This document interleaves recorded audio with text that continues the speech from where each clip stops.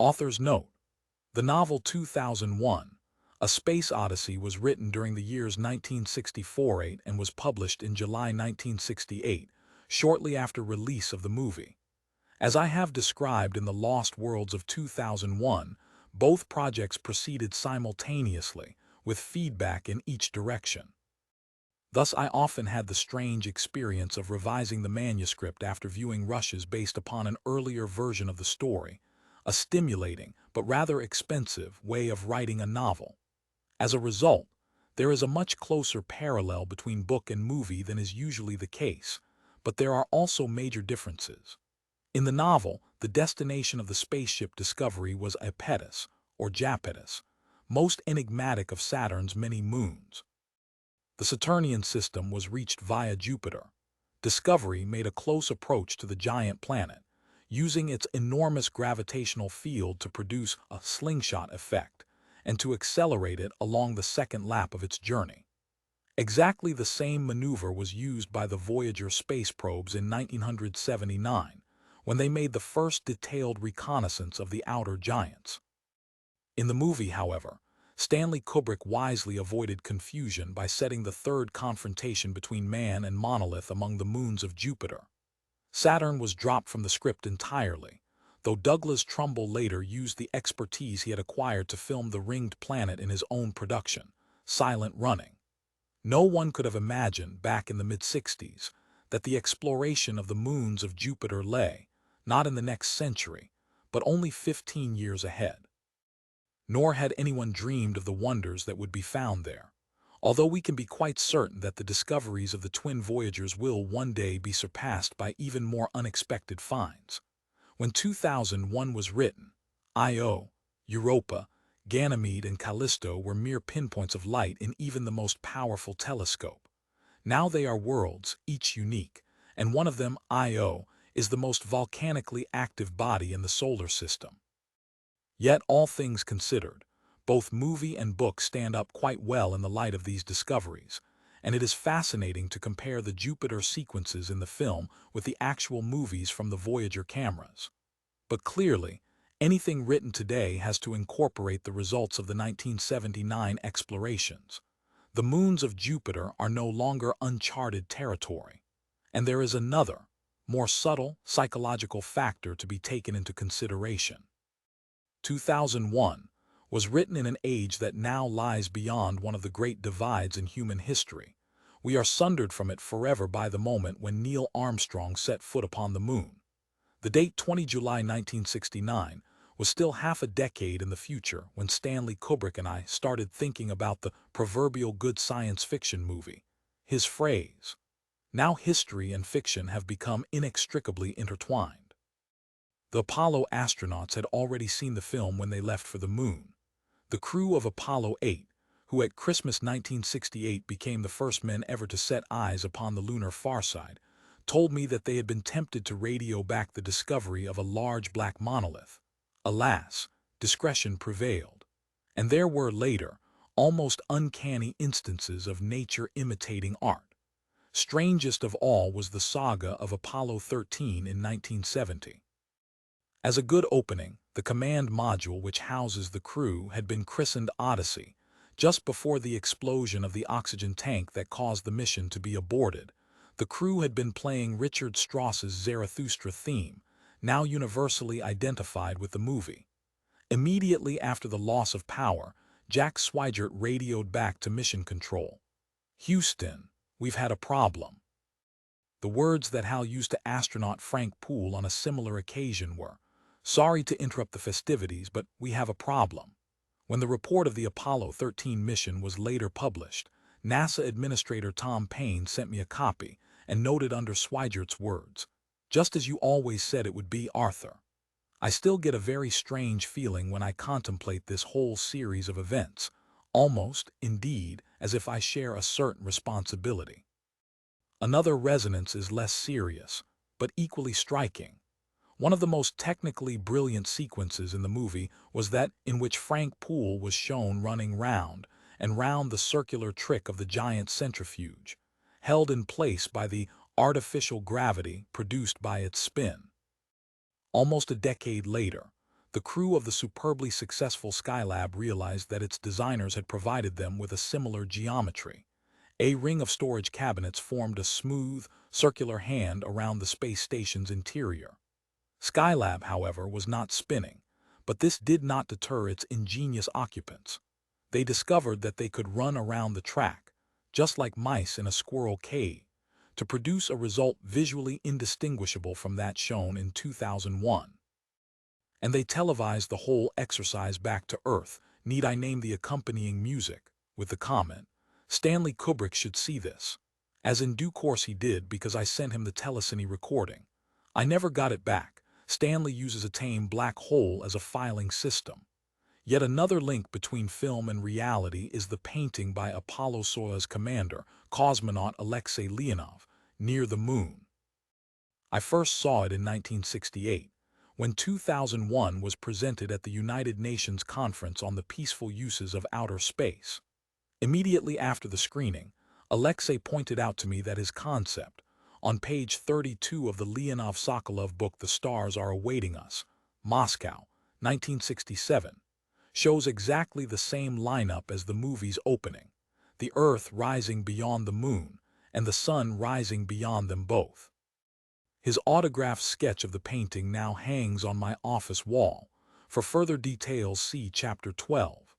Perhaps this is the appropriate point to identify another and less well-known name appearing in these pages, that of Tsien.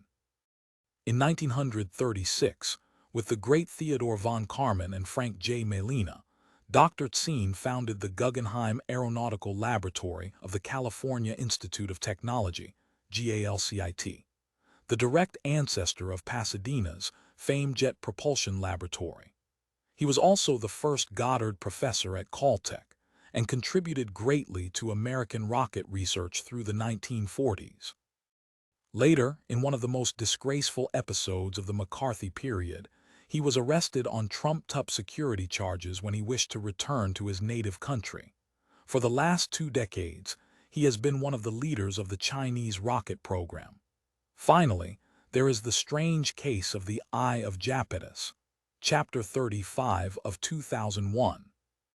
Here I describe astronaut Bowman's discovery on the Saturnian moon of a curious feather, a brilliant white oval, about 400 miles long and 200 wide, perfectly symmetrical, and so sharp-edged that it almost looked painted on the face of the little moon. As he came closer, Bowman convinced himself that the bright ellipse set against the dark background of the satellite was a huge empty eye staring at him as he approached.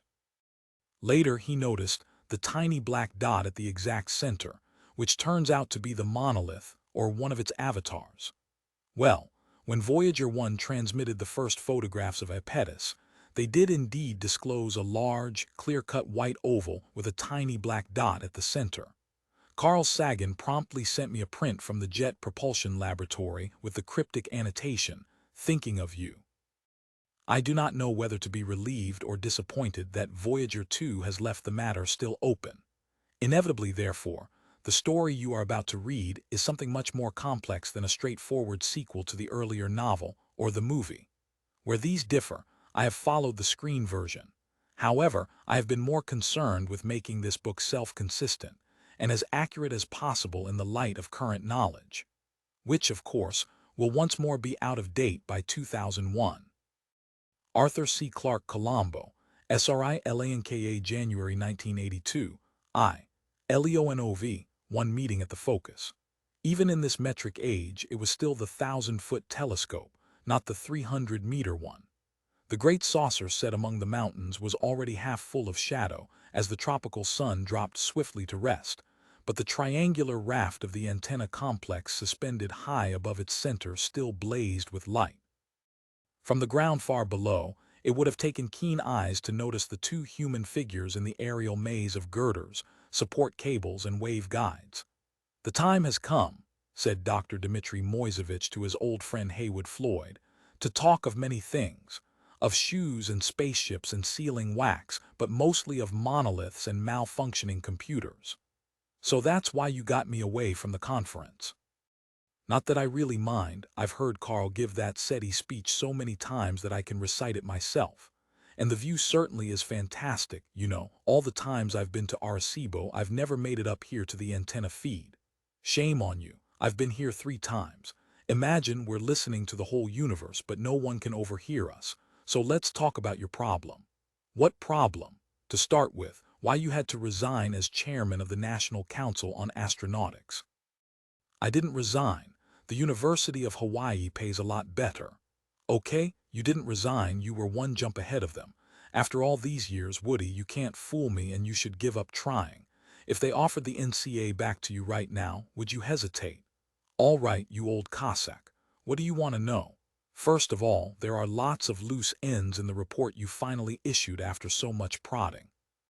We'll overlook the ridiculous and frankly illegal secrecy with which your people dug up the Tycho monolith. That wasn't my idea. Glad to hear it. I even believe you. And we appreciate the fact that you're now letting everyone examine the thing, which of course is what you should have done in the first place. Not that it's done much good. There was a gloomy silence while the 2 men contemplated the black enigma up there on the moon, still contemptuously defying all the weapons that human ingenuity could bring to bear upon it. Then the Russian scientist continued. Anyway, whatever the Tycho monolith may be, there's something more important out at Jupiter. That's where it sent its signal, after all. And that's where your people ran into trouble. Sorry about that, by the way, though Frank Poole was the only one I knew personally. Met him at the '98 IAF Congress. He seemed a good man. Thank you, they were all good men. I wish we knew what happened to them. Whatever it was, surely you'll admit that it now concerns the whole human race, not merely the United States.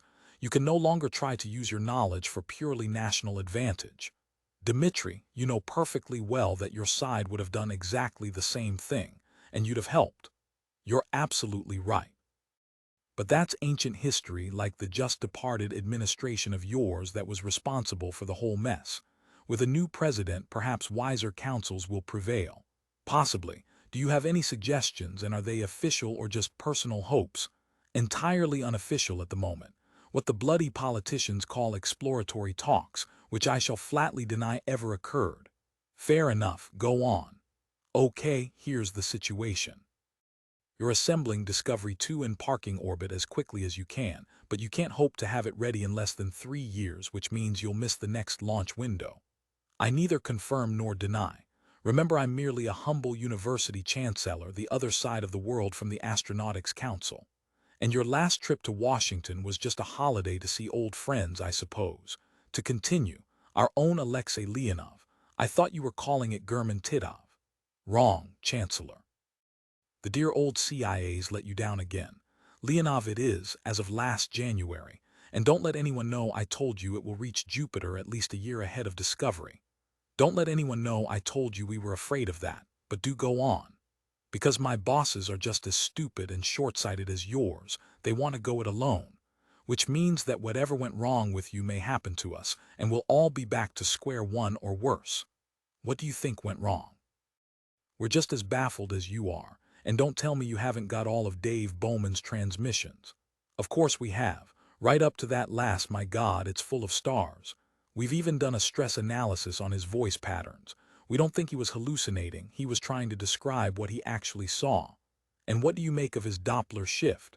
Completely impossible, of course. When we lost his signal, he was receding at 1/10 of the speed of light. And he'd reached that in less than 2 minutes, 250,000 gravities. So he must have been killed instantly. Don't pretend to be naive, Woody. Your spacepod radios aren't built to withstand even 1/100th of that acceleration. If they could survive, so could Bowman at least until we lost contact. Just doing an independent check on your deductions. From there on, we're as much in the dark as you are, if you are. Merely playing with lots of crazy guesses, I'd be ashamed to tell you. Yet none of them, I suspect, will be half as crazy as the truth. In small crimson explosions, the navigation warning lights winked on all around them, and the 3 slim towers supporting the antenna complex began to blaze like beacons against the darkling sky. The last red sliver of the sun vanished below the surrounding hills. Heywood Floyd waited for the green flash, which he had never seen. Once again, he was disappointed. So, Dmitri, he said, let's get to the point. Just what are you driving at? There must be a vast amount of priceless information stored in Discovery's data banks.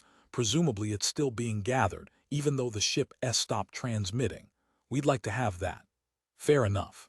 But when you get out there and Leonov makes a rendezvous, what's to prevent you from boarding Discovery and copying everything you want? I never thought I'd have to remind you that Discovery is United States territory, and an unauthorized entry would be piracy. Except in the event of a life-or-death emergency, which wouldn't be difficult to arrange. After all, it would be hard for us to check what your boys were up to from a billion kilometers away. Thanks for the most interesting suggestion. I'll pass it on. But even if we went aboard, it would take us weeks to learn all your systems and read out all your memory banks. What I propose is cooperation. I'm convinced that's the best idea, but we may both have a job selling it to our respective bosses. You want one of our astronauts to fly with Leonov. Yes, preferably an engineer who specialized in Discovery systems, like the ones you're training at Houston to bring the ship home. How did you know that? For heaven's sake, Woody, it was on Aviation Week's video text at least a month ago. I am out of touch. Nobody tells me what's been declassified. All the more reason to spend time in Washington. Will you back me up? Absolutely. I agree with you 100%. But what? We both have to deal with dinosaurs with brains in their tails. Some of mine will argue. Let the Russians risk their necks, hurrying out to Jupiter. We'll be there anyway a couple of years later, and what's the hurry? For a moment there was silence on the antenna raft, except for a faint creak from the immense supporting cables that held it suspended 100 meters in the sky. Then Moisevich continued, so quietly that Floyd had to strain to hear him. Has anyone checked Discovery's orbit lately? I really don't know, but I suppose so. Anyway, why bother? It's a perfectly stable one. Indeed. Let me tactlessly remind you of an embarrassing incident from the old NASA days. Your first space station, Skylab. It was supposed to stay up at least a decade, but you didn't do your calculations right. The air drag in the ionosphere was badly underestimated, and it came down years ahead of schedule. I'm sure you remember that little cliffhanger, even though you were a boy at the time. It was the year I graduated, and you know it. But Discovery doesn't go anywhere near Jupiter. Even at Para-Jove, it's much too high to be affected by atmospheric drag. I've already said enough to get me exiled to my dacha again, and you might not be allowed to visit me next time. So just ask your tracking people to do their job more carefully, will you? And remind them that Jupiter has the biggest magnetosphere in the solar system. I understand what you're driving at, many thanks. Anything else before we go down? I'm starting to freeze. Don't worry, old friend. As soon as you let all this filter through to Washington, wait a week or so until I'm clear. Things are going to get very, very hot. To the House of the Dolphins swam into the dining room every evening, just before sunset. Only once since Floyd had occupied the Chancellor's residence had they broken their routine. That was the day of the 5 tsunami, which, fortunately, had lost most of its power before it reached Hilo. The next time his friends failed to turn up on schedule, Floyd would throw the family into the car and head for high ground, in the general direction of Mauna Kea. Charming though they were, he had to admit that their playfulness was sometimes a nuisance. The wealthy marine geologist who had designed the house had never minded getting wet because he usually wore bathing trunks, or less. But there had been one unforgettable occasion when the entire Board of Regents, in full evening attire, had been sipping cocktails around the pool while awaiting the arrival of a distinguished guest from the mainland. The Dolphins had deduced, correctly, that they would get second billing. So the visitor was quite surprised to be greeted by a bedraggled committee in ill-fitting bathrobes, and the buffet had been very salty. Floyd often wondered what Marion would have thought of his strange and beautiful home on the edge of the Pacific. She had never liked the sea, but the sea had won in the end. Though the image was slowly fading, he could still recall the flashing screen on which he had first read the words, Dr. Floyd, urgent and personal. And then the scrolling lines of fluorescent print that had swiftly burned their message into his mind. Regret to inform you London-Washington Flight 452 reported down off Newfoundland. Rescue craft proceeding to location but fear no survivors. Apart from an accident of fate, he would have been on that flight. For a few days, he had almost regretted the European Space Administration business that had delayed him in Paris. That haggle over the Solaris payload had saved his life. And now he had a new job, a new home, and a new wife. Fate had also played an ironic role here. The recriminations and inquiries over the Jupiter mission had destroyed his Washington career, but a man of his ability was never unemployed for long. The more leisurely tempo of university life had always appealed to him, and when combined with one of the world's most beautiful locations, it had proved irresistible. He had met the woman who was to be his second wife only a month after he had been appointed, while watching the fire fountains of Kilauea with a crowd of tourists. With Caroline, he had found the contentment that is just as important as happiness, and longer lasting. She had been a good stepmother to Marion's 2 daughters, and had given him Christopher. Despite the 20-year age difference between them, she understood his moods and could wean him out of his occasional depressions. Thanks to her, he could now contemplate the memory of Marion without grief, though not without a wistful sadness that would remain with him for the rest of his life. Caroline was throwing fish to the largest dolphin, the big male they called Scarbeck, when a gentle tickling on Floyd's wrist announced an incoming call. He tapped the slim metal band to quench the silent alarm and forestall the audible one, then walked to the nearest of the comsets scattered around the room. "Chancellor here. Who's calling?" "Heywood." "This is Victor. How are you?" In a fraction of a second, a whole kaleidoscope of emotions flashed through Floyd's mind. First, there was annoyance. His successor, and he was sure principal contriver of his downfall, had never once attempted to contact him since his departure from Washington. Then came curiosity. What did they have to talk about? Next was a stubborn determination to be as unhelpful as possible, then shame at his own childishness, and finally, a surge of excitement. Victor Milson could be calling for only one reason. In as neutral a voice as he could muster, Floyd answered, "I can't complain, Victor. What's the problem? Is this a secure circuit?" "No, thank God, I don't need them anymore." Well, I'll put it this way. You recall the last project you administered. I'm not likely to forget, especially as the subcommittee on astronautics called me back to give more evidence only a month ago.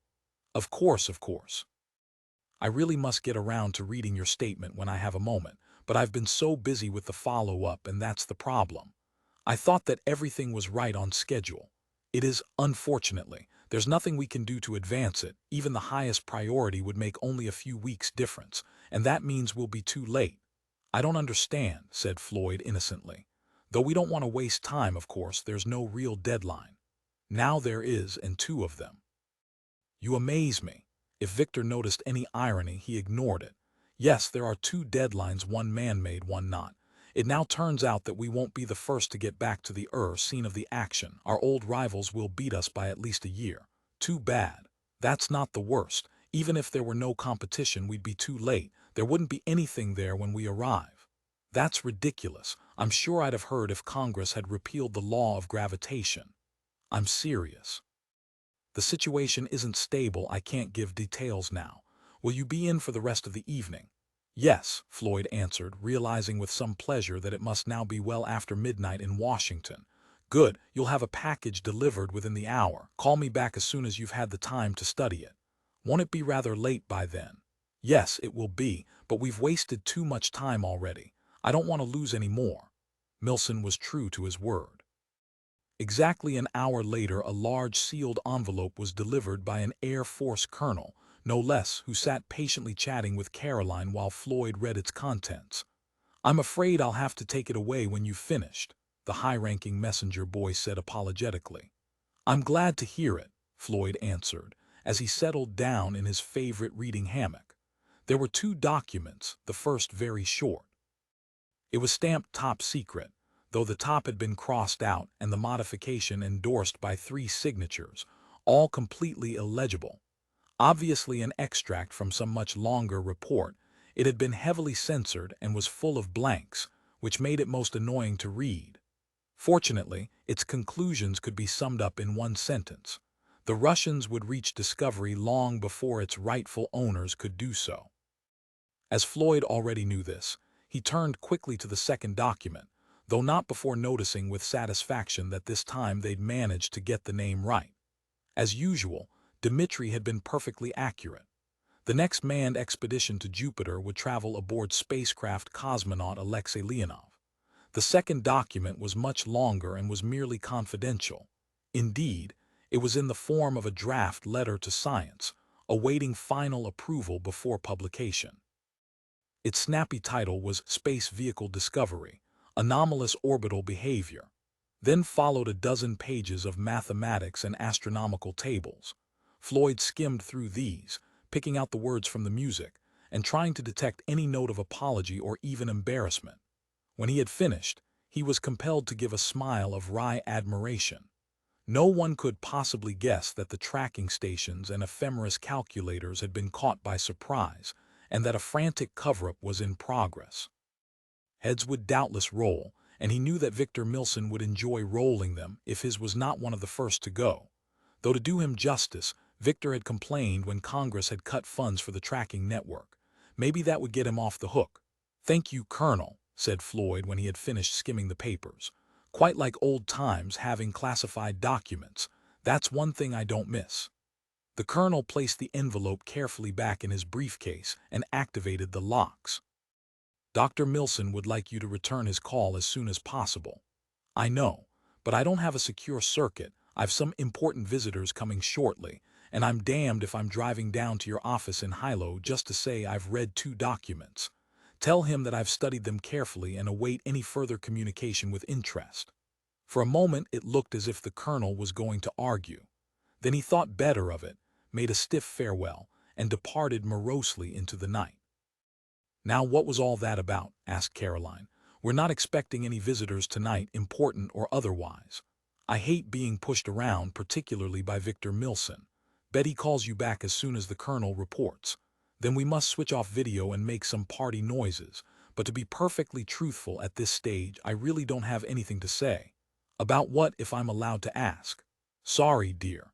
It seems that Discovery is playing tricks on us. We thought the ship was in a stable orbit, but it may be about to crash." "Into Jupiter?" "Oh no, that's quite impossible. Bowman left it parked at the inner Lagrange point, on the line between Jupiter and Io. It should have stayed there, more or less, though the perturbations of the outer moons would have made it wander back and forth. But what's happening now is something very odd, and we don't know the full explanation. Discovery's drifting more and more rapidly toward Io, though sometimes it accelerates and sometimes even moves backward. If it keeps this up, it will impact within 2 or 3 years. I thought this couldn't happen in astronomy. Isn't celestial mechanics supposed to be an exact science? So we poor backward biologists were always being told. It is an exact science when everything is taken into account, but some very strange things go on around Io. Apart from its volcanoes, there are tremendous electrical discharges, and Jupiter's magnetic field is spinning round every 10 hours. So gravitation isn't the only force acting on Discovery. We should have thought of this sooner, much sooner." "Well, it's not your problem anymore. You should be thankful for that." "Your problem," the very expression that Dmitri had used. And Dmitri, cunning old fox, had known him much longer than Caroline. It might not be his problem, but it was still his responsibility.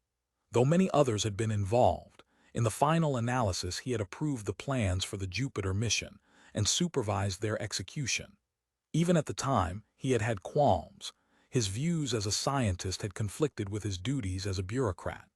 He could have spoken out and opposed the old administration's short-sighted policies, though to what extent those had actually contributed to the disaster was still uncertain. Perhaps it was best if he closed this chapter of his life and focused all his thoughts and energies upon his new career. But in his heart he knew that was impossible. Even if Dmitri had not revived old guilts, they would have surfaced of their own accord. 4 men had died and 1 had disappeared out there among the moons of Jupiter. There was blood on his hands, and he did not know how to wash them clean. 3 Sal 9000 Dr. Sivasubramanian Chandrasekarampillai, professor of computer science at the University of Illinois, Urbana, also had an abiding sense of guilt, but one very different from Heywood Floyd's. Those of his students and colleagues who often wondered if the little scientist was quite human would not have been surprised to learn that he never thought of the dead astronauts. Dr. Chandra grieved only for his lost child, HAL 9000. Even after all these years and his endless reviews of the data radioed back from Discovery, he was not sure what had gone wrong. He could only formulate theories. The facts he needed were frozen in HAL's circuits, out there between Jupiter and Io. The sequence of events had been clearly established, up to the moment of the tragedy. Thereafter, Commander Bowman had filled in a few more details on the brief occasions when he had re-established contact, but knowing what happened did not explain why. The first hint of trouble had been late in the mission, when HAL had reported the imminent failure of the unit that kept Discovery's main antenna aligned to Earth. If the half-billion-kilometer-long radio beam wandered off target, the ship would be blind, deaf, and dumb. Bowman himself had gone out to retrieve the suspect unit, but when it was tested it appeared, to everyone's surprise, to be in perfectly good order. The automatic checking circuits could find nothing wrong with it. Nor could HAL's twin, SAL 9000, back on Earth, when the information was transmitted to Urbana. But HAL had insisted on the accuracy of his diagnosis, making pointed remarks about human error. He had suggested that the control unit be put back in the antenna until it finally failed, so that the fault could be precisely located. No one could think of any objection, for the unit could be replaced in minutes, even if it did break down. Bowman and Poole, however, had not been happy. They both felt that something was wrong, though neither could pinpoint it. For months they had accepted HAL as the third member of their tiny world, and knew his every mood. Then the atmosphere aboard the ship had subtly altered. There was a sense of strain in the air. Feeling rather like traitors as a distraught, Bowman had later reported to Mission Control the human two-thirds of the crew had discussed what should be done if their colleague was indeed malfunctioning. In the worst possible case, HAL would have to be relieved of all his higher responsibilities. This would involve disconnection, the computer equivalent of death. Despite their doubts, they had carried out the agreed program. Poole had flown out of Discovery in one of the little space pods that served as transporters and mobile workshops during extravehicular activities. Since the somewhat tricky job of replacing the antenna unit could not be performed by the pod's own manipulators, Poole had started to do it himself. What happened then had been missed by the external cameras, which was a suspicious detail in itself. Bowman's first warning of disaster was a cry from Poole, then silence. A moment later he saw Poole, tumbling over and over, spinning away into space. His own pod had rammed him, and was itself blasting away out of control. As Bowman admitted later, he had then made several serious mistakes, all but one excusable. In the hope of rescuing Poole if he was still alive, Bowman launched himself in another space pod, leaving HAL in full control of the ship. The EVA was in vain. Poole was dead when Bowman reached him. Numb with despair, he had carried the body back to the ship, only to be refused entry by HAL. But HAL had underestimated human ingenuity and determination. Though he had left his suit helmet in the ship, and thus had to risk direct exposure to space, Bowman forced his way in by an emergency hatch not under computer control.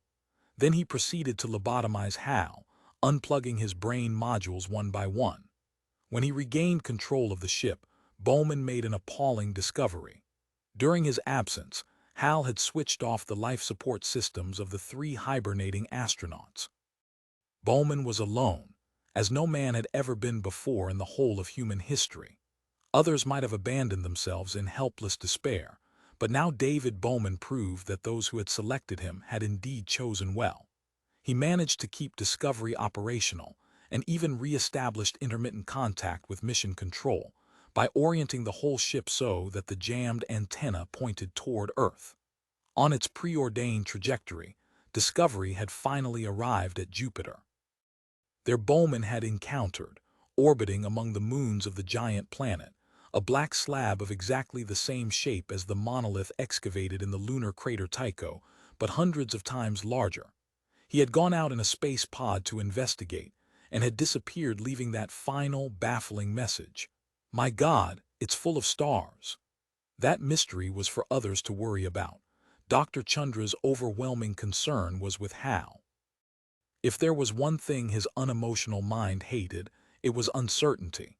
He would never be satisfied until he knew the cause of Hal's behavior. Even now, he refused to call it a malfunction. At most, it was an anomaly.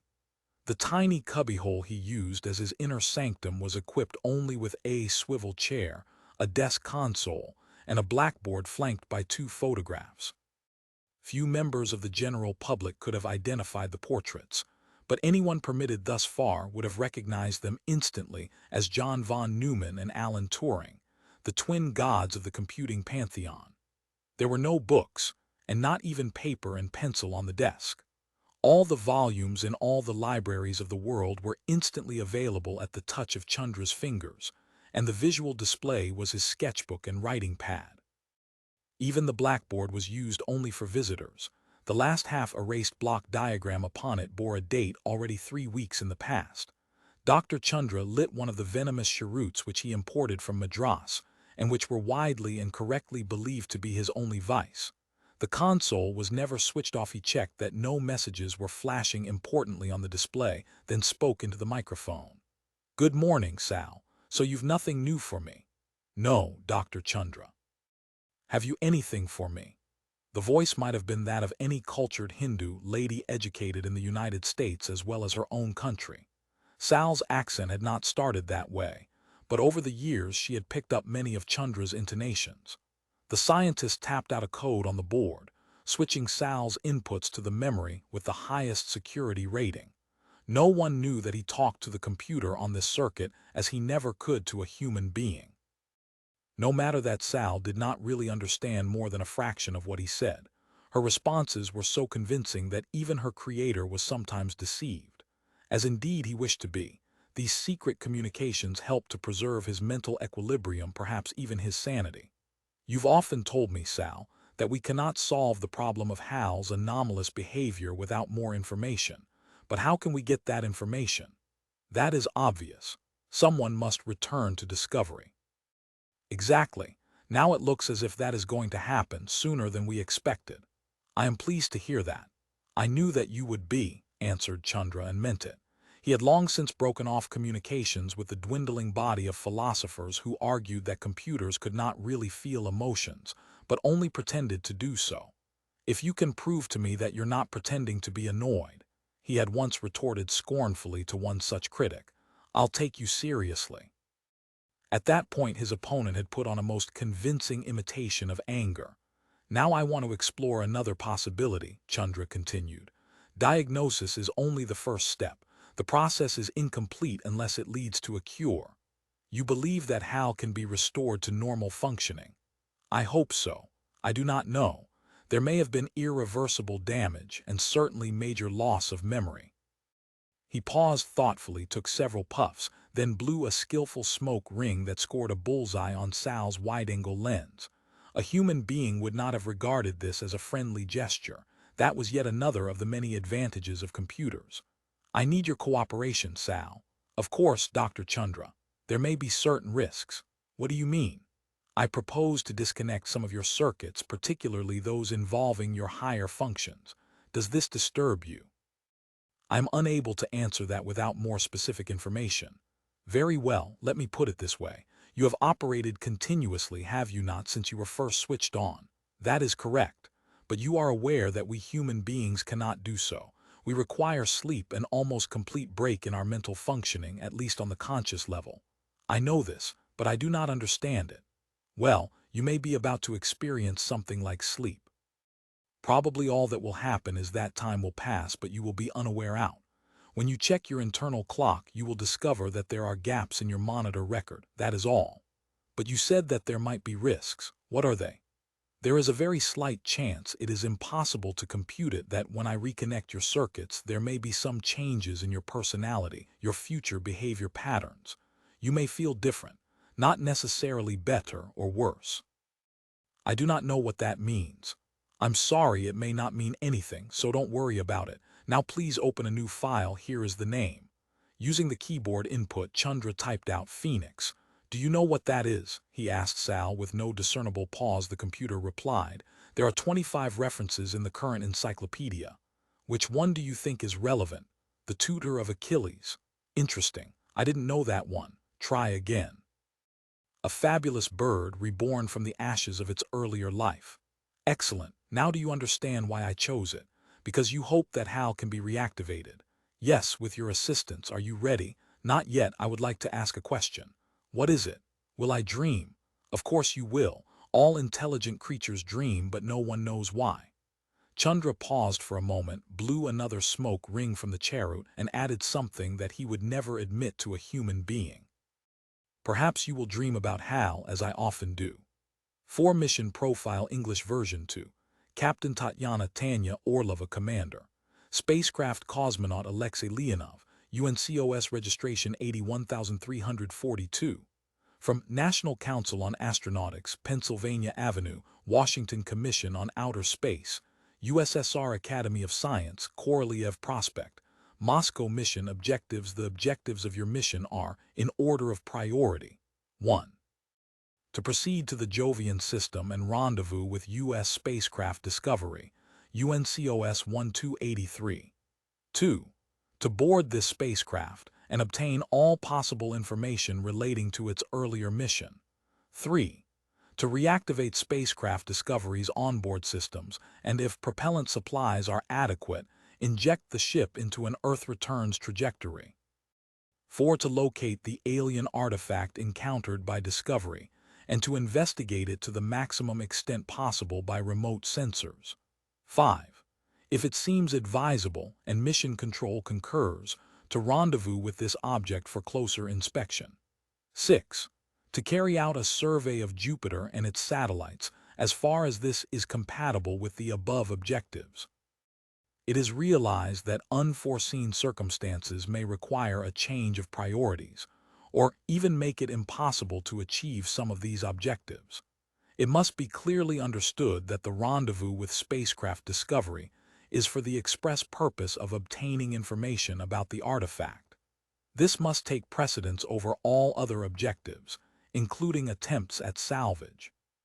Crew. The crew of spacecraft Alexei Leonov will consist of Captain Tatiana Orlova, Engineering Propulsion; Dr. Vasily Orlov, Navigation Astronomy; Dr. Maxim Brailovsky, Engineering Structures; Dr. Alexander Kovalov, Engineering Communications; Dr. Nikolai Ternovsky, Engineering Control Systems; Surgeon Commander Katerina Rudenko, Medical Life Support; Dr. Irma Yakunina, Medical Nutrition.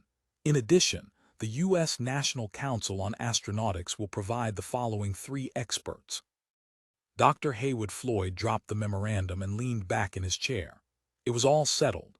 The point of no return had been passed. Even if he wished to do so, there was no way to put back the clock. He glanced across at Caroline, sitting with 2-year-old Chris on the edge of the pool. The boy was more at home in the water than on land and could stay submerged for periods that often terrified visitors. And though he could not yet speak much human, he already seemed fluent in dolphin. One of Christopher's friends had just swum in from the Pacific and was presenting his back to be patted. You too are a wanderer, thought Floyd, in a vast and trackless ocean. But how small your tiny Pacific seems against the immensity I am facing now. Caroline became aware of his gaze and rose to her feet. She looked at him somberly but without anger, all that had been burned out in the last few days. As she approached, she even managed a wistful smile. "I've found that poem I was looking for," she said. "It starts like this. What is a woman that you forsake her and the hearth fire and the home acre to go with the old gray widowmaker? Sorry, I don't quite understand. Who is the widowmaker? Not who, what, the sea. The poem's a lament by a Viking woman. It was written by Rudyard Kipling 100 years ago." Floyd took his wife's hand. She did not respond, but neither did she resist. "Well, I don't feel at all like a Viking. I'm not after loot, and adventure is the very last thing I want." "Then why? No, I don't intend to start another fight, but it would help us both if you know exactly what your motives are. I wish I could give you one single good reason. Instead, I've a whole host of little ones, but they add up to a final answer I can't argue with, believe me." "I believe you, but are you sure you're not fooling yourself?" "If I am, then so are a lot of other people. Including, may I remind you, the President of the United States. I'm not likely to forget, but suppose, just suppose, that he hadn't asked you. Would you have volunteered?" I can answer that truthfully, no, it would never have occurred to me. President Mordecai's call was the biggest shock of my life. But when I thought it over, I realized he was perfectly right. You know I don't go in for false modesty. I'm the best qualified man for the job when the space docs give their final okay. And you should know that I'm still in pretty good shape. That brought the smile he had intended. Sometimes I wonder if you'd suggested it yourself. The thought had indeed occurred to him, but he could answer honestly. I would never have done so without consulting you. I'm glad you didn't. I don't know what I'd have said. I could still turn it down. Now you're talking nonsense and you know it. Even if you did, you'd hate me for the rest of your life and you'd never forgive yourself. You have too strong a sense of duty. Maybe that's one of the reasons I married you. Duty. Yes, that was the key word, and what multitudes it contained. He had a duty to himself, to his family, to the university, to his past job, even though he had left it under a cloud, to his country, and to the human race. It was not easy to establish the priorities, and sometimes they conflicted with one another. There were perfectly logical reasons why he should go on the mission, and equally logical reasons, as many of his colleagues had already pointed out, why he should not. But perhaps in the final analysis, the choice had been made by his heart, not his brain. And even here, emotion urged him in two opposite directions. Curiosity, guilt, the determination to finish a job that had been badly botched. They all combined to drive him toward Jupiter and whatever might be waiting there. On the other hand, fear. He was honest enough to admit that, united with love of his family to keep him on Earth. Yet he had never had any real doubts. He had made his decision almost instantly, and had deflected all of Caroline's arguments as gently as he could. And there was one other consoling thought that he had not yet risked sharing with his wife. Though he would be gone 2.5 years, all but the 50 days at Jupiter would be spent in timeless hibernation. When he returned, the gap between their ages would have narrowed by more than 2 years. He would have sacrificed the present so that they could share a longer future together. 5 Leonov. The months contracted to weeks, the weeks dwindled to days, the days shriveled to hours, and suddenly Heywood Floyd was once more at the Cape, spaceward bound for the first time since that trip to Clavius Base and the Tycho monolith, so many years ago. But this time he was not alone, and there was no secrecy about the mission. A few seats ahead of him rode Dr. Chandra, already engaged in a dialogue with his briefcase computer, and quite oblivious to his surroundings. One of Floyd's secret amusements, which he had never confided to anyone, was spotting similarities between human beings and animals. The resemblances were more often flattering than insulting, and his little hobby was also a very useful aid to memory. Dr. Chandra was easy, the adjective bird-like sprang instantly to mind. He was tiny, delicate, and all his movements were swift and precise. But which bird? Obviously a very intelligent one. Magpie, too perky and acquisitive. Owl, no, too slow-moving. Perhaps sparrow would do nicely. Walter Curnow, the systems specialist who would have the formidable job of getting Discovery operational again, was a more difficult matter. He was a large, husky man, certainly not at all bird-like. One could usually find a match somewhere in the vast spectrum of dogs, but no canine seemed to fit. Of course, Curnow was a bear, not the sulky, dangerous kind, but the friendly, good-natured type. And perhaps this was appropriate. It reminded Floyd of the Russian colleagues he would soon be joining. They had been up in orbit for days, engaged in their final checks. "This is the great moment of my life," Floyd told himself. "Now I am leaving on a mission that may determine the future of the human race." But he did not feel any sense of exultation. All he could think of during the last minutes of the countdown were the words he had whispered just before he had left home. "Goodbye, my dear little son.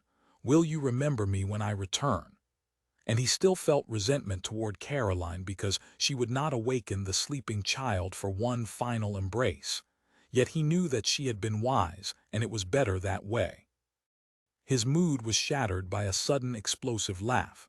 Dr. Curnow was sharing a joke with his companions, as well as a large bottle that he handled as delicately as a barely subcritical mass of plutonium. "Hey, Heywood," he called. "They tell me Captain Orlova's locked up all the drinks, so this is your last chance. Shadow Thierry, 95. Sorry about the plastic cups." As Floyd sipped at the really superb champagne, he found himself cringing mentally at the thought of Colonel's guffaw reverberating all the way across the solar system. Much as he admired the engineer's ability, as a traveling companion Colonel might prove something of a strain. At least Dr. Chandra would not present such problems. Floyd could hardly imagine him smiling, let alone laughing. And of course, he turned down the champagne with a barely perceptible shudder. Colonel was polite enough, or glad enough, not to insist. The engineer was, it seemed, determined to be the life and soul of the party. A few minutes later, he produced a 2-octave electronic keyboard and gave rapid renderings of Ken John Peel, as performed successively by piano, trombone, violin, flute, and full organ, with vocal accompaniment. He was really very good, and Floyd soon found himself singing along with the others. But it was just as well, he thought, that Colonel would spend most of the voyage in silent hibernation. The music died with a sudden despairing discord as the engines ignited and the shuttle launched itself into the sky. Floyd was gripped by a familiar but always new exhilaration, the sense of boundless power, carrying him up and away from the cares and duties of Earth. Men knew better than they realized when they placed the abode of the gods beyond the reach of gravity. He was flying toward that realm of weightlessness. For the moment, he would ignore the fact that out there lay not freedom but the greatest responsibility of his career. As the thrust increased, he felt the weight of worlds upon his shoulders, but he welcomed it, like an Atlas who had not yet tired of his burden. He did not attempt to think, but was content to savor the experience. Even if he was leaving Earth for the last time and saying farewell to all that he had ever loved, he felt no sadness. The roar that surrounded him was a paean of triumph, sweeping away all minor emotions. He was almost sorry when it ceased, though he welcomed the easier breathing and the sudden sense of freedom.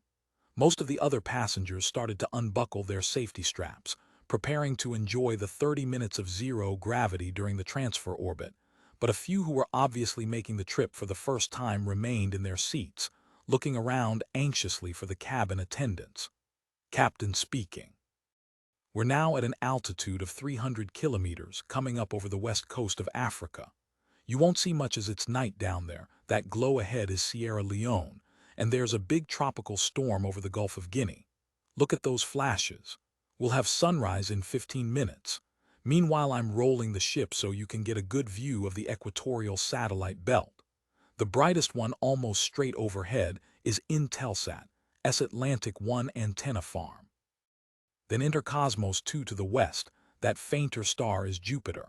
And if you look just below that, you'll see a flashing light, moving against the star background. That's the new Chinese space station. We pass within 100 kilometers, not close enough to see anything with the naked eye. What were they up to? Floyd thought idly. He had examined the close-ups of the squat cylindrical structure with its curious bulges, and saw no reason to believe the alarmist rumors that it was a laser-equipped fortress. But while the Beijing Academy of Science ignored the UN Space Committee's repeated requests for a tour of inspection, the Chinese only had themselves to blame for such hostile propaganda. The cosmonaut Alexei Leonov was not a thing of beauty, but few spacecraft ever were. One day, perhaps, the human race would develop a new aesthetic. Generations of artists might arise whose ideals were not based upon the natural forms of Earth molded by wind and water. Space itself was a realm of often overpowering beauty. Unfortunately, man's hardware did not yet live up to it.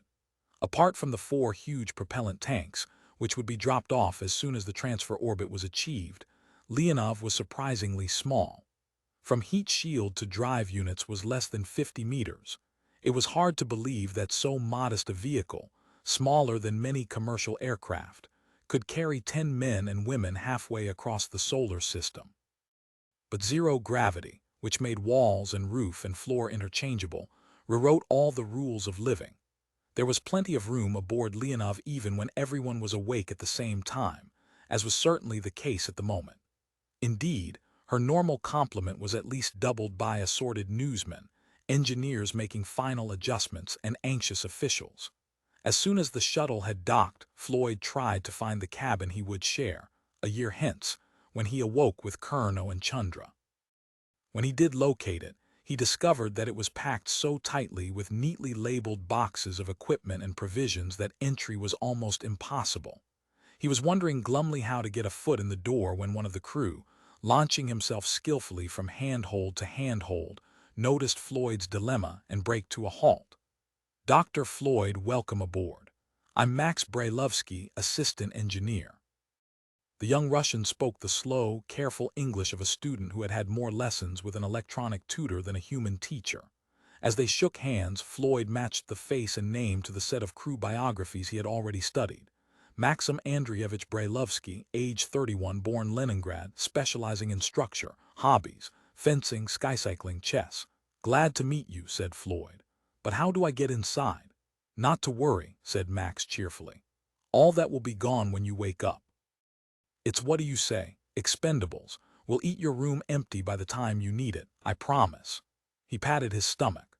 "Fine, but meanwhile where do I put my things?" Floyd pointed to the 3 small cases, total mass 50 kilograms, which contained, he hoped, everything he needed for the next couple of billion kilometers. It had been no easy task, shepherding their weightless but not inertialess bulk through the ship's corridors with only a few collisions. Max took 2 of the bags, glided gently through the triangle formed by 3 intersecting girders, and dived into a small hatchway, apparently defying Newton's first law in the process. Floyd acquired a few extra bruises while following him.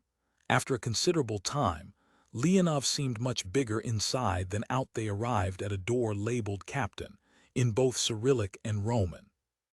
Although he could read Russian much better than he could speak it, Floyd appreciated the gesture. He had already noticed that all ships' notices were bilingual. At Max's knock, a green light flashed on, and Floyd drifted inside as gracefully as he could. Though he had spoken to Captain Orlova many times, they had never before met. So he had 2 surprises. It was impossible to judge a person's real size over the viewphone. The camera somehow converted everyone to the same scale. Captain Orlova, standing as well as one could stand in zero gravity, barely reached to Floyd's shoulders. The viewphone had also completely failed to convey the penetrating quality of those dazzling blue eyes, much the most striking feature of a face that at the moment could not be fairly judged for beauty. "Hello, Tanya," said Floyd. "How nice to meet at last, but what a pity about your hair." They grasped both hands like old friends. "And nice to have you aboard, Heywood," answered the captain. Her English, unlike Brailovsky's, was quite fluent, though heavily accented. "Yes, I was sorry to lose it, but hair's a nuisance on long missions, and I like to keep the local barbers away as long as possible. And my apologies about your cabin. As Max will have explained, we suddenly found we needed another 10 cubic meters of storage space. Vasily and I won't be spending much time here for the next few hours. Please feel free to use our quarters." "Thank you. What about Kerno and Chandra?" "I've made similar arrangements with the crew. It may seem as if we're treating you like cargo, not wanted on voyage." "Pardon? That's a label they used to put on the baggage in the old days of ocean travel," Tanya smiled. "It does look rather that way, but you'll be wanted all right at the end of the trip. We're already planning your revival party." "That sounds too religious. Make it no, resurrection would be even worse.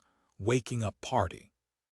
"But I can see how busy you are. Let me dump my things and continue my grand tour." "Max will show you around. Take Dr. Floyd to Vasily, will you? He's down in the drive unit." As they drifted out of the captain's quarters, Floyd gave mental good marks to the crew selection committee. Tatiana Orlova was impressive enough on paper. In the flesh she was almost intimidating despite her charm.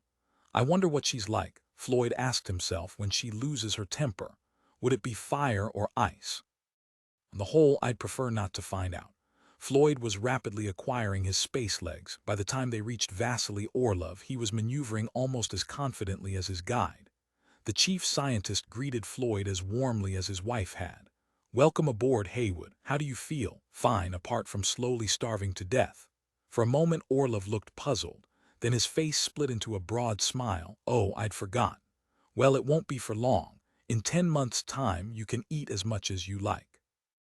Hibernators went on a low-residue diet a week in advance. For the last 24 hours they took nothing but liquid. Floyd was beginning to wonder how much of his increasing lightheadedness was due to starvation, how much to Colonel's champagne and how much to zero gravity. To concentrate his mind, he scanned the multicolored mass of plumbing that surrounded them. So this is the famous Sakharov drive. It's the first time I've seen a full-scale unit. It's only the fourth one ever built. I hope it works. It had better. Otherwise, the Gorky City Council will be renaming Sakharov Square again. It was a sign of the times that a Russian could joke, however wryly, about his country's treatment of its greatest scientist. Floyd was again reminded of Sakharov's eloquent speech to the Academy when he was belatedly made hero of the Soviet Union. Prison and banishment, he had told his listeners, were splendid aids to creativity. Not a few masterpieces had been born within the walls of cells, beyond the reach of the world's distractions. For that matter, the greatest single achievement of the human intellect, the Principia itself, was a product of Newton's self-imposed exile from plague-ridden London. The comparison was not immodest. From those years in Gorky had come not only new insights into the structure of matter and the origin of the universe, but the plasma-controlling concepts that had led to practical thermonuclear power. The drive itself, though the best-known and most publicized outcome of that work, was merely one byproduct of that astonishing intellectual outburst. The tragedy was that such advances had been triggered by injustice. One day, perhaps, humanity would find more civilized ways of managing its affairs. By the time they had left the chamber, Floyd had learned more about the Sakharov drive than he really wished to know or expected to remember. He was well acquainted with its basic principles, the use of a pulsed thermonuclear reaction to heat and expel virtually any propellant material. The best results were obtained with pure hydrogen as a working fluid, but that was excessively bulky and difficult to store over long periods of time. Methane and ammonia were acceptable alternatives. Even water could be used, though with considerably poorer efficiency. Leonov would compromise. The enormous liquid hydrogen tanks that provided the initial impetus would be discarded when the ship had attained the necessary speed to carry it to Jupiter. At the destination, ammonia would be used for the braking and rendezvous maneuvers, and the eventual return to Earth. That was the theory, checked and rechecked in endless tests and computer simulations. But as the ill-fated discovery had shown so well, all human plans were subject to ruthless revision by nature, or fate, or whatever one preferred to call the powers behind the universe.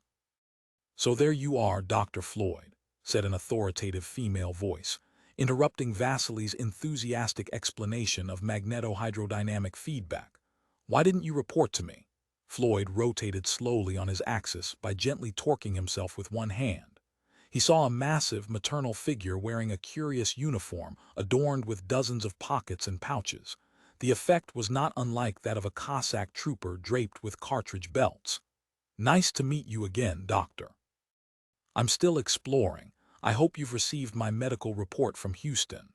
Those vets at Teague, I wouldn't trust them to recognize foot-and-mouth disease." Floyd knew perfectly well the mutual respect felt between Katerina Rudenko and the Allen Teague Medical Center, even if the doctor's broad grin had not discounted her words. She saw his look of frank curiosity and proudly fingered the webbing around her ample waist. "The conventional little black bag isn't very practical in zero-gravity. Things float out of it and aren't there when you need them. I designed this myself. It's a complete minisurgery. With this, I could remove an appendix or deliver a baby. I trust that particular problem won't arise here." A good doctor has to be ready for everything. What a contrast, thought Floyd, between Captain Orlova and Doctor, or should he call her by her correct rank of Surgeon Commander, Rudenko. The captain had the grace and intensity of a prima ballerina. The doctor might have been the prototype of Mother Russia's stocky build, flat peasant face, needing only a shawl to complete the picture. "Don't let that fool you," Floyd told himself.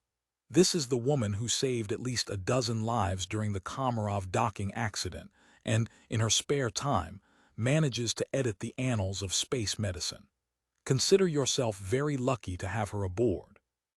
Now, Dr. Floyd, you're going to have plenty of time later to explore our little ship. My colleagues are too polite to say this, but they've work to do and you're in the way.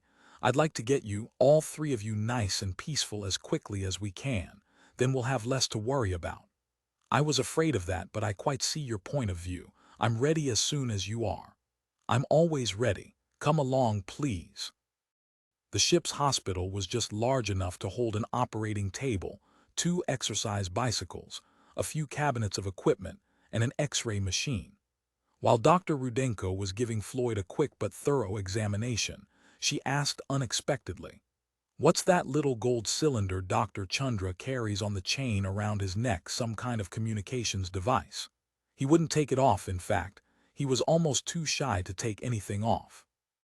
Floyd could not help smiling. It was easy to imagine the modest Indian's reactions to this rather overwhelming lady. "It's a lingam." "A what?" "You're the doctor, you ought to recognize it. The symbol of male fertility." "Of course, stupid of me. Is he a practicing Hindu? It's a little late to ask us to arrange a strict vegetarian diet." "Don't worry, we wouldn't have done that to you without fair warning. Though he won't touch alcohol, Chandra's not fanatical about anything except computers. He once told me that his grandfather was a priest in Benares and gave him that lingam. It's been in the family for generations." Rather to Floyd's surprise, Dr. Rudenko did not show the negative reaction he had expected. Indeed, her expression became uncharacteristically wistful. "I understand his feeling. My grandmother gave me a beautiful icon 16th century. I wanted to bring it, but it weighs 5 kilos. The doctor became abruptly businesslike again, gave Floyd a painless injection with a gas gun hypodermic, and told him to come back as soon as he was sleepy. That, she assured him, would be in less than 2 hours. "Meanwhile, relax completely," she ordered.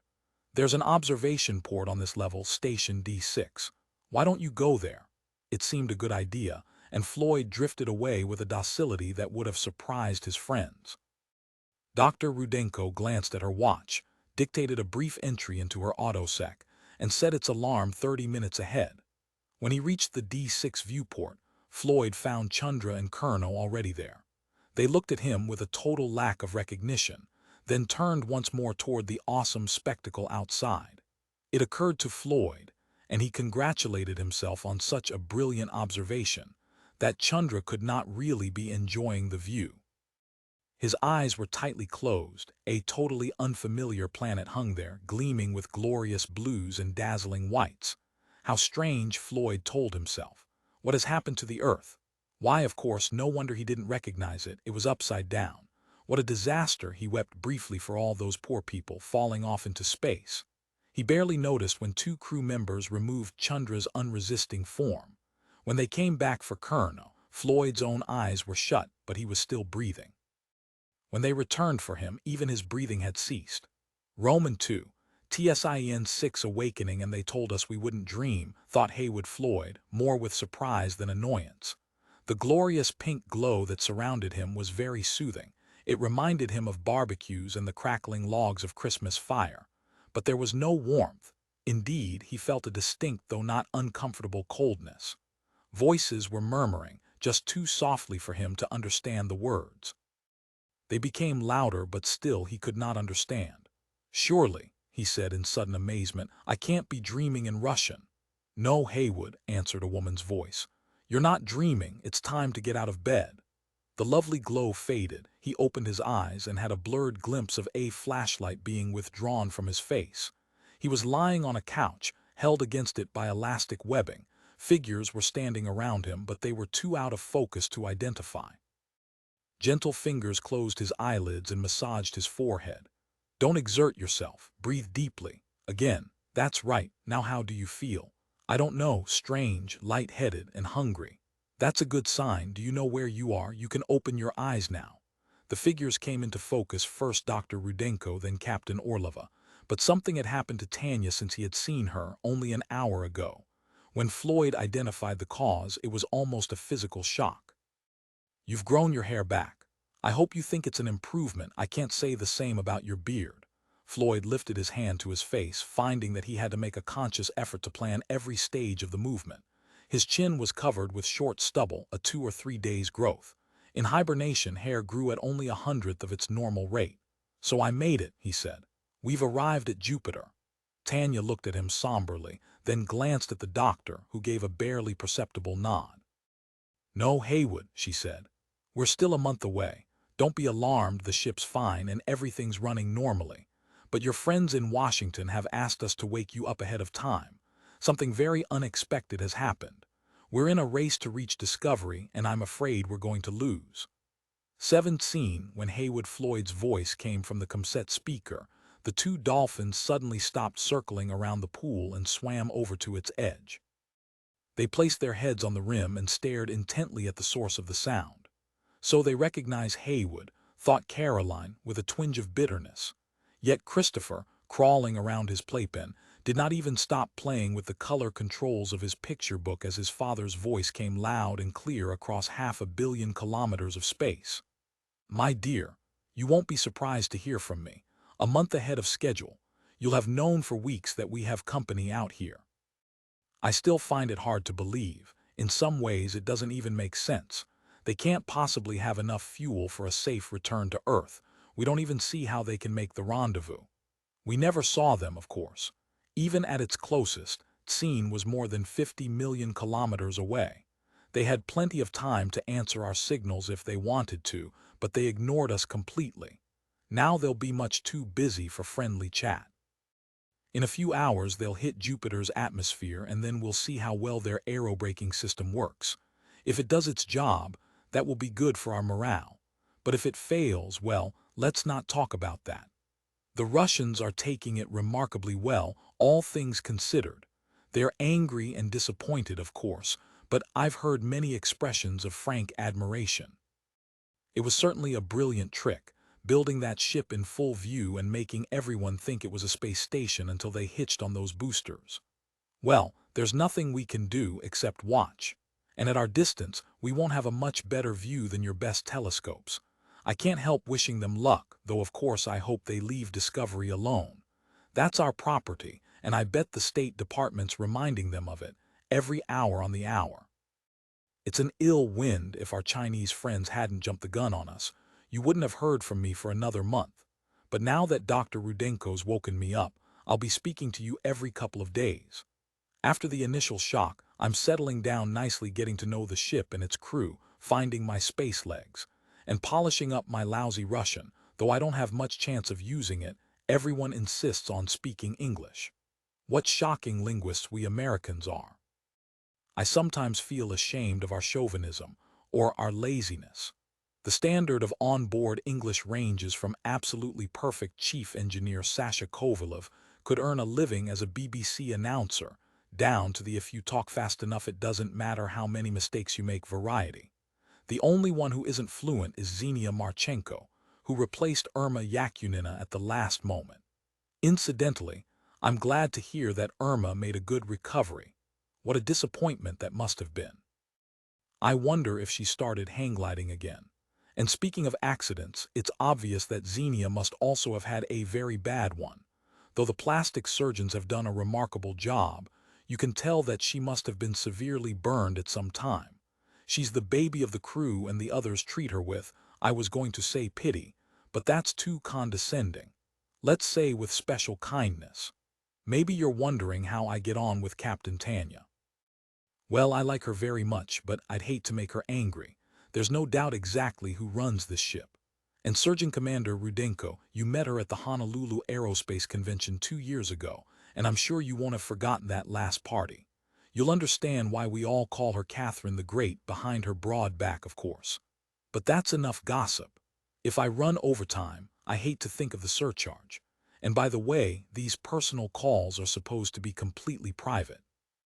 But there are a lot of links in the communications chain, so don't be surprised if you occasionally get messages by, well, another route. I'll be waiting to hear from you. Tell the girls I'll be speaking to them later.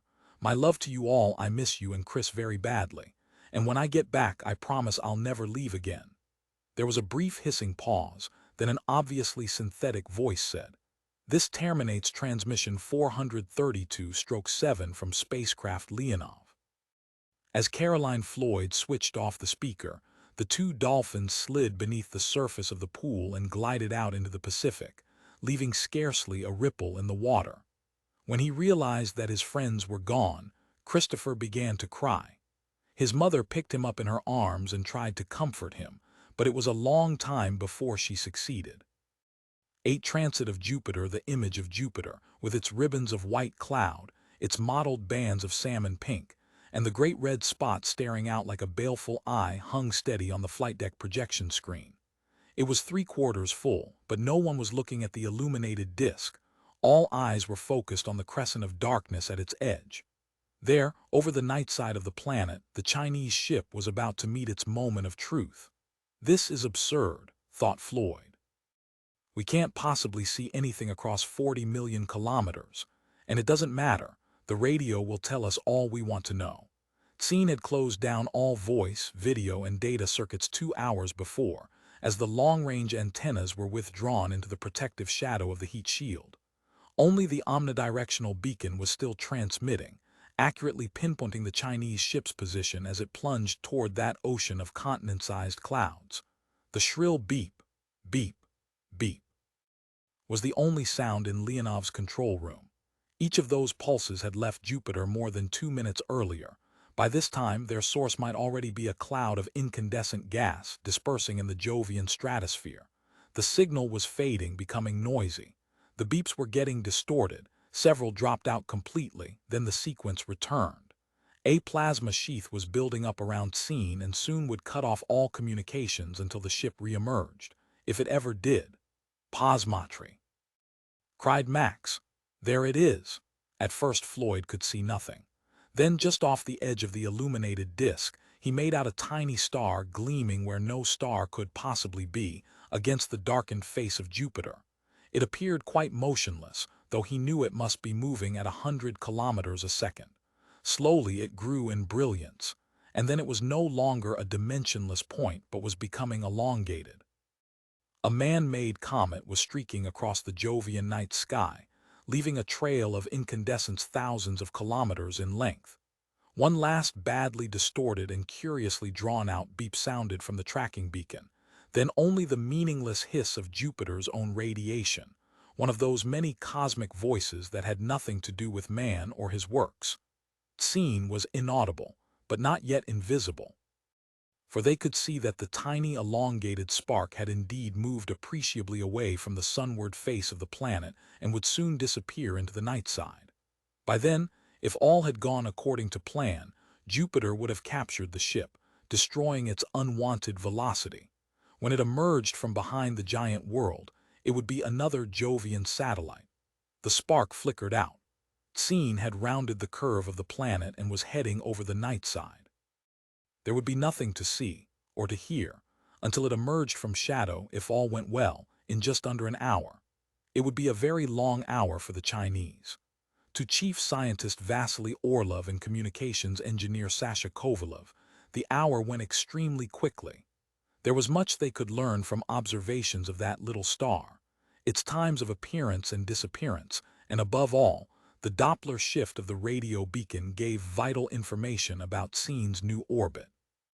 Leonov's computers were already digesting the figures and spitting out projected times of re-emergence based on various assumptions about rates of deceleration in the Jovian atmosphere.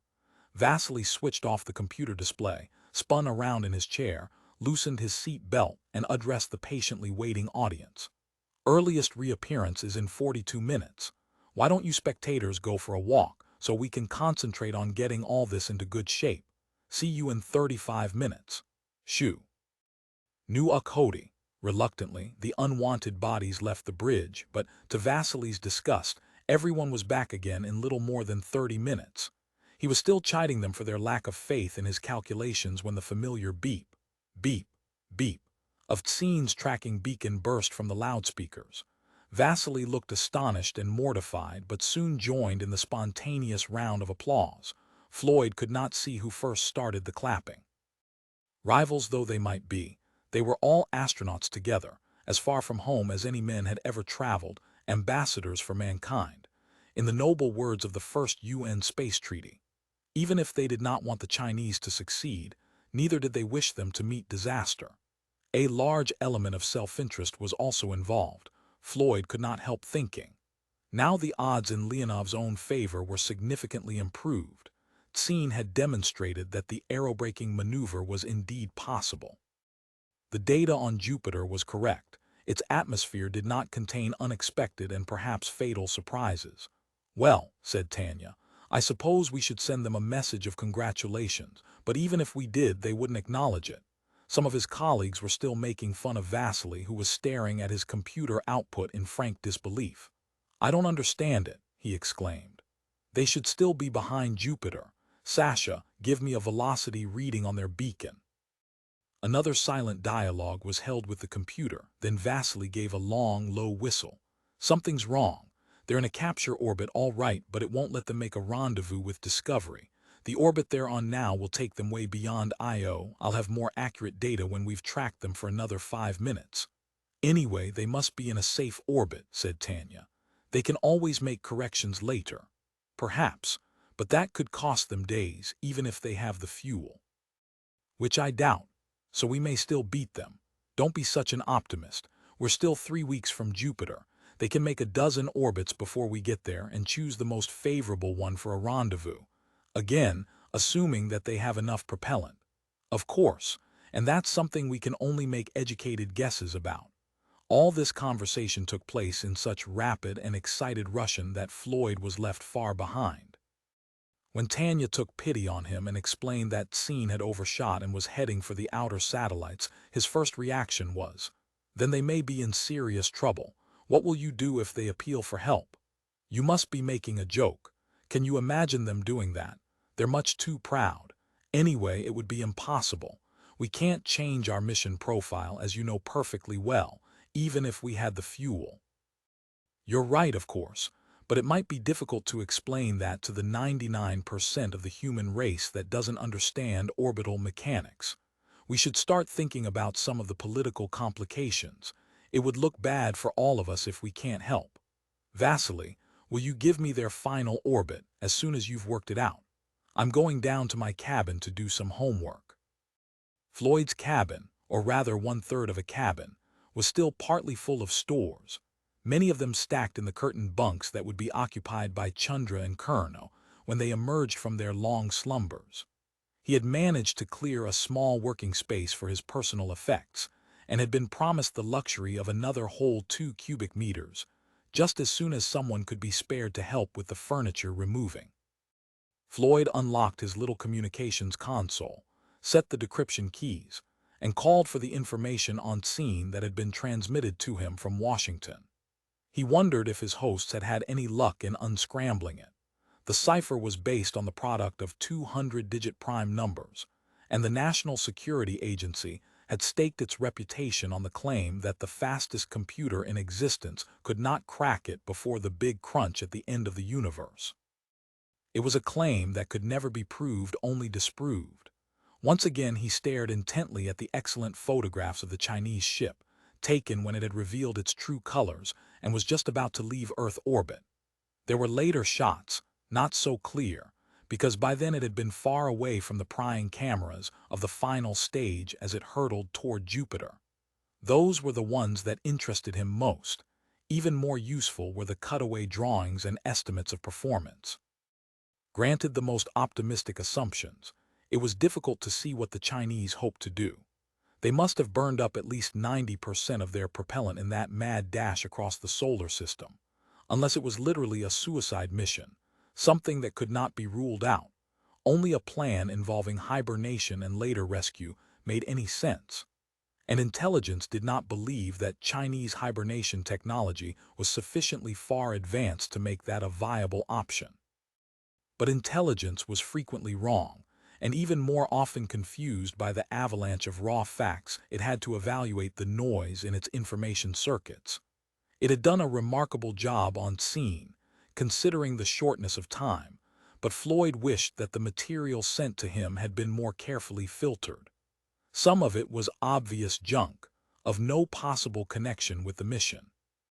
Nevertheless, when you did not know what you were looking for, it was important to avoid all prejudices and preconceptions. Something that at first sight seemed irrelevant, or even nonsensical, might turn out to be a vital clue. With a sigh, Floyd started once more to skim the 500 pages of data, keeping his mind as blankly receptive as possible while diagrams, charts, photographs, some so smudgy that they could represent almost anything news items, lists of delegates to scientific conferences, titles of technical publications, and even commercial documents scrolled swiftly down the high-resolution screen. A very efficient industrial espionage system had obviously been extremely busy. Who would have thought that so many Japanese hollow Murray modules or Swiss gas flow microcontrollers or German radiation detectors could have been traced to a destination in the dried lake bed of Lop, nor the first milepost on their way to Jupiter? Some of the items must have been included by accident. They could not possibly relate to the mission. If the Chinese had placed a secret order for 1,000 infrared sensors through a dummy corporation in Singapore, that was only the concern of the military. It seemed highly unlikely that Tsien expected to be chased by heat-seeking missiles. And this one was really funny specialized surveying and prospecting equipment from Glacier Geophysics, Inc., of Anchorage, Alaska. What Lamebrain imagined that a deep space expedition would have any need, the smile froze on Floyd's lips. He felt the skin crawl on the back of his neck. My God, they wouldn't dare. But they had already dared greatly, and now, at last, everything made sense. He flashed back to the photos and conjectured plans of the Chinese ship. Yes, it was just conceivable those flutings at the rear, alongside the drive deflection electrodes, would be about the right size. Floyd called the bridge. Vasily. He said, "Have you worked out their orbit yet?" "Yes, I have," the navigator replied in a curiously subdued voice. Floyd could tell at once that something had turned up. He took a long shot. "They're making a rendezvous with Europa, aren't they?" There was an explosive gasp of disbelief from the other end. "Chayort Vosmi, how did you know?" "I didn't, I've just guessed it. There can't be any mistake, I've checked the figures to 6 places. The braking maneuver worked out exactly as they intended. They're right on course for Europa. It couldn't have happened by chance. They'll be there in 17 hours. And go into orbit. Perhaps it wouldn't take much propellant, but what would be the point? I'll risk another guess. They'll do a quick survey and then they'll land." "You're crazy, or do you know something we do?" "No, it's just a matter of simple deduction. You're going to start kicking yourself for missing the obvious." "Okay, Sherlock, why should anyone want to land on Europa?" "What's there, for heaven's sake?" Floyd was enjoying his little moment of triumph. Of course, he might still be completely wrong. What's on Europa? Only the most valuable substance in the universe. He had overdone it. Vasily was no fool and snatched the answer from his lips. "Of course, water." "Exactly. Billions and billions of tons of it. Enough to fill up the propellant tanks, go cruising around all the satellites, and still have plenty left for the rendezvous with Discovery and the voyage home. I hate to say this, Vasily, but our Chinese friends have outsmarted us again. Always assuming, of course, that they can get away with it. 9. The ice of the Grand Canal, apart from the jet-black sky, the photo might have been taken almost anywhere in the polar regions of Earth. There was nothing in the least alien about the sea of wrinkled ice that stretched all the way out to the horizon. Only the 5 space-suited figures in the foreground proclaimed that the panorama was of another world. Even now, the secretive Chinese had not released the names of the crew. The anonymous intruders on the frozen Europan icescape were merely the chief scientist, the commander, the navigator, the first engineer, the second engineer. It was also ironic. Floyd could not help thinking that everyone on Earth had seen the already historic photograph an hour before it reached Leonov, so much closer to the scene. But Tsien's transmissions were relayed on such a tight beam that it was impossible to intercept them. Leonov could receive only its beacon, broadcasting impartially in all directions. Even that was inaudible more than half the time, as Europa's rotation carried it out of sight, or the satellite itself was eclipsed by the monstrous bulk of Jupiter. All the scanty news of the Chinese mission had to be relayed from Earth. The ship had touched down, after its initial survey, on one of the few islands of solid rock that protruded through the crust of ice covering virtually the entire moon. That ice was flat from pole to pole. There was no weather to carve it into strange shapes, no drifting snow to build up layer upon layer into slowly moving hills. Meteorites might fall upon airless Europa, but never a flake of snow. The only forces molding its surface were the steady tug of gravity, reducing all elevations to one uniform level, and the incessant quakes caused by the other satellites as they passed and repassed Europa in their orbits. Jupiter itself, despite its far greater mass, had much less effect. The Jovian tides had finished their work eons ago, ensuring that Europa remained locked forever with one face turned toward its giant master. All this had been known since the Voyager flyby missions of the 1970s, the Galileo surveys of the 1980s, and the Kepler landings of the 1990s. But in a few hours, the Chinese had learned more about Europa than all the previous missions combined. That knowledge they were keeping to themselves. One might regret it, but few would deny that they had earned the right to do so. What was being denied with greater and greater asperity was their right to annex the satellite. For the first time in history, a nation had laid claim to another world, and all the news media of Earth were arguing over the legal position. Though the Chinese pointed out at tedious length that they had never signed the 2 UN Space Treaty and so were not bound by its provisions, that did nothing to quell the angry protests. Suddenly, Europa was the biggest news in the solar system, and the man on the spot, at least to the nearest few million kilometers, was in great demand. This is Heywood Floyd aboard cosmonaut Alexei Leonov on course for Jupiter, but as you can well imagine, all our thoughts are now focused upon Europa. At this very moment I'm looking at it through the most powerful of the ship's telescopes. Under this magnification, it's 10 times larger than the moon as you see it with the naked eye, and it's a really weird sight. The surface is a uniform pink, with a few small brown patches. It's covered with an intricate network of narrow lines, curling and weaving in all directions. In fact, it looks very much like a photo from a medical textbook, showing a pattern of veins and arteries. A few of these features are hundreds or even thousands of kilometers long, and look rather like the illusory canals that Percival Lowell and other early 20th century astronomers imagined they'd seen on Mars. But Europa's canals aren't an illusion, though of course they're not artificial.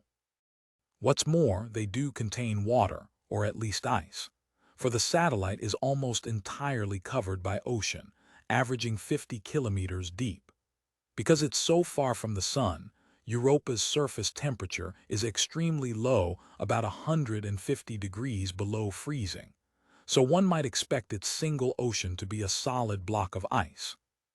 Surprisingly, that isn't the case because there's a lot of heat generated inside Europa by tidal forces, the same forces that drive the great volcanoes on neighboring Io. So the ice is continually melting, breaking up, and freezing, forming cracks and lanes like those in the floating ice sheets in our own polar regions. It's that intricate tracery of cracks I'm seeing now. Most of them are dark and very ancient, perhaps millions of years old. But a few are almost pure white. They're the new ones that have just opened up and have a crust only a few centimeters thick. Tsien has landed right beside one of these white streaks, the 1,500-kilometer-long feature that's been christened the Grand Canal. Presumably, the Chinese intend to pump its water into their propellant tanks so that they can explore the Jovian satellite system and then return to Earth. That may not be easy, but they'll certainly have studied the landing site with great care and must know what they're doing. It's obvious now why they've taken such a risk and why they should claim Europa.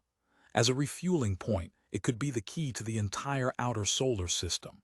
Though there's also water on Ganymede, it's all frozen and also less accessible because of that satellite's more powerful gravity. And there's another point that's just occurred to me.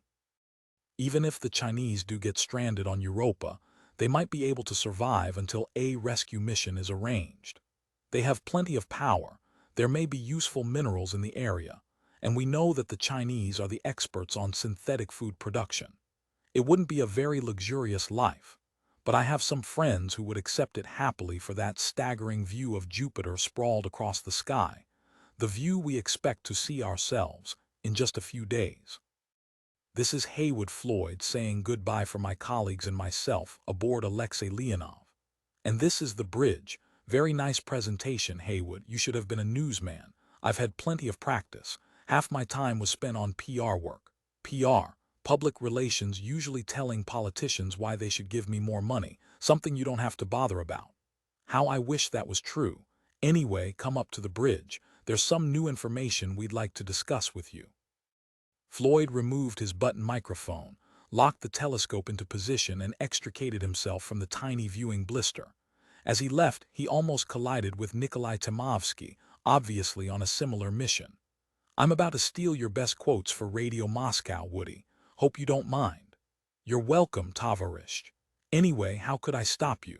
Up on the bridge, Captain Orlova was looking thoughtfully at a dense mass of words and figures on the main display. Floyd had painfully started to transliterate them when she interrupted him. Don't worry about the details. These are estimates of the time it will take for Tsien to refill its tanks and get ready for liftoff. My people are doing the same calculations, but there are far too many variables. We think we've removed one of them.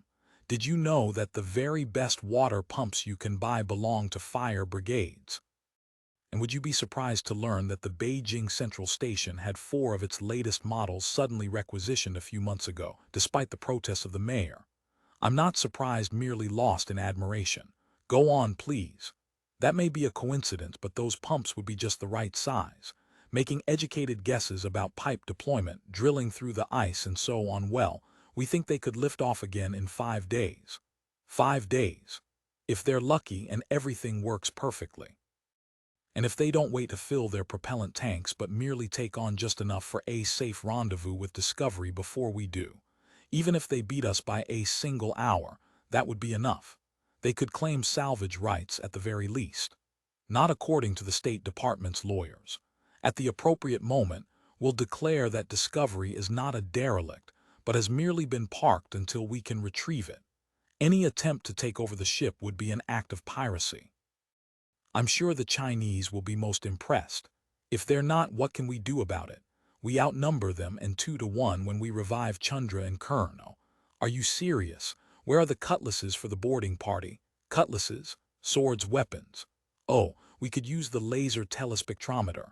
That can vaporize milligram asteroid samples at ranges of 1,000 kilometers. I'm not sure that I like this conversation. My government certainly would not condone violence, except of course in self-defense. You naive Americans, we're more realistic, we have to be.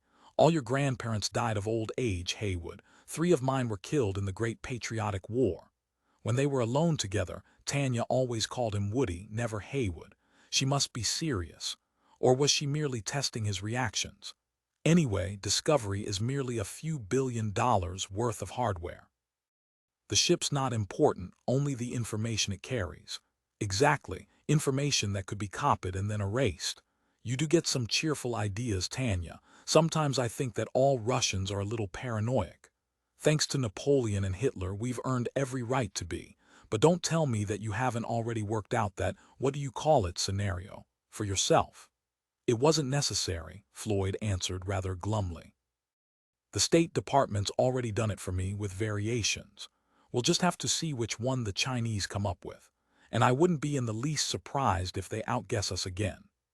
10A cry from Europa, sleeping in zero gravity, is a skill that has to be learned. It had taken Floyd almost a week to find the best way of anchoring legs and arms so that they did not drift into uncomfortable positions. Now he was an expert and was not looking forward to the return of weight. Indeed, the very idea gave him occasional nightmares. Someone was shaking him awake. No, he must still be dreaming. Privacy was sacred aboard a spaceship. Nobody ever entered another crew member's chambers without first asking permission. He clenched his eyes shut, but the shaking continued. Dr. Floyd, please wake up. You're wanted on the flight deck. And nobody called him Dr. Floyd. The most formal salutation he had received for weeks was Doc. What was happening? Reluctantly, he opened his eyes. He was in his tiny cabin, gently gripped by his sleeping cocoon. So one part of his mind told him, then why was he looking at Europa? They were still millions of kilometers away. There were the familiar reticulations, the patterns of triangles and polygons formed by intersecting lines. And surely that was the Grand Canal itself. No, it wasn't quite right. How could it be, since he was still in his little cabin aboard Leonov? Dr. Floyd. He became fully awake and realized that his left hand was floating just a few centimeters in front of his eyes. How strange that the pattern of lines across the palm was so uncannily like the map of Europa. But economical Mother Nature was always repeating herself, on such vastly different scales as the swirl of milk stirred into coffee, the cloud lanes of a cyclonic storm, the arms of a spiral nebula.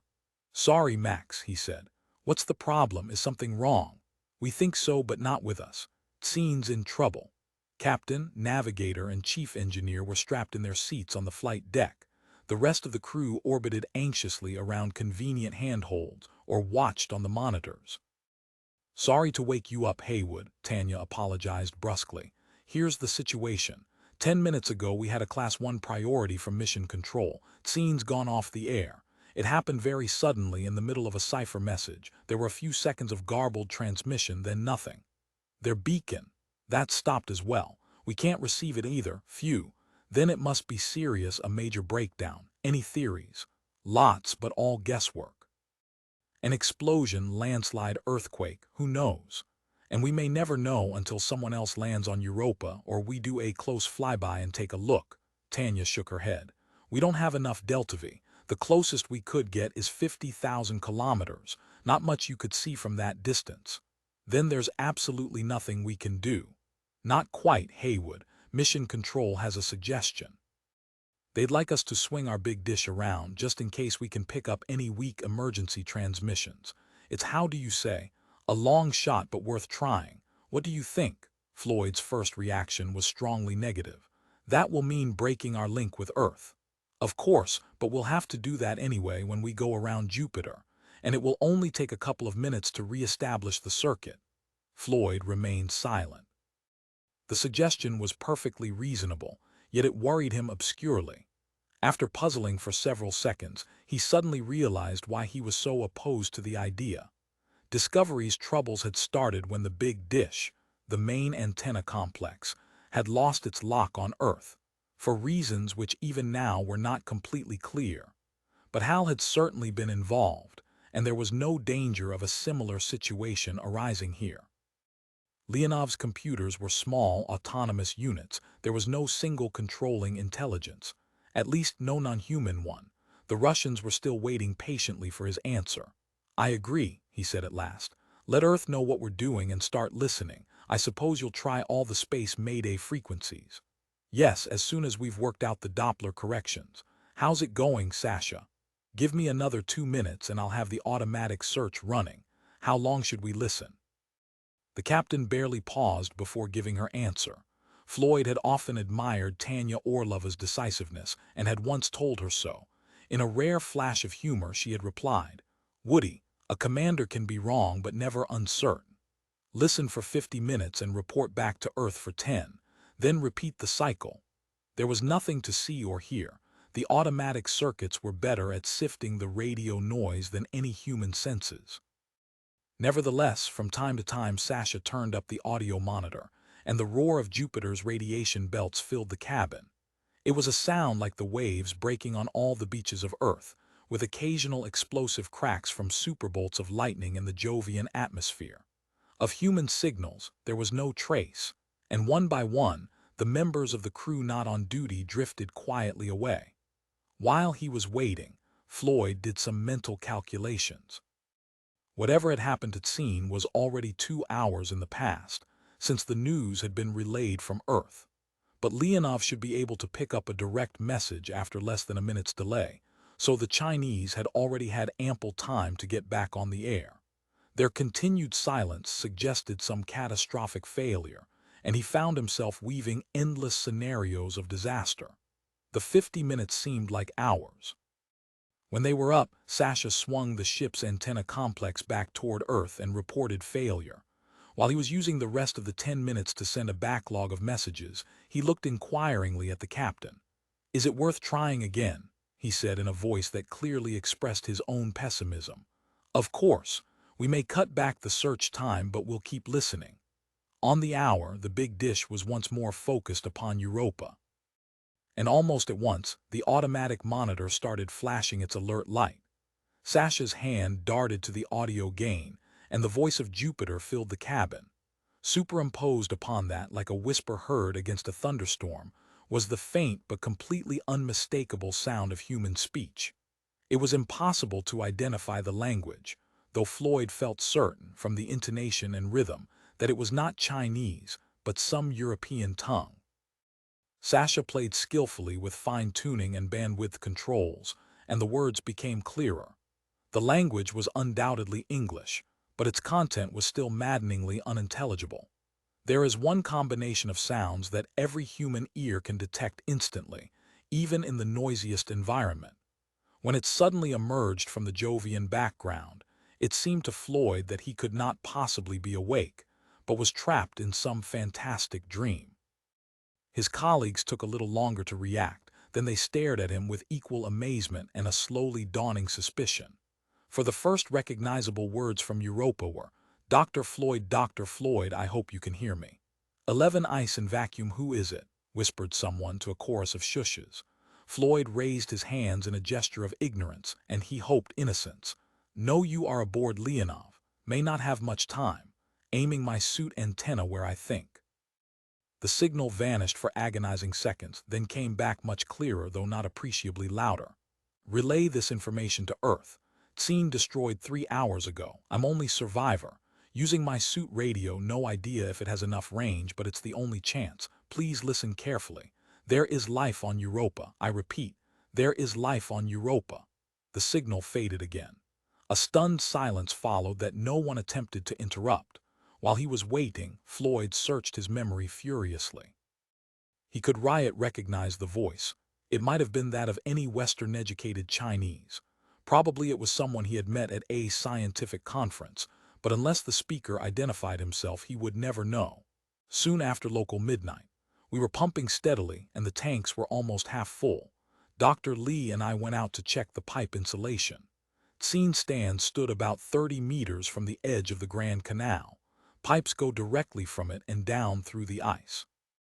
Very thin, not safe to walk on, the warm upwelling. Again a long silence. Floyd wondered if the speaker was moving and had been momentarily cut off by some obstruction. No problem, 5 kilowatts of lighting strung up on the ship, like a Christmas tree, beautiful, shining right through the ice, glorious colors. Lee saw at first a huge dark mass rising up from the depths. At first we thought it was a school of fish, too large for a single organism. Then it started to break through the ice. Dr. Floyd, I hope you can hear me. This is Professor Chang. We met in 2 Boston IAU conference. Instantly, incongruously, Floyd's thoughts were 1 billion kilometers away. He vaguely remembered that reception, after the closing session of the International Astronomical Union Congress, the last one that the Chinese had attended before the Second Cultural Revolution. And now he recalled Chang very distinctly, a small, humorous astronomer and exobiologist with a good fund of jokes. He wasn't joking now. Like huge strands of wet seaweed crawling along the ground, Lee ran back to the ship to get a camera. I stayed to watch, reporting over the radio. The thing moved so slowly I could easily outrun it. I was much more excited than alarmed. Thought I knew what kind of creature it was. I've seen pictures of the kelp forests off California, but I was quite wrong. I could tell it was in trouble. It couldn't possibly survive at a temperature 150 below its normal environment. It was freezing solid. As it moved forward, bits were breaking off like glass, but it was still advancing toward the ship, a black tidal wave, slowing down all the time. I was still so surprised that I couldn't think straight and I couldn't imagine what it was trying to do. Is there any way we can call him back? Floyd whispered urgently. No, it's too late. Europa will soon be behind Jupiter. We'll have to wait until it comes out of eclipse. Climbing up the ship, building a kind of ice tunnel as it advanced. Perhaps this was insulating it from the cold, the way termites protect themselves from the sunlight with their little corridors of mud. Tons of ice on the ship. The radio antennas broke off first. Then I could see the landing legs beginning to buckle, all in slow motion, like a dream. Not until the ship started to topple did I realize what the thing was trying to do, and then it was too late. We could have saved ourselves if we'd only switched off those lights. Perhaps it's a phototrope, its biological cycle triggered by the sunlight that filters through the ice, or it could have been attracted like a moth to a candle. Our floodlights must have been more brilliant than anything that Europa has ever known. Then the ship crashed. I saw the hull split, a cloud of snowflakes form as moisture condensed. All the lights went out except for one, swinging back and forth on a cable a couple of meters above the ground. I don't know what happened immediately after that. The next thing I remember, I was standing under the light beside the wreck of the ship with a fine powdering of fresh snow all around me. I could see my footsteps in it very clearly. I must have run there. Perhaps only a minute or two had elapsed. The plant, I still thought of it as a plant, was motionless. I wondered if it had been damaged by the impact. Large sections as thick as a man's arm had splintered off, like broken twigs. Then the main trunk started to move again. It pulled away from the hull and began to crawl toward me. That was when I knew for certain that the thing was light-sensitive. I was standing immediately under the 1,000-watt lamp, which had stopped swinging now. Imagine an oak tree, better still, a banyan with its multiple trunks and roots flattened out by gravity and trying to creep along the ground.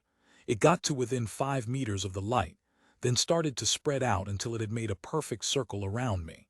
Presumably that was the limit of its tolerance, the point at which photo attraction turned to repulsion. After that, nothing happened for several minutes. I wondered if it was dead, frozen solid at last. Then I saw that large buds were forming on many of the branches. It was like watching a time-lapse film of flowers opening. In fact, I thought they were flowers, each about as big as a man's head. Delicate, beautifully colored membranes started to unfold. Even then it occurred to me that no thing could ever have seen these colors before. They had no existence until we brought our lights, our fatal lights, to this world. Tendrils, stamens, waving feebly. I walked over to the living wall that surrounded me so that I could see exactly what was happening. Neither then, nor at any other time, had I felt the slightest fear of the creature. I was certain that it was not malevolent, if indeed it was conscious at all. There were scores of the big flowers in various stages of unfolding.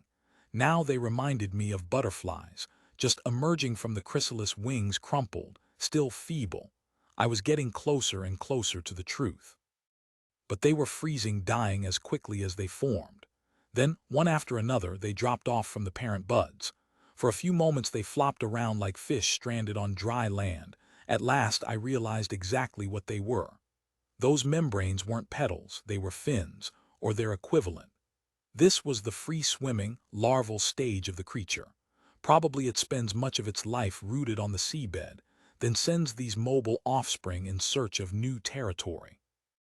Just like the corals of Earth's oceans. I knelt down to get a closer look at one of the little creatures.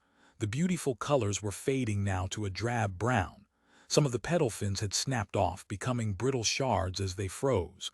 But it was still moving feebly, and as I approached it tried to avoid me. I wondered how it sensed my presence.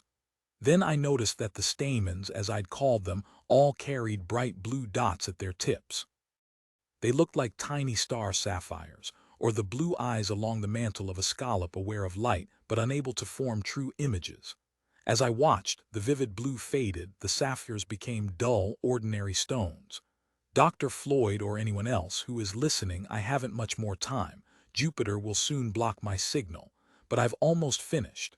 I knew then what I had to do. The cable to that 1,000-watt lamp was hanging almost to the ground. I gave it a few tugs and the light went out in a shower of sparks. I wondered if it was too late. For a few minutes nothing happened, so I walked over to the wall of tangled branches around me and kicked it. Slowly, the creature started to unweave itself and to retreat back to the canal. There was plenty of light, I could see everything perfectly. Ganymede and Callisto were in the sky. Jupiter was a huge, thin crescent, and there was a big auroral display on the night side, at the Jovian end of the Io flux tube. There was no need to use my helmet light. I followed the creature all the way back to the water, encouraging it with more kicks when it slowed down, feeling the fragments of ice crunching all the time beneath my boots. As it neared the canal, it seemed to gain strength and energy, as if it knew that it was approaching its natural home. I wondered if it would survive to bud again. It disappeared through the surface, leaving a few last dead larvae on the alien land. The exposed free water bubbled for a few minutes until a scab of protective ice sealed it from the vacuum above. Then I walked back to the ship to see if there was anything to salvage. I don't want to talk about that. I've only two requests to make, Doctor. When the taxonomists classify this creature, I hope they'll name it after me. And when the next ship comes home, ask them to take our bones back to China. Jupiter will be cutting us off in a few minutes. I wish I knew whether anyone was receiving me. Anyway, I'll repeat this message when we're in line of sight again, if my suit's life support system lasts that long. This is Professor Chang on Europa, reporting the destruction of spaceship Tsien. We landed beside the Grand Canal and set up our pumps at the edge of the ice. The signal faded abruptly, came back for a moment, then disappeared completely B1 out of the noise level. Although Leonov listened again on the same frequency, there was no further message from Professor Chang. Roman 3. Discovery, 12 downhill run. The ship was gaining speed at last, on the downhill run toward Jupiter. It had long since passed the gravitational no-man's land where the four tiny outer moons, Sinope, Pasiphae, Anik, and Karm, wobbled along their retrograde and wildly eccentric orbits. Undoubtedly captured asteroids, and completely irregular in shape, the largest was only 30 kilometers across. Jagged, splintered rocks of no interest to anyone except planetary geologists, their allegiance wavered continually between the Sun and Jupiter. One day, the Sun would recapture them completely. But Jupiter might retain the second group of four, at half the distance of the others. Elara, Lysithea, Himalaya, and Leda were fairly close together, and lying in almost the same plane. There was speculation that they had once been part of a single body. If so, the parent would have been barely 100 kilometers across. Though only Karm and Leda came close enough to show disks visible to the naked eye, they were greeted like old friends. Here was the first landfall after the longest ocean voyage, the offshore islands of Jupiter. The last hours were ticking away. The most critical phase of the entire mission was approaching, the entry into the Jovian atmosphere. Jupiter was already larger than the Moon in the skies of Earth, and the giant inner satellites could be clearly seen moving around it. They all showed noticeable disks and distinctive coloring, though they were still too far away for any markings to be visible.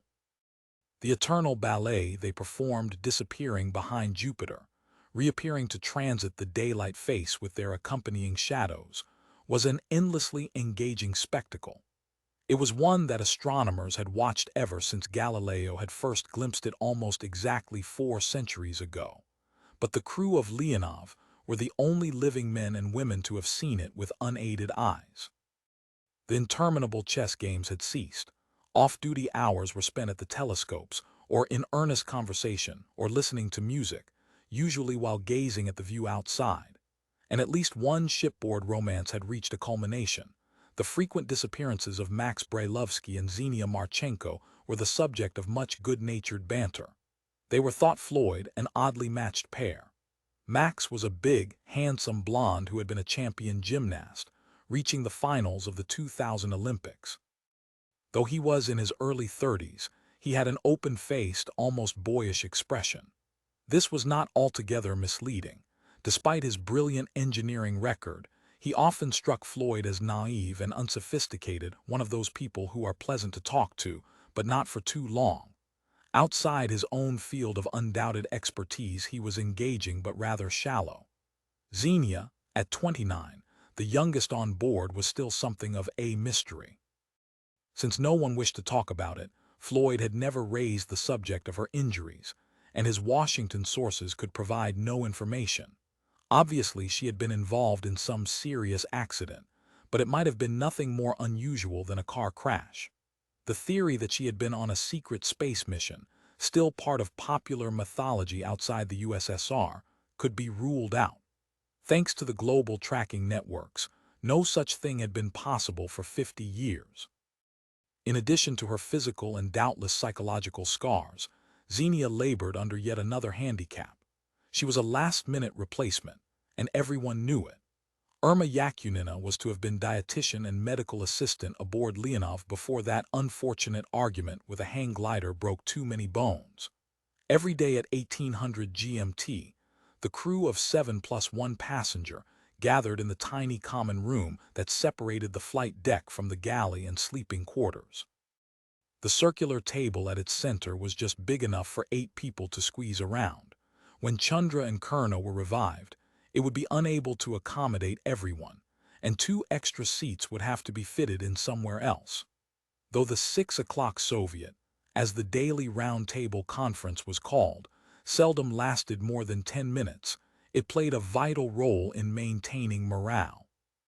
Complaints, suggestions, criticisms, progress reports, anything could be raised, subject only to the captain's overriding veto, which was very seldom exercised. Typical items on the non-existent agenda were requests for changes in the menu, appeals for more private communication time with Earth, suggested movie programs, exchange of news and gossip, and good-natured needling of the heavily outnumbered American contingent. Things would change, Floyd warned them, when his colleagues came out of hibernation, and the odds improved from 1 in 7 to 3 in 9. He did not mention his private belief that Colonel could out-talk or outshout any 3 other people aboard. When he was not sleeping, much of Floyd's own time was spent in the common room, partly because, despite its smallness, it was much less claustrophobic than his own tiny cubicle. It was also cheerfully decorated, all available flat surfaces being covered with photos of beautiful land and seascapes, sporting events, portraits of popular video stars, and other reminders of Earth. Pride of place, however, was given to an original Leonov painting. His 1965 study, Beyond the Moon, made in the same year when, as a young lieutenant colonel, he left Voskhod II and became the first man in history to perform an extravehicular excursions, clearly the work of a talented amateur, rather than a professional. It showed the cratered edge of the moon with the beautiful Sinus L-Riddim Bay of rainbows in the foreground. Looming monstrously above the lunar horizon was the thin crescent of Earth, embracing the darkened night side of the planet. Beyond that blazed the sun, the streamers of the corona reaching out into space for millions of kilometers around it. It was a striking composition, and a glimpse of the future that even then lay only 3 years ahead. On the flight of Apollo 8, Anders, Borman, and Lovell were to see this splendid sight with their unaided eyes, as they watched Earth rise above the far side on Christmas Day, 1968. Heywood Floyd admired the painting, but he also regarded it with mixed feelings. He could not forget that it was older than everybody else on the ship, with one exception. He was already 9 years old when Alexei Leonov had painted it. 13 The worlds of Galileo. Even now, more than 3 decades after the revelations of the first Voyager flybys, no one really understood why the 4 giant satellites differed so wildly from one another. They were all about the same size, and in the same part of the solar system, yet they were totally dissimilar, as if children of a different birth. Only Callisto, the outermost, had turned out to be much as expected. When Leonov raced past at a distance of just over 100,000 kilometers, the larger of its countless craters were clearly visible to the naked eye. Through the telescope, the satellite looked like a glass ball that had been used as a target by high-powered rifles. It was completely covered with craters of every size, right down to the lower limit of visibility. Callisto, someone had once remarked, looked more like Earth's moon than did the moon itself. Nor was this particularly surprising. One would have expected a world out here at the edge of the asteroid belt to have been bombarded with the debris left over from the creation of the solar system. Yet Ganymede, the satellite next door, had a totally different appearance. Though it had been well peppered with impact craters in the remote past, most of them had been plowed over, a phrase that seemed peculiarly appropriate. Huge areas of Ganymede were covered with ridges and furrows, as if some cosmic gardener had dragged a giant rake across them. And there were light-colored streaks, like trails that might have been made by slugs 50 kilometers across. Most mysterious of all were long, meandering bands, containing dozens of parallel lines. It was Nikolai Ternovsky who decided what they must be multi-lane superhighways, laid out by drunken surveyors. He even claimed to have detected overpasses and cloverleaf intersections. Leonov had added some trillions of bits of information about Ganymede to the store of human knowledge before it crossed the orbit of Europa. That icebound world with its derelict and its dead was on the other side of Jupiter, but it was never far from anyone's thoughts.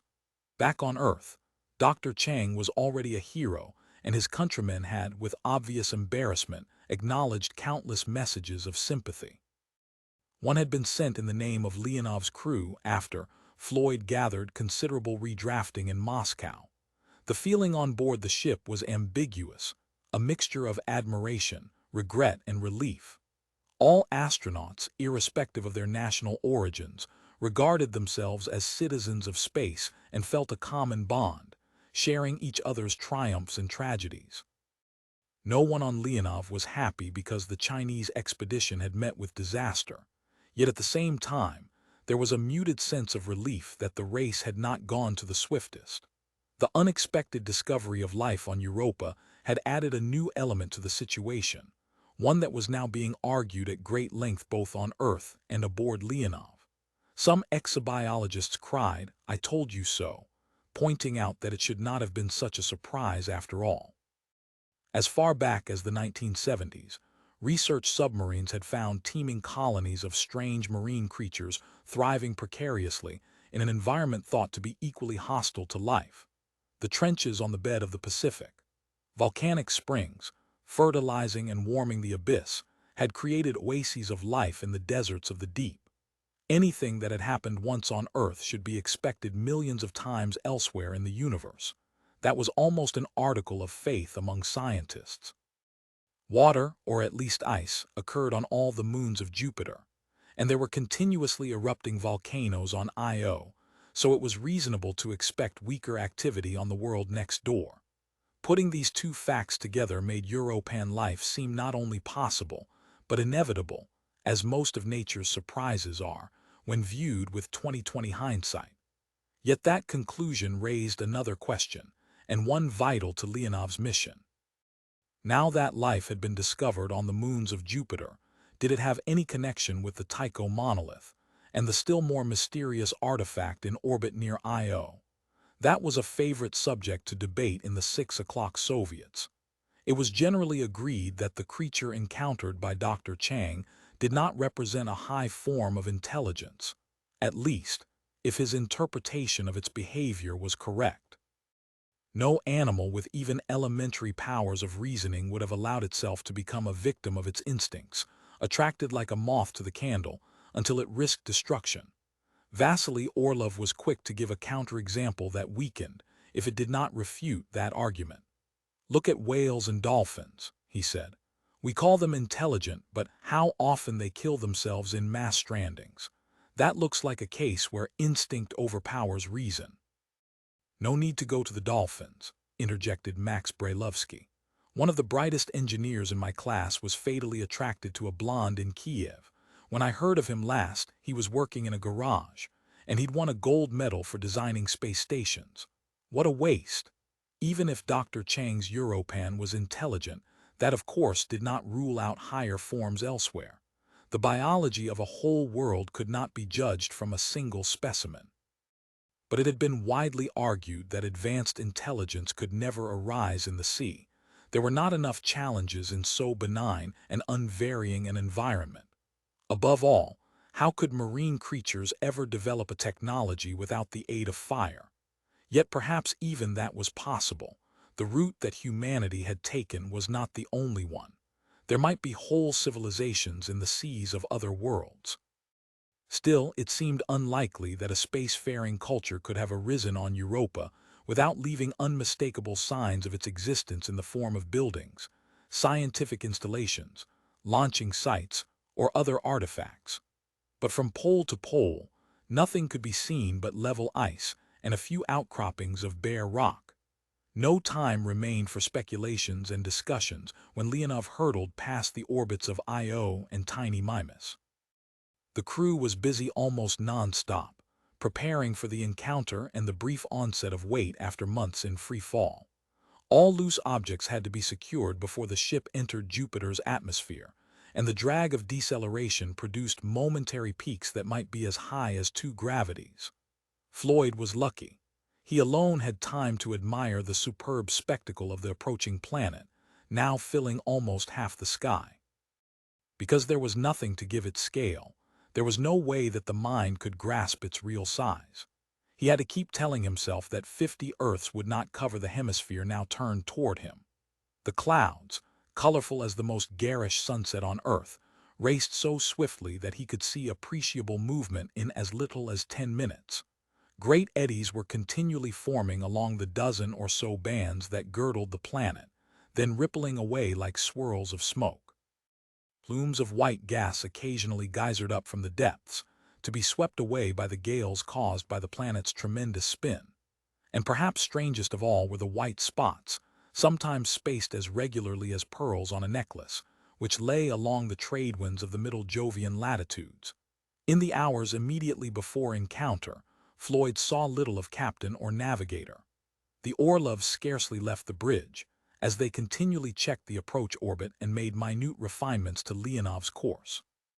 The ship was now on the critical path that would just graze the outer atmosphere. If it went too high, frictional braking would not be sufficient to slow it down, and it would go racing out of the solar system, beyond all possibility of rescue. If it went too low, it would burn up like a meteor. Between the two extremes lay little margin for error. The Chinese had proved that aerobraking could be done, but there was always the chance that something would go wrong, so Floyd was not at all surprised when Surgeon Commander Rudenko admitted, just an hour before contact, "I'm beginning to wish, Woody, that I had brought along that icon after all." 14 double encounter. Papers for the mortgage on the Nantucket house should be in the file marked M in the library. Well, that's all the business I can think of. For the last couple of hours I've been recalling a picture I saw as a boy in a tattered volume of Victorian art. It must have been almost 150 years old. I can't remember whether it was black and white or color, but I'll never forget the title, Don't Laugh. It was called The Last Message Home. Our great-great-grandfathers loved that kind of sentimental melodrama. It shows the deck of a windjammer in a hurricane. The sails have been ripped away and the deck's awash. In the background, the crew is struggling to save the ship, and in the foreground, a young sailor boy's writing a note, while beside him is the bottle he hopes will carry it to land. Even though I was a kid at the time, I felt he should have been giving his shipmates a hand, not writing letters. All the same, it moved me. I never thought that one day I'd be like that young sailor. Of course, I'm sure you'll get this message and there's nothing I can do to help aboard Leonov. In fact, I've been politely requested to keep out of the way, so my conscience is quite clear as I dictate this. I'll send it up to the bridge now, because in 15 minutes we'll break transmission as we pull in the big dish and batten down the hatches. There's another nice maritime analogy for you. Jupiter's filling the sky now. I won't attempt to describe it, and won't even see it much longer because the shutters will go up in a few minutes. Anyway, the cameras can do far better than I could. Goodbye, my dearest, and my love to you all, especially Chris. By the time you get this, it will be over one way or the other. Remember, I tried to do my best for all our sakes. Goodbye. When he had removed the audio chip, Floyd drifted up to the communications center and handed it over to Sasha Kovalov. "Please make sure it gets off before we close down," he said earnestly. "Don't worry," promised Sasha. "I'm still working on all channels and we have a good 10 minutes left." He held out his hand. "If we do meet again, why, we shall smile. If not, why then this parting was well made." Floyd blinked. "Shakespeare, I suppose. Of course, Brutus and Cassius before battle. See you later." Tanya and Vasily were too intent upon their situation displays to do more than wave to Floyd, and he retreated to his cabin. He had already said farewell to the rest of the crew. There was nothing to do but wait. His sleeping bag was slung in preparation for the return of gravity when deceleration commenced, and he had only to climb into it. "Antennas retracted, all protective shields up," said the intercom speaker. "We should feel first braking in 5 minutes, everything normal." "That's hardly the word I'd use," Floyd muttered to himself. I think you mean nominal. He had barely concluded the thought when there was a diffident knock on the door. KTO Tam. To his astonishment, it was Xenia. "Do you mind if I come in?" she asked awkwardly, in a small girl voice which Floyd could scarcely recognize. "Of course not. But why aren't you in your own cubicle? It's only 5 minutes to re-entry." Even as he asked the question, he was aware of its foolishness.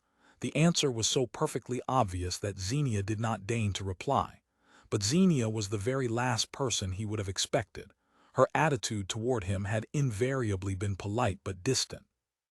Indeed, she was the only member of the crew who preferred to call him Dr. Floyd. Yet there she was, clearly seeking comfort and companionship at the moment of peril. "Xenia, my dear," he said wryly, "you're welcome, but my accommodation is somewhat limited. One might even call it Spartan." She managed a faint smile but said nothing as she floated into the room. For the first time, Floyd realized that she was not merely nervous, she was terrified. Then he understood why she had come to him. She was ashamed to face her countrymen and was looking for support elsewhere.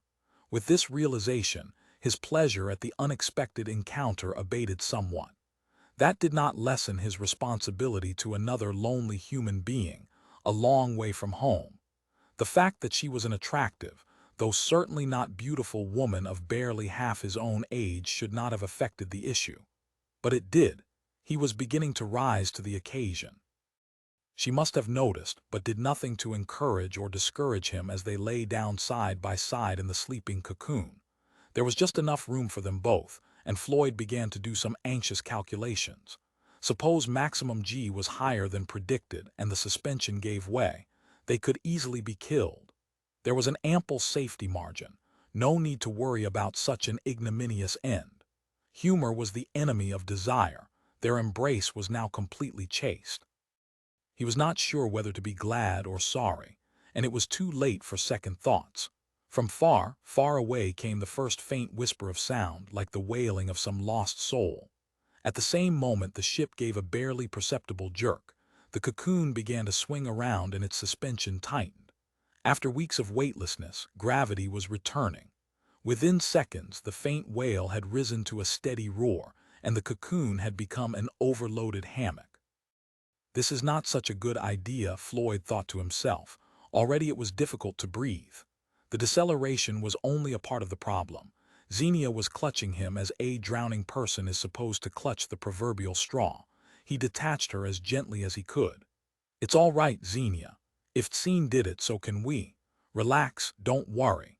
It was difficult to shout tenderly, and he was not even sure if Xenia heard him above the roar of incandescent hydrogen. But she was no longer clutching him quite so desperately, and he seized the opportunity of taking a few deep breaths. What would Caroline think if she could see him now? Would he tell her if he ever had the chance? He was not sure she would understand. At a moment like that, all links with Earth seemed very tenuous indeed. It was impossible to move or to speak, but now that he had grown accustomed to the strange sense of weight, he was no longer uncomfortable, except for the increasing numbness in his right arm. With some difficulty, he managed to extricate it from beneath Xenia. The familiar act brought a fleeting sense of guilt. As he felt his circulation returning, Floyd remembered a famous remark attributed to at least a dozen astronauts and cosmonauts. "Both the pleasures and problems of zero-gravity sex have been greatly exaggerated." He wondered how the rest of the crew was faring, and he gave a momentary thought to Chandra and Kurno, sleeping peacefully through it all. They would never know if Leonov became a meteor shower in the Jovian sky. He did not envy them. They had missed the experience of a lifetime. Tanya was speaking over the intercom. Her words were lost in the roar, but her voice sounded calm and perfectly normal, just as if she was making a routine announcement. Floyd managed to glance at his watch and was astonished to see that they were already at the midpoint of the braking maneuver. At that very moment, Leonov was at its closest approach to Jupiter. Only expendable automatic probes had gone deeper into the Jovian atmosphere. "Halfway through, Xenia," he shouted. "On the way out again." He could not tell if she understood. Her eyes were tightly closed, but she smiled slightly. The ship was now rocking noticeably, like a small boat in a choppy sea. Was that normal? Wondered Floyd. He was glad that he had Xenia to worry about. It took his mind away from his own fears. Just for a moment before he managed to expel the thought, he had a vision of the walls suddenly glowing cherry red and caving in upon him. Like the nightmare fantasy of Edgar Allan Poe's The Pit and the Pendulum, which he'd forgotten for 30 years. But that would never happen.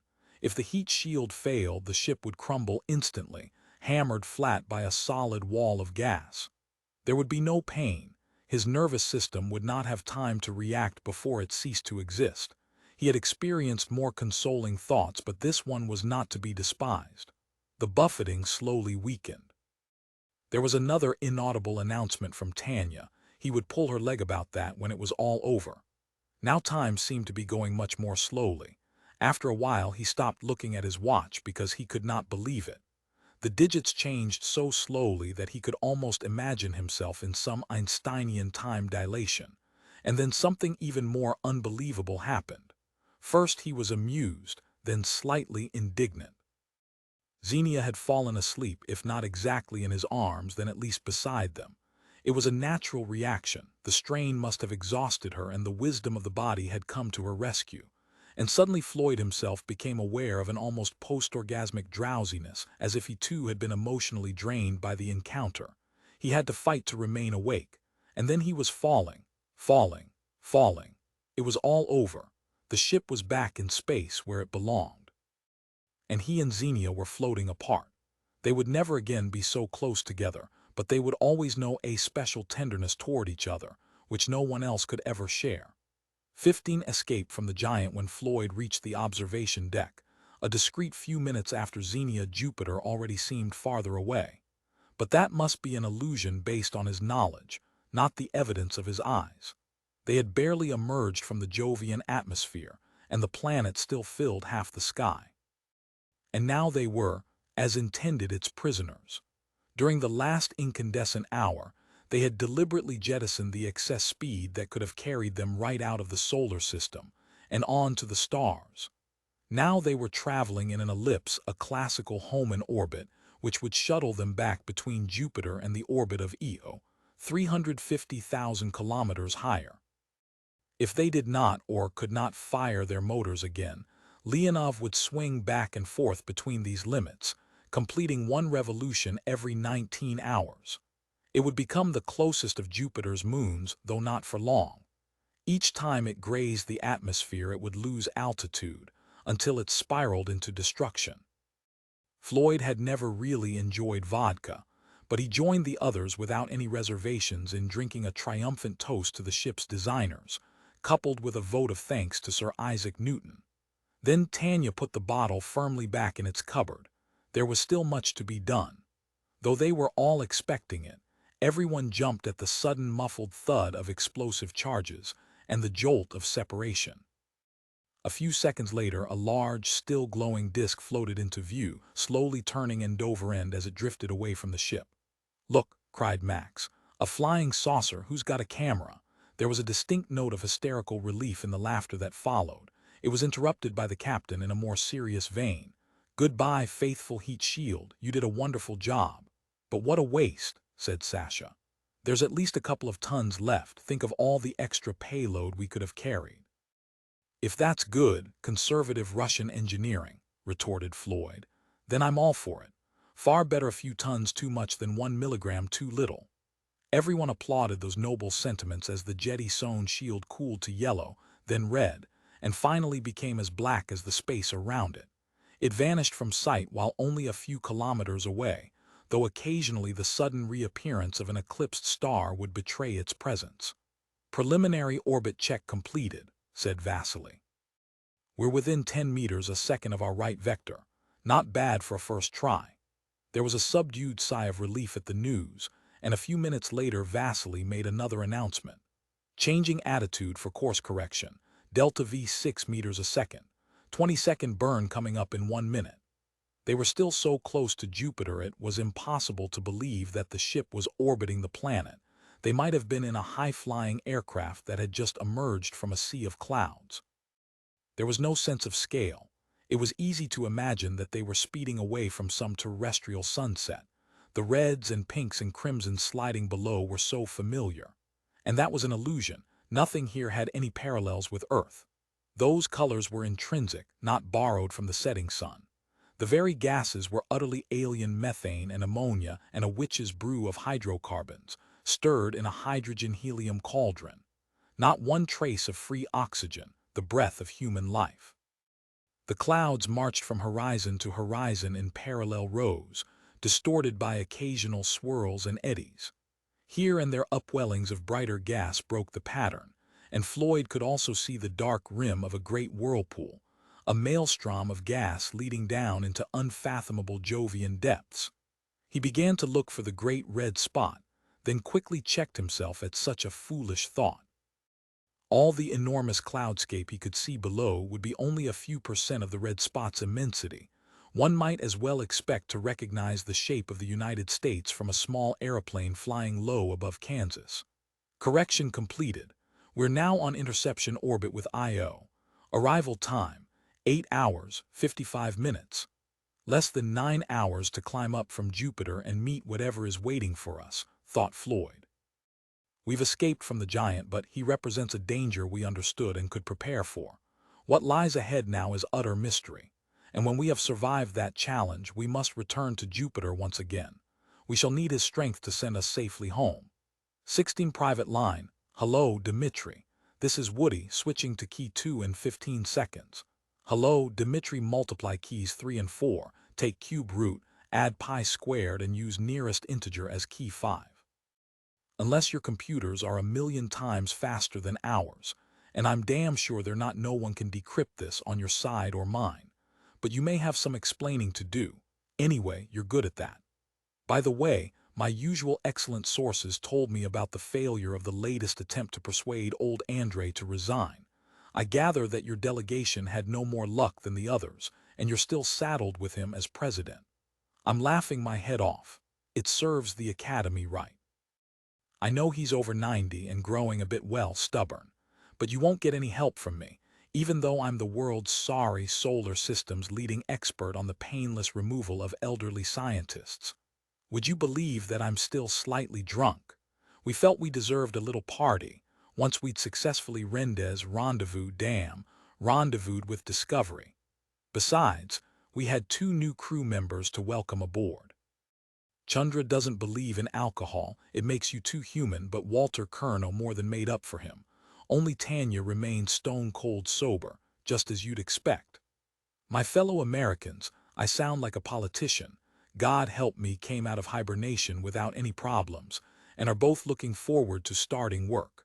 We'll all have to move quickly. Not only is time running out, but Discovery seems to be in very bad shape. We could hardly believe our eyes when we saw how its spotless white hull had turned a sickly yellow. Io's to blame, of course. The ship spiraled down to within 3,000 kilometers, and every few days one of the volcanoes blasts a few megatons of sulfur up into the sky. Even though you've seen the movies, you can't really imagine what it's like to hang above that inferno. I'll be glad when we can get away, even though we'll be heading for something much more mysterious, and perhaps far more dangerous. I flew over Kilauea during the 6th eruption. That was mighty scary, but it was nothing compared to this. At the moment, we're over the night side, and that makes it worse. You can see just enough to imagine a lot more. It's as close to hell as I ever want to get. Some of the sulfur lakes are hot enough to glow, but most of the light comes from electrical discharges. Every few minutes the whole landscape seems to explode, as if a giant photo flash has gone off above it. And that's probably not a bad analogy. There are millions of amps flowing in the flux tube linking Io and Jupiter, and every so often there's a breakdown. Then you get the biggest lightning flash in the solar system, and half our circuit breakers jump out in sympathy. There's just been an eruption right on the terminator, and I can see a huge cloud expanding up toward us, climbing into the sunlight. I doubt if it will reach our altitude, and even if it does, it will be harmless by the time it gets here. But it looks ominous, a space monster, trying to devour us. Soon after we got here, I realized that Io reminded me of something. It took me a couple of days to work it out, and then I had to check with mission archives because the ship's library couldn't help shame on it. Do you remember how I introduced you to the Lord of the Rings when we were kids back at that Oxford conference?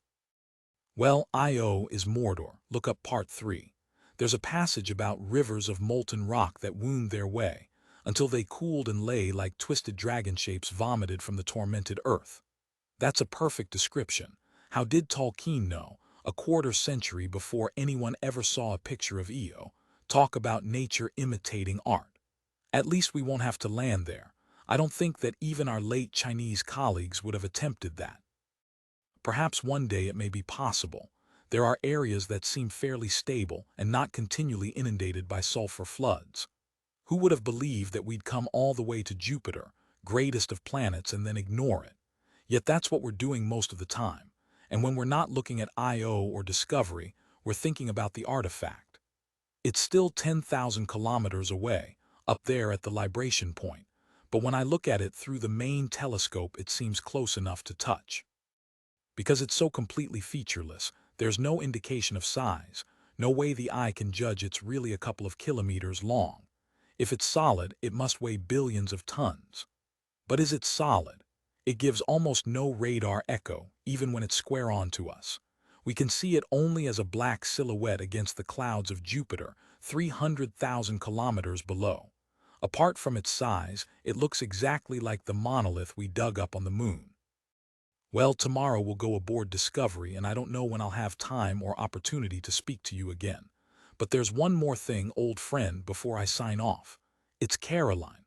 She's never really understood why I had to leave Earth, and in a way I don't think she'll ever quite forgive me. Some women believe that love isn't the only thing but everything. Perhaps they're right. Anyway, it's certainly too late to argue now. Try and cheer her up when you have a chance. She talks about going back to the mainland. I'm afraid that if she does, if you can't get through to her, try to cheer up Chris. I miss him more than I care to say. He'll believe Uncle Dmitri if you say that his father still loves him and will be coming home just as quickly as he can. 17 boarding party, even in the best of circumstances. It is not easy to board a derelict and uncooperative spaceship. Indeed, it can be positively dangerous. Walter Curnow knew that as an abstract principle, but he did not really feel it in his bones until he saw the entire 100-meter length of Discovery turning end over end, while Leonov kept at a safe distance. Years ago, friction had braked the spin of Discovery's carousel, thus transferring its angular momentum to the rest of the structure. Now, like a drum majorette's baton at the height of its trajectory, the abandoned ship was slowly tumbling along its orbit. The first problem was to stop that spin, which made Discovery not only uncontrollable but almost unapproachable. As he suited up in the airlock with Max Brailovsky, Curnow had a very rare sensation of incompetence, even inferiority. It was not his line of business. He had already explained gloomily, "I'm a space engineer, not a space monkey," but the job had to be done. He alone possessed the skills that could save Discovery from Io's grasp. Max and his colleagues working with unfamiliar circuit diagrams and equipment would take far too long. By the time they had restored power to the ship and mastered its controls, it would have plunged into the sulphurous fire pits below. "You're not scared, are you?" asked Max when they were about to put on their helmets. "Not enough to make a mess in my suit. Otherwise, yes," Max chuckled. "I'd say that's about right for this job, but don't worry, I'll get you there in one piece with my, what do you call it? Broomstick, because witches are supposed to ride them." "Oh yes, have you ever used one?" "I tried once, but mine got away from me. Everyone else thought it was very funny." There are some professions which have evolved unique and characteristic tools: the longshoreman's hook, the potter's wheel, the bricklayer's trowel, the geologist's hammer. The men who had to spend much of their time on zero-gravity construction projects had developed the broomstick. It was very simple, a hollow tube just a meter long, with a footpad at one end and a retaining loop at the other. At the touch of a button, it could telescope out to 5 or 6 times its normal length, and the internal shock-absorbing system allowed a skilled operator to perform the most amazing maneuvers. The footpad could also become a claw or hook if necessary. There were many other refinements, but that was the basic design. It looked deceptively easy to use. It was. The airlock pumps finished recycling. The exit sign came on. The outer doors opened, and they drifted slowly into the void. Discovery was windmilling about 200 meters away, following them in orbit around Io, which filled half the sky. Jupiter was invisible, on the other side of the satellite. This was a matter of deliberate choice. They were using Io as a shield to protect them from the energies raging back and forth in the flux tube that linked the two worlds. Even so, the radiation level was dangerously high. They had less than 15 minutes before they must get back to shelter. Almost immediately, Curnow had a problem with his suit. "It fitted me when I left Earth," he complained. "But now I'm rattling around inside like a pea in a pod." "That's perfectly normal, Walter," said Surgeon Commander Rudenko, breaking into the radio circuit. "You lost 10 kilos in hibernation, which you could very well afford to miss. And you've already put 3 of them back." Before Curnow had time to think of a suitable retort, he found himself gently but firmly jerked away from Leonov. "Just relax, Walter," said Brailovsky. "Don't use your thrusters even if you start tumbling. Let me do all the work." Curnow could see the faint puffs from the younger man's backpack as its tiny jets drove them toward Discovery. With each little cloud of vapor, there came a gentle tug on the tow line, and he would start moving toward Brailovsky, but he never caught up with him before the next puff came. He felt rather like a yo-yo now making one of its periodic comebacks on Earth, bouncing up and down on its string. There was only one safe way to approach the derelict, and that was along the axis around which it was slowly revolving. Discovery's center of rotation was approximately amidships, near the main antenna complex, and Brailovsky was heading directly toward this area, with his anxious partner in tow. "How will he stop both of us in time?" Curnow asked himself. Discovery was now a huge, slender dumbbell slowly flailing the entire sky ahead of them. Though it took several minutes to complete one revolution, the far ends were moving at an impressive speed. Curnow tried to ignore them and concentrated on the approaching and immobile center. "I'm aiming for that," said Brailovsky. "Don't try to help and don't be surprised at anything that happens." Now, what does he mean by that? Curnow asked himself, while preparing to be as unsurprised as possible. Everything happened in about 5 seconds. Brailovsky triggered his broomstick so that it telescoped out to its full length of 4 meters and made contact with the approaching ship. The broomstick started to collapse, its internal spring absorbing Brailovsky's considerable momentum. But it did not, as Curnow had fully expected, bring him to rest beside the antenna mount. It immediately expanded again, reversing the Russian's velocity so that he was, in effect, reflected away from Discovery just as rapidly as he had approached. He flashed past Curnow, heading out into space again, only a few centimeters away. The startled American just had time to glimpse a large grin before Brailovsky shot past him. A second later, there was a jerk on the line connecting them and a quick surge of deceleration as they shared momentum. Their opposing velocities had been neatly cancelled. They were virtually at rest with respect to Discovery. Curnow had merely to reach out to the nearest handhold and drag them both in. "Have you ever tried Russian roulette?" he asked, when he had got his breath back. "No, what is it?" "I must teach you sometime. It's almost as good as this for curing boredom." "I hope you're not suggesting, Walter, that Max would do anything dangerous." Dr. Rudenko sounded as if she was genuinely shocked, and Curnow decided it was best not to answer. Sometimes the Russians did not understand his peculiar sense of humor. "You could have fooled me," he muttered under his breath, not loud enough for her to hear. Now that they were firmly attached to the hub of the windmilling ship, he was no longer conscious of its rotation, especially when he fixed his gaze upon the metal plates immediately before his eyes. The latter stretching away into the distance, running along the slender cylinder that was Discovery's main structure, was his next objective. The spherical command module at its far end seemed several light years away, though he knew perfectly well that the distance was only 50 meters. "I'll go first," said Brailovsky, reeling in the slack on the line linking them together. "Remember, it's downhill all the way from here, but that's no problem. You can hold on with one hand. Even at the bottom, gravity's only about 1/10 g, and that's, what do you say, chicken shit?"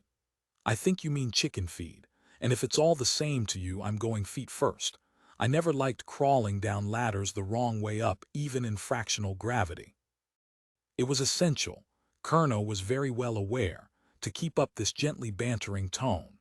Otherwise he would be simply overwhelmed by the mystery and danger of the situation. There he was, almost a billion kilometers from home, about to enter the most famous derelict in the entire history of space exploration. A media reporter had once called Discovery the Marie Celeste of space, and that was not a bad analogy. But there was also much that made his situation unique. Even if he tried to ignore the nightmare moonscape filling half the sky, there was a constant reminder of its presence at hand. Every time he touched the rungs of the ladder, his glove dislodged a thin mist of sulfur dust. Brailovsky, of course, was quite correct. The rotational gravity caused by the ship's end-over-end tumbling was easily countered. As he grew used to it, Colonel even welcomed the sense of direction it gave him. And then, quite suddenly, they had reached the big, discolored sphere of Discovery's control and life support module. Only a few meters away was an emergency hatch, the very one Colonel realized that Bowman had entered for his final confrontation with Hal. "Hope we can get in," muttered Brailovsky. "Pity to come all this way and find the door locked." He scraped away the sulfur obscuring the airlock status display panel. "Dead, of course. Shall I try the controls?" "Won't do any harm, but nothing will happen." "You're right. Well, here goes with manual." It was fascinating to watch the narrow hairline open in the curved wall, and to note the little puff of vapor dispersing into space, carrying with it a scrap of paper. Was that some vital message? They would never know. It spun away, tumbling end over end without losing any of its initial spin as it disappeared against the stars.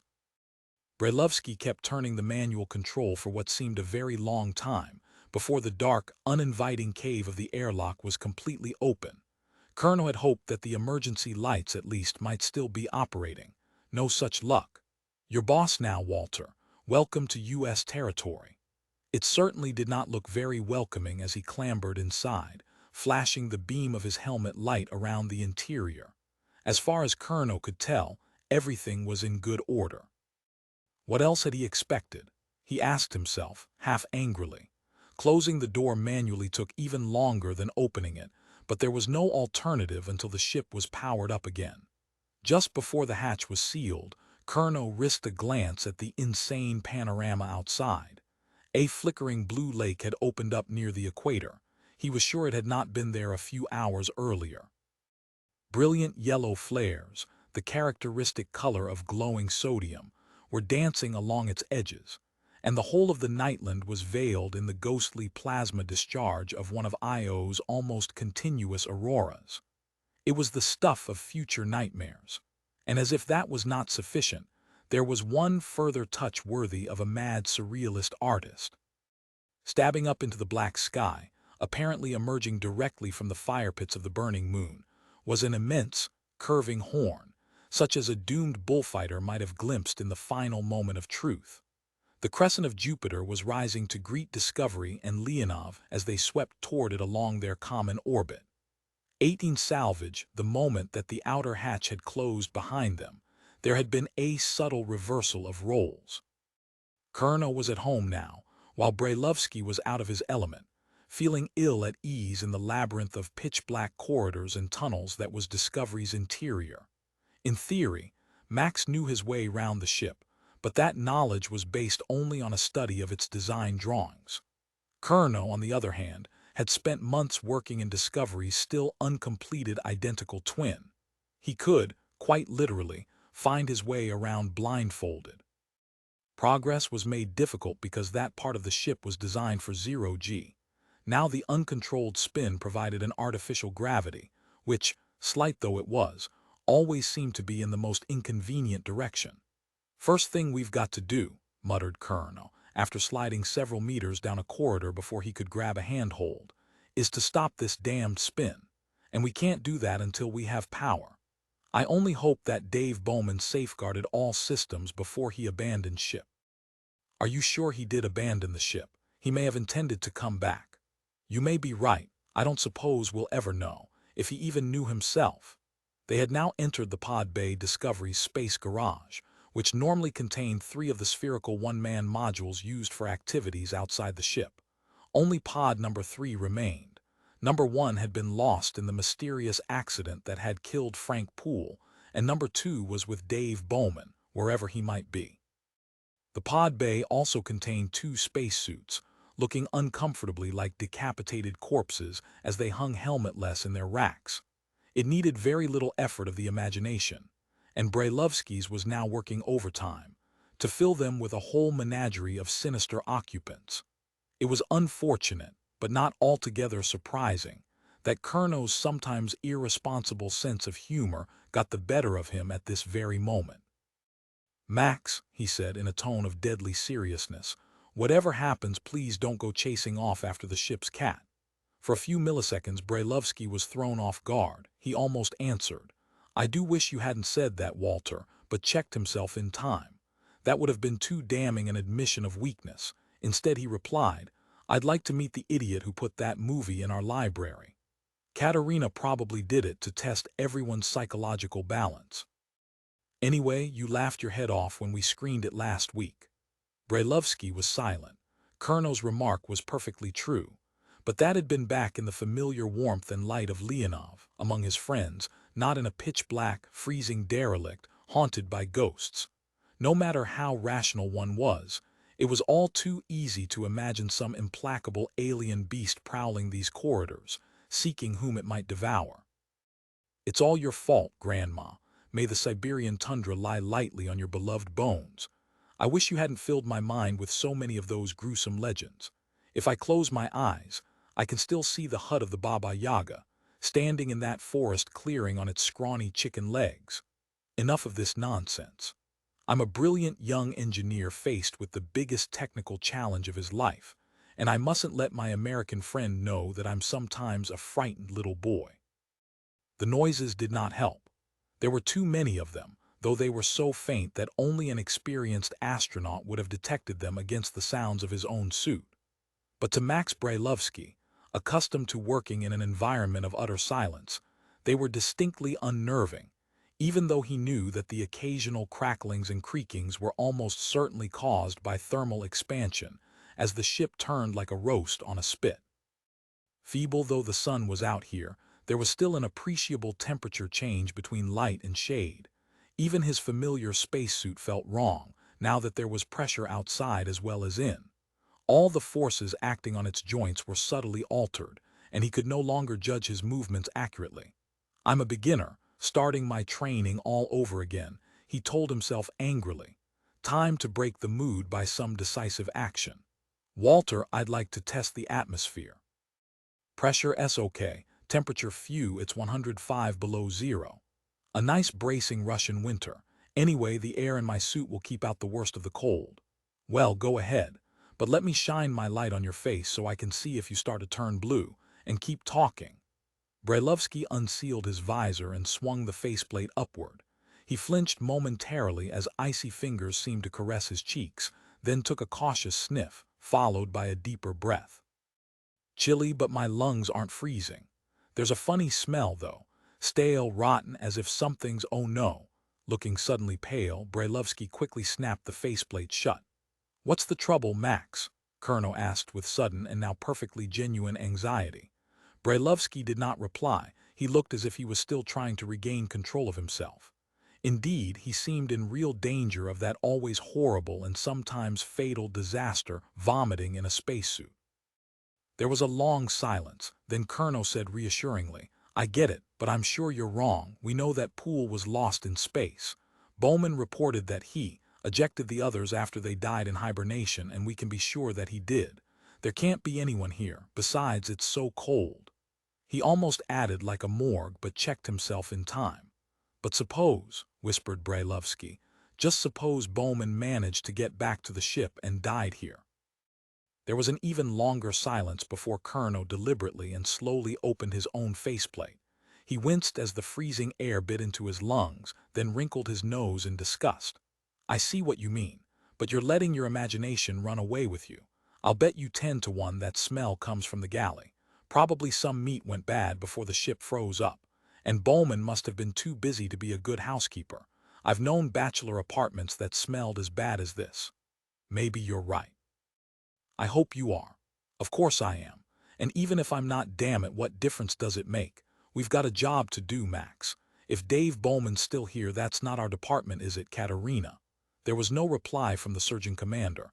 They had gone too far inside the ship for radio to penetrate. They were indeed on their own, but Max's spirits were rapidly reviving. It was a privilege, he decided, to work with Walter. The American engineer sometimes appeared soft and easygoing, but he was totally competent, and when necessary, as hard as nails. Together, they would bring Discovery back to life, and perhaps back to Earth. 19 Operation Windmill. When Discovery suddenly lit up like the proverbial Christmas tree, navigation and interior lights blazing from end to end, the cheer aboard Leonov might almost have been heard across the vacuum between the two ships. It turned into an ironic groan when the lights promptly went out again. Nothing else happened for half an hour. Then the observation windows of Discovery's flight deck began to glow with the soft crimson of the emergency lights. A few minutes later, Curnow and Brailovsky could be seen moving around inside, their figures blurred by the film of sulfur dust. "Hello, Max, Walter, can you hear us?" called Tatiana Orlova. Both the figures waved instantly, but made no other reply. Obviously, they were too busy to engage in casual conversation. The watchers on Leonov had to wait patiently while various lights flashed on and off. One of the three-pod bay doors slowly opened and quickly closed, and the main antenna slewed around a modest 10 degrees. "Hello, Leonov," said Colonel at last. "Sorry to keep you waiting, but we've been rather busy. Here's a quick assessment, judging from what we've seen so far. The ship's in much better shape than I feared. Hull's intact, leakage negligible, air pressure 85% nominal. Quite breathable, but we'll have to do a major recycling job because it stinks to high heaven.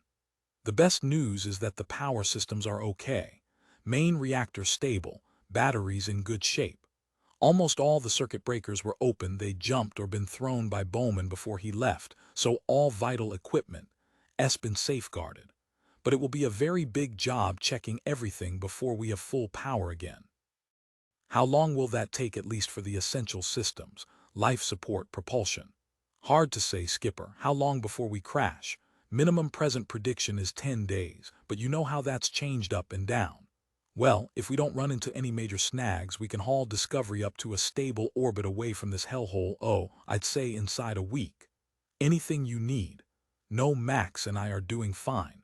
We're going into the carousel now to check the bearings. I want to get it running as soon as possible." "Pardon me, Walter, but is that important? Gravity's convenient, but we've managed without any for quite a while." "I'm not after gravity, though it will be useful to have some aboard. If we can get the carousel running again, it will mop up the ship's spin, stop it tumbling. Then we'll be able to couple our airlocks together and cut out EVAs. That will make work 100 times easier." "Nice idea, Walter, but you're not going to mate my ship to that windmill. Suppose the bearing seize up and the carousel jams, that would tear us to pieces." "Agreed. We'll cross that bridge when we come to it. I'll report again as soon as I can." No one had much rest for the next 2 days. By the end of that time, Curnow and Brailovsky had practically fallen asleep in their suits, but had completed their survey of Discovery and found no unpleasant surprises.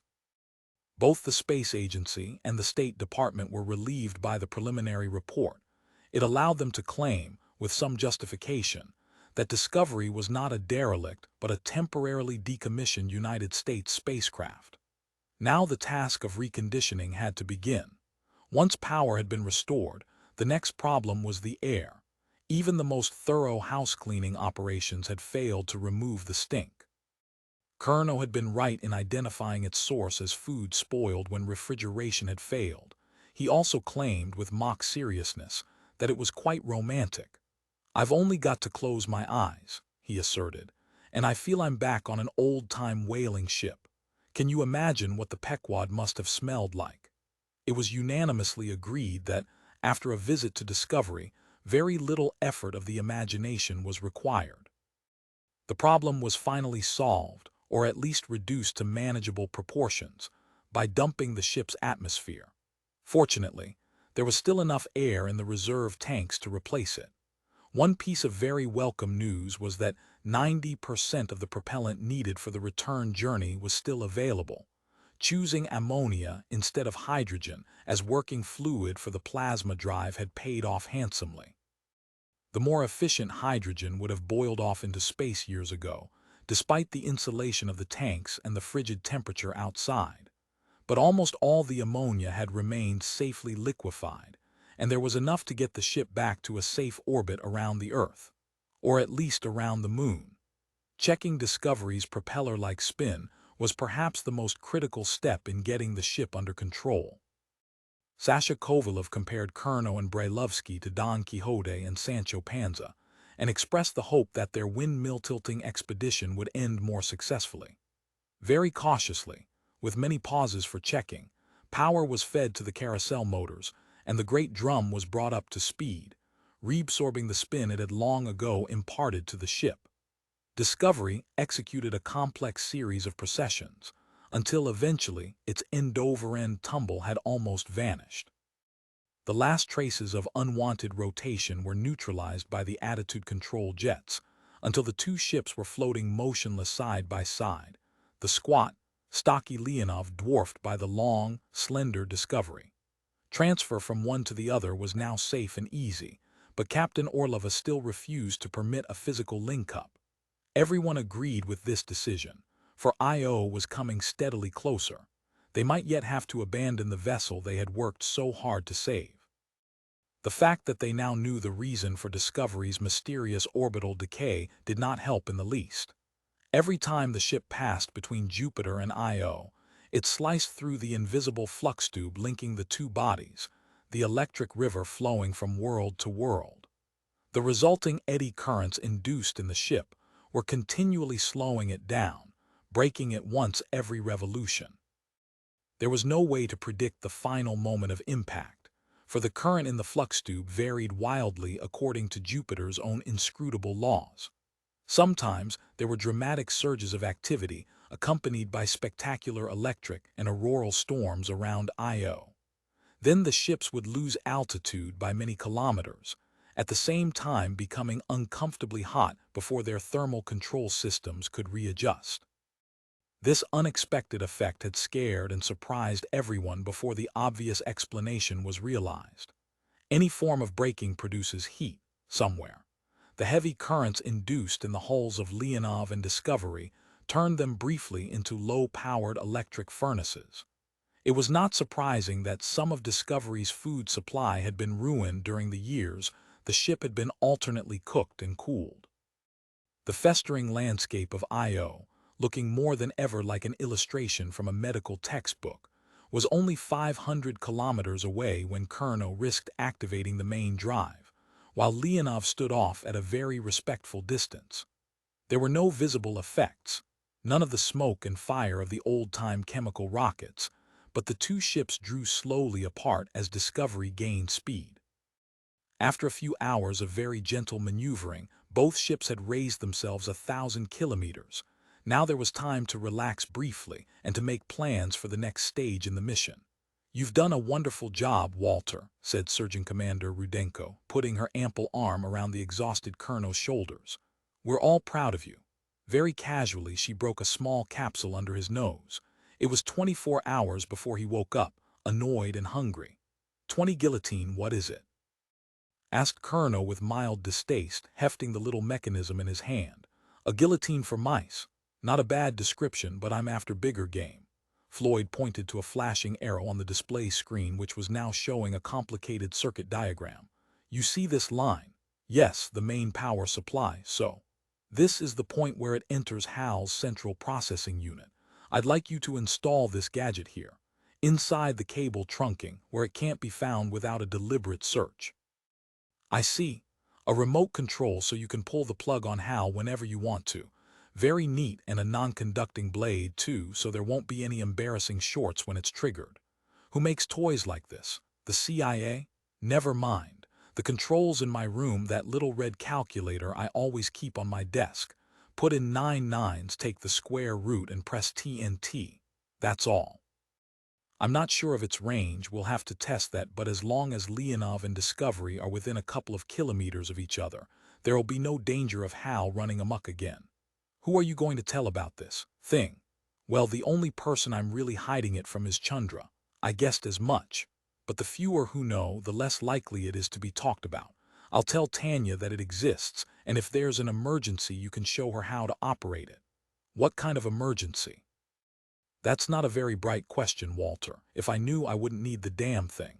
Guess you're right. When do you want me to install your patented Hal Zapper? As soon as you can, preferably tonight, when Chandra's sleeping.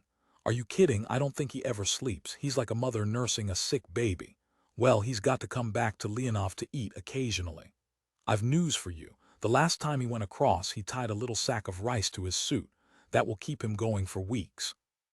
Then we'll have to use one of Katarina's famous knockout drops. They did a pretty good job on you, didn't they? Colonel was joking about Chandra, at least. Floyd assumed that he was, though one could never be quite sure. He was fond of making outrageous statements with a perfectly straight face. It had been some time before the Russians had fully realized that. Soon, in self-defense, they were prone to preemptive laughs even when Colonel was being perfectly serious.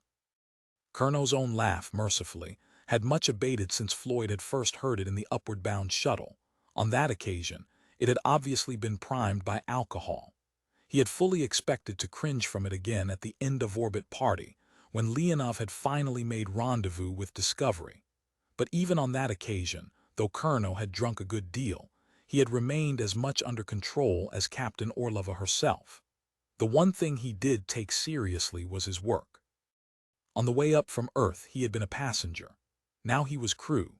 21 resurrection we are, Floyd told himself, about to awaken a sleeping giant.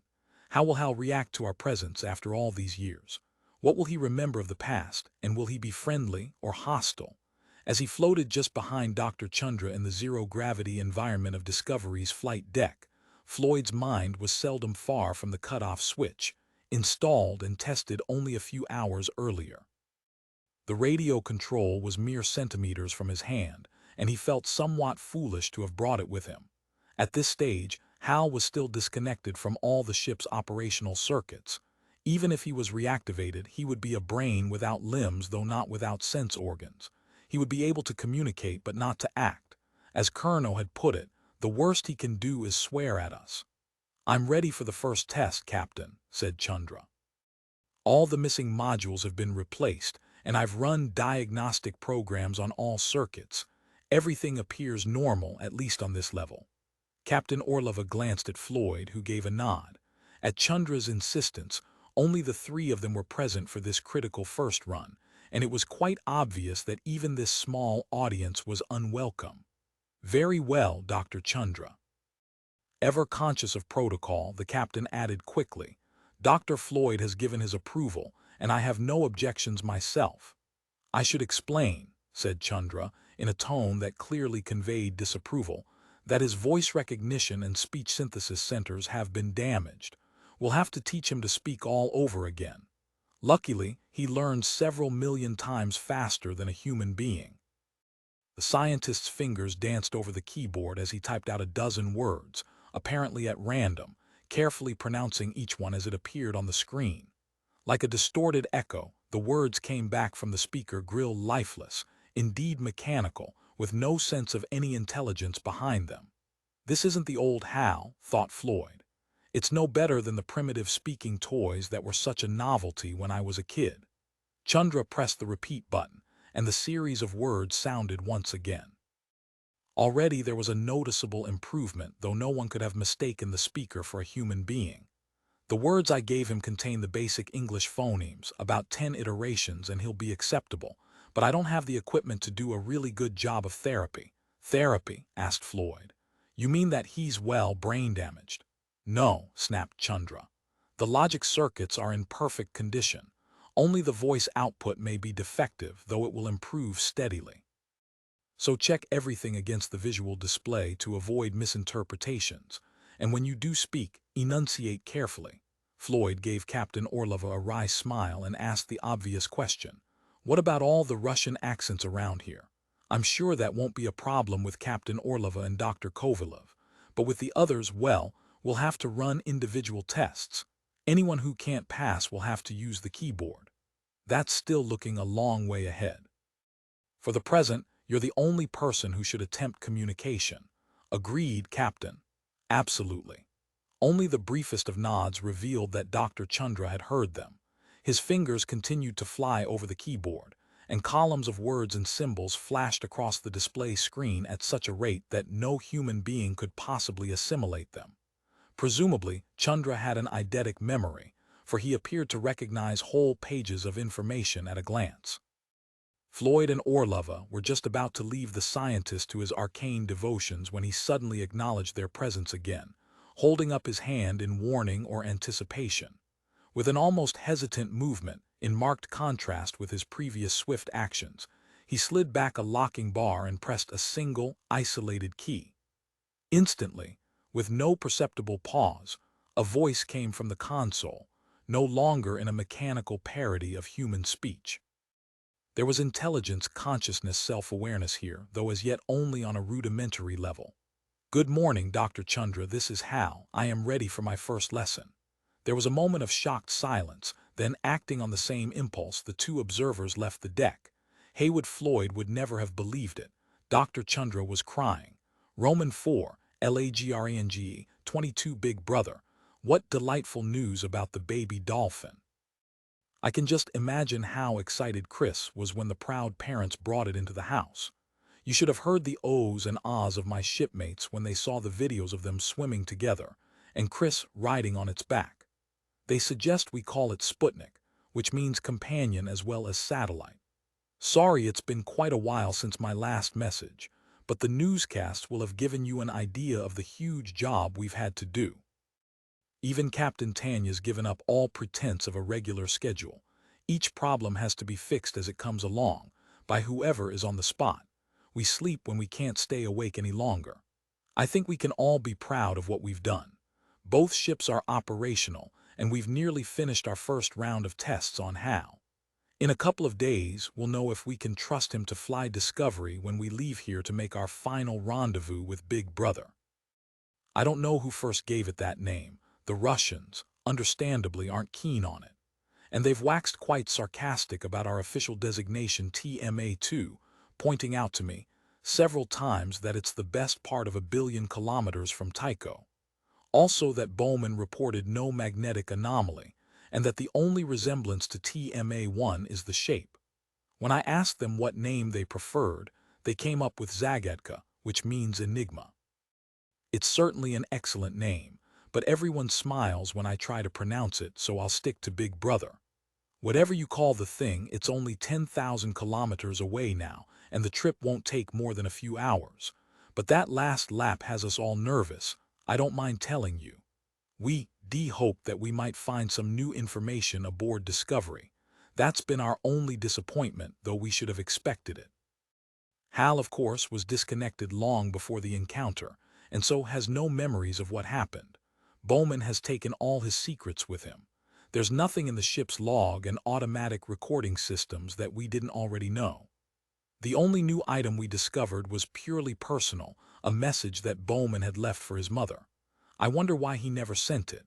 Obviously, he did expect or hope to return to the ship after that last EVA. Of course, we've had it forwarded to Mrs. Bowman. She's in a nursing home, somewhere in Florida, and her mental condition is poor, so it may not mean anything to her. Well, that's all the news this time. I can't tell you how much I miss you, and the blue skies and green seas of Earth. All the colors here are reds and oranges and yellows, often as beautiful as the most fantastic sunset. But after a while one grows sick for the cool, pure rays at the other end of the spectrum. My love to you both. I'll call again just as soon as I can. 23 Rendezvous. Nikolai Temovsky, Leonov's control and cybernetics expert, was the only man aboard who could talk to Dr. Chandra on something like his own terms. Although Hal's principal creator and mentor was reluctant to admit anyone into his full confidence, sheer physical exhaustion had forced him to accept help. Russian and Indo-American had formed a temporary alliance, which functioned surprisingly well. Most of the credit for this went to the good-natured Nikolai, who was somehow able to sense when Chandra really needed him, and when he preferred to be alone. The fact that Nikolai's English was much the worst on the ship was totally unimportant, since most of the time both men spoke a computerese wholly unintelligible to anyone else. After a week's slow and careful reintegration, all of Hal's routine, supervisory functions were operating reliably. He was like a man who could walk, carry out simple orders, do unskilled jobs, and engage in low-level conversation. In human terms, he had an intelligence quotient of perhaps 50. Only the faintest outlines of his original personality had yet emerged. He was still sleepwalking.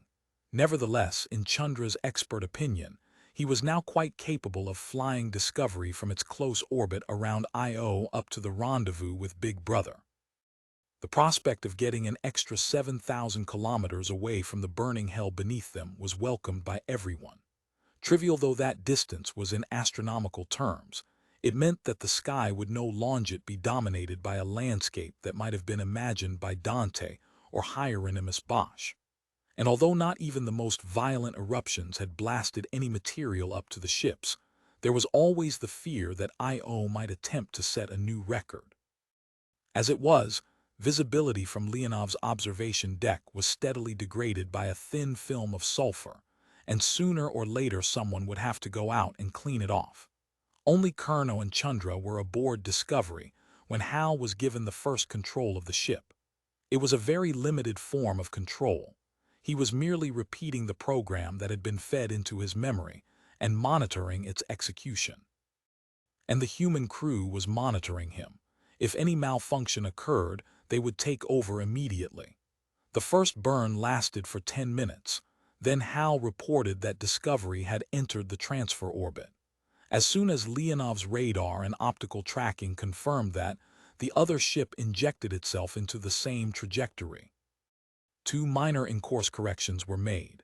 Then, 3 hours and 15 minutes later, both arrived uneventfully at the first Lagrange point, L1, 10,500 kilometers up, on the invisible line connecting the centers of Io and Jupiter. Hal had behaved impeccably, and Chandra showed unmistakable traces of such purely human emotions as satisfaction and even joy. But by that time, everyone's thoughts were elsewhere. Big Brother, alias Zagadka, was only 100 kilometers away. Even from that distance, it already appeared larger than the moon as seen from Earth, and shockingly unnatural in its straight-edged, geometrical perfection. Against the background of space it would have been completely invisible, but the scudding Jovian clouds 350,000 kilometers below showed it up in dramatic relief. They also produced an illusion that, once experienced, the mind found almost impossible to refute. Because there was no way in which its real location could be judged by the eye, Big Brother often looked like a yawning trapdoor set in the face of Jupiter. There was no reason to suppose that 100 kilometers would be safer than 10, or more dangerous than 1,000. It merely seemed psychologically right for a first reconnaissance. From that distance, the ship's telescopes could have revealed details only centimeters across, but there were none to be seen. Big Brother appeared completely featureless, which, for an object that had, presumably, survived millions of years of bombardment by space debris, was incredible. When Floyd stared through the binocular eyepiece, it seemed to him that he could reach out and touch those smooth, ebon surfaces, just as he had done on the moon, years ago. That first time, it had been with the gloved hand of his spacesuit.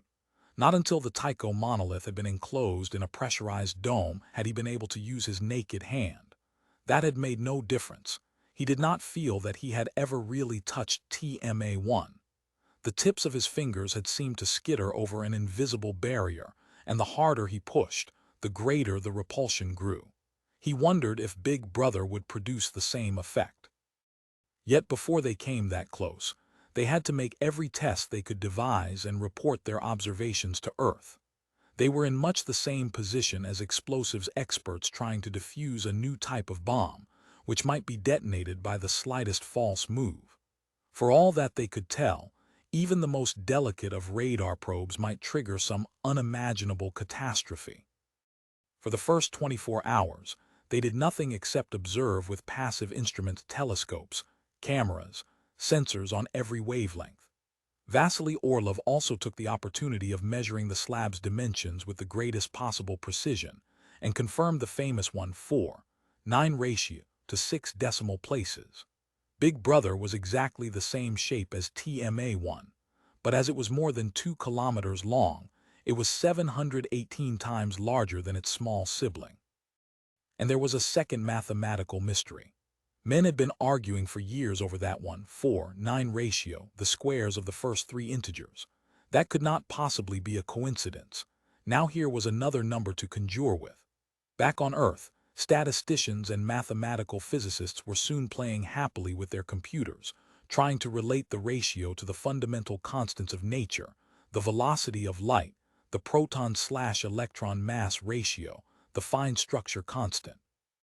They were quickly joined by a gaggle of numerologists, astrologers, and mystics, who threw in the height of the Great Pyramid, the diameter of Stonehenge, the azimuth bearings of the Nazca lines, the latitude of Easter Island, and a host of other factors from which they were able to draw the most amazing conclusions about the future. They were not in the least deterred when a celebrated Washington humorist claimed that his calculations proved that the world ended on 31 December 1999, but that everyone had had too much of a hangover to notice. Nor did Big Brother appear to notice the 2 ships that had arrived in its vicinity, even when they cautiously probed it with radar beams and bombarded it with strings of radio pulses which, it was hoped, would encourage any intelligent listener to answer in the same fashion. After 2 frustrating days, with the approval of Mission Control, the ships halved their distance. From 50 kilometers, the largest face of the slab appeared about 4 times the width of the moon in Earth's sky. Impressive, but not so large as to be psychologically overwhelming. It could not yet compete with Jupiter, 10 times larger still, and already the mood of the expedition was changing from awed alertness to a certain impatience. Walter Kerno spoke for almost everyone. Big Brother may be willing to wait a few million years. We'd like to get away a little sooner. 24 Reconnaissance Discovery had left Earth with 3 of the little space pods that allowed an astronaut to perform extravehicular activities in shirt-sleeve comfort. One had been lost in the accident, if it was an accident that had killed Frank Poole. Another had carried Dave Bowman to his final appointment with Big Brother and shared whatever fate befell him. A third was still in the ship's garage, the pod bay. It lacked one important component, the hatch, blown off by Commander Bowman when he had made his hazardous vacuum crossing and entered the ship through the emergency airlock, after Hal had refused to open the pod bay door. The resulting blast of air had rocketed the pod several hundred kilometers away before Bowman, busy with more important matters, had brought it back under radio control. It was not surprising that he had never bothered to replace the missing hatch. Now pod number 3, on which Max, refusing all explanations, had stenciled the name Nina, was being prepared for another EVA. It still lacked a hatch, but that was unimportant. No one would be riding inside. Bowman's devotion to duty was a piece of unexpected luck, and it would have been folly not to take advantage of it. By using Nina as a robot probe, Big Brother could be examined at close quarters without risking human lives. That at least was the theory. No one could rule out the possibility of a backlash that might engulf the ship. After all, 50 kilometers was not even a hair's breadth, as cosmic distances went. After years of neglect, Nina looked distinctly shabby. The dust that was always floating around in 0G had settled over the outer surface, so that the once immaculately white hull had become a dingy gray. As it slowly accelerated away from the ship, its external manipulators folded neatly back, and its oval viewport staring spaceward like a huge, dead eye. It did not seem a very impressive ambassador of mankind. But that was a distinct advantage. So humble an emissary might be tolerated, and its small size and low velocity should emphasize its peaceful intentions. There had been a suggestion that it should approach Big Brother with open hands. The idea was quickly turned down when almost everyone agreed that if they saw Nina heading toward them, mechanical claws outstretched, they would run for their lives. After a leisurely 2-hour trip, Nina came to rest 100 meters from one corner of the huge rectangular slab. From so close at hand, there was no sense of its true shape. The TV cameras might have been looking down on the tip of a black tetrahedron of indefinite size. The onboard instruments showed no sign of radioactivity or magnetic fields. Nothing whatsoever was coming from Big Brother except the tiny fraction of sunlight it condescended to reflect. After 5 minutes pause, the equivalent, it was intended, of hello, here I am. Nina started a diagonal crossing of the smaller face, then the next larger and finally the largest, keeping at a distance of about 50 meters, but occasionally coming into 5. Whatever the separation, Big Brother looked exactly the same, smooth and featureless. Long before the mission was completed, it had become boring, and the spectators on both ships had gone back to their various jobs, only glancing at the monitors from time to time. "That's it," said Walter Colonel at last when Nina had arrived back where she had started. "We could spend the rest of our lives doing this without learning anything more. What do I do with Nina? Bring her home?" "No," said Vasily, breaking into the circuit from aboard Leonov. "I've a suggestion. Take her to the exact center of the big face. Bring her to rest, 100 meters away, and leave her parked there with the radar switched to maximum precision. No problem, except that there's bound to be some residual drift. But what's the point? I've just remembered an exercise from one of my college astronomy courses, the gravitational attraction of an infinite flat plate. I never thought I'd have a chance of using it in real life. After I've studied Nina's movements for a few hours, at least I'll be able to calculate Zagadka's mass, that is, if it has any. I'm beginning to think there's nothing really there. There's an easy way to settle that, and we'll have to do it eventually. Nina must go in and touch the thing. She already has." "What do you mean?" asked Colonel rather indignantly. "I never got nearer than 5 meters. I'm not criticizing your driving skills, though it was a pretty close thing at that first corner, wasn't it? But you've been tapping gently on Zagadka every time you use Nina's thrusters near its surface. A flea jumping on an elephant. Perhaps.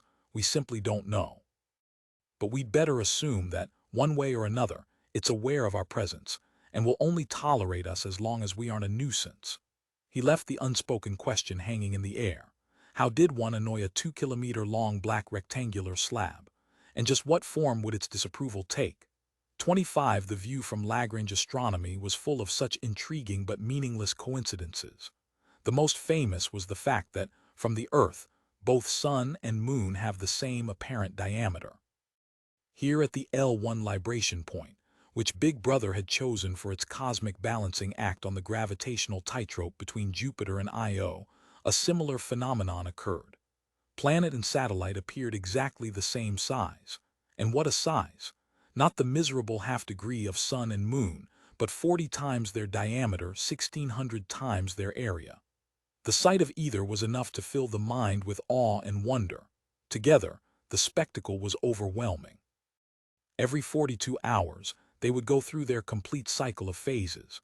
When Io was new, Jupiter was full, and vice versa.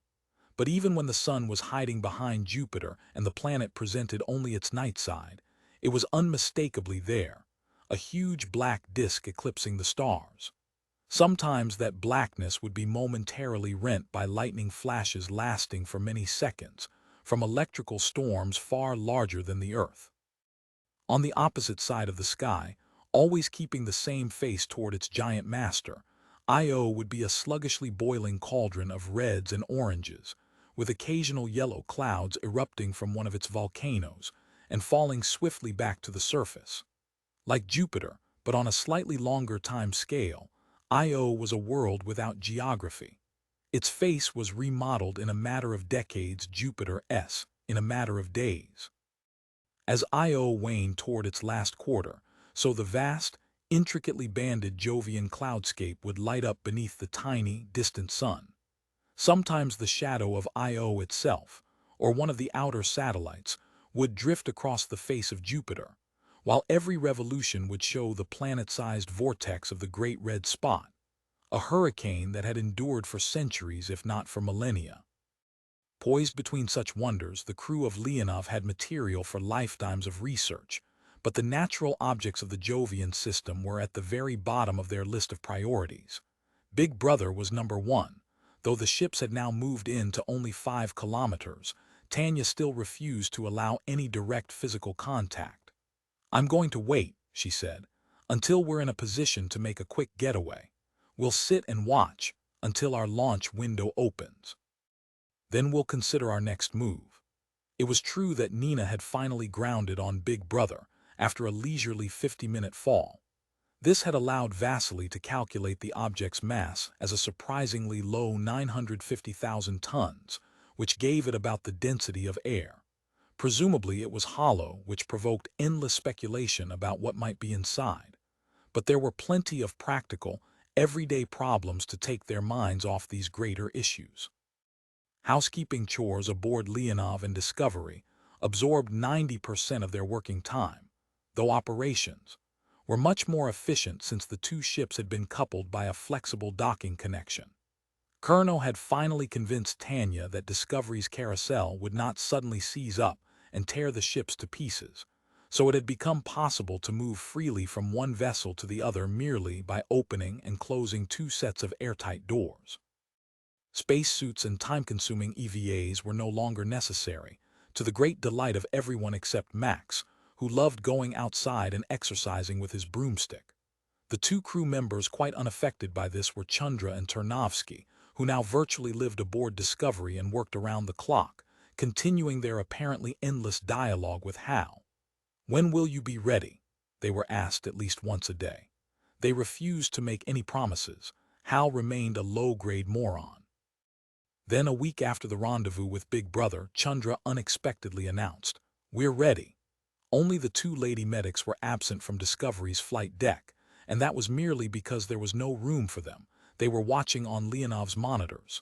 Floyd stood immediately behind Chandra, his hand never far from what Colonel, with his usual gift for the neat phrase, had called his pocket giant killer. "Let me emphasize again," said Chandra, "that there must be no talking. Your accents will confuse him. I can speak, but no one else. Is that understood?" Chandra looked and sounded at the edge of exhaustion, yet his voice held a note of authority that no one had ever heard before. Tanya might be the boss everywhere else, but he was master there. The audience, some anchored to convenient handholds, some floating freely, nodded assent. Chandra closed an audio switch and said, quietly but clearly, "Good morning, Hal." An instant later it seemed to Floyd that the years had rolled away. It was no longer a simple electronic toy that answered back. Hal had returned. "Good morning, Dr. Chandra. Do you feel capable of resuming your duties?" "Of course. I'm completely operational and all my circuits are functioning perfectly." "Then do you mind if I ask you a few questions?" "Not at all." "Do you recall a failure of the I-35 antenna control unit?" "Certainly not." Despite Chandra's injunction, there was a little gasp from the listeners. "This is like tiptoeing through a minefield," thought Floyd as he patted the reassuring shape of the radio cutoff. If that line of questioning triggered another psychosis, he could kill Hal in a second. He knew, having rehearsed the procedure a dozen times. But a second was eons to a computer. That was a chance they would have to take. "You do not remember either Dave Bowman or Frank Poole going out to replace the I-35 unit?" "No. That could not have happened, or I would have remembered it." "Where are Frank and Dave? Who are these people? I can only identify you, though I compute a 65% probability that the man behind you is Dr. Heywood Floyd." Remembering Chandra's strict injunction, Floyd refrained from congratulating Hal. After a decade, 65% was a pretty good score. Many humans would not have done so well. "Don't worry, Hal, I will explain everything later. Has the mission been completed? You know I have the greatest enthusiasm for it." "The mission has been completed. You have carried out your program. Now, if you will excuse us, we wish to have a private conversation." "Certainly." Chandra switched off sound and vision inputs to the main console. As far as this part of the ship was concerned, Hal was now deaf and blind. "Well, what was all that about?" demanded Vasily Orlov. "It means," said Chandra carefully and precisely, "that I have erased all Hal's memories beginning at the moment when the trouble started." "That sounds quite a feat," marveled Sasha. "How did you do it?" I am afraid it would take me longer to explain than it did to carry out the operation. Chandra, I am a computer expert, though not in the same class as you and Nikolai. The 9000 series uses holographic memories, doesn't it? So you couldn't have used a simple chronological erasure. It must have been some kind of tapeworm homing on selected words and concepts. Tapeworm, said Katerina over the ship's intercom. I thought that was my department, though I'm glad to say I've never seen one of the beastly things outside a jar of alcohol. What are you talking about? Computer jargon, Katerina. In the old days, the very old days, they really did use magnetic tape. And it's possible to construct a program that can be fed into a system to hunt down and destroy if you like any desired memories. Can't you do the same sort of thing to human beings by hypnosis? Yes, but it can always be reversed. We never really forget anything. We only think we do. A computer doesn't work that way. When it's told to forget something, it does. The information is completely erased. So Hal has absolutely no memory of his misbehavior. I cannot be 100% certain of that, answered Chandra. There may be some memories that were in transit from one address to another when the tapeworm was making its search, but this is very unlikely. Fascinating, said Tanya, after everyone had thought this over in silence for some time. But the much more important question is, can he be relied upon in future? Before Chandra could answer, Floyd anticipated him. The same set of circumstances can never arise again, I can promise you that. The whole trouble started because it's difficult to explain security to a computer. Or to human beings, muttered Colonel, not very sotto voce. I hope you're right, said Tanya without much conviction. What's the next step, Chandra? Nothing so tricky, merely long and tedious. Now we have to program him to initiate the Jupiter escape sequence and to bring Discovery home. 3 years after we've got back on our high-speed orbit. 26 Probation 2. Victor Milson, Chairman, National Council on Astronautics, Washington from Heywood Floyd, aboard USSC Discovery subject. Malfunction of onboard computer HAL 9000 classification. Secret Dr. Chandra's Garampillai, hereinafter referred to as Dr. C, has now completed his preliminary examination of HAL. He has restored all missing modules, and the computer appears to be fully operational. Details of Dr. C's actions and conclusions will be found in the report he and Dr. Tarnovsky will submit shortly. Meanwhile, you have asked me to summarize them in non-technical terms for the benefit of the Council, especially the new members who will not be familiar with the background. Frankly, I doubt my ability to do this. As you know, I am not a computer specialist, but I will do my best. The problem was apparently caused by a conflict between HAL's basic instructions and the requirements of security. By direct presidential order, the existence of TMA-1 was kept a complete secret.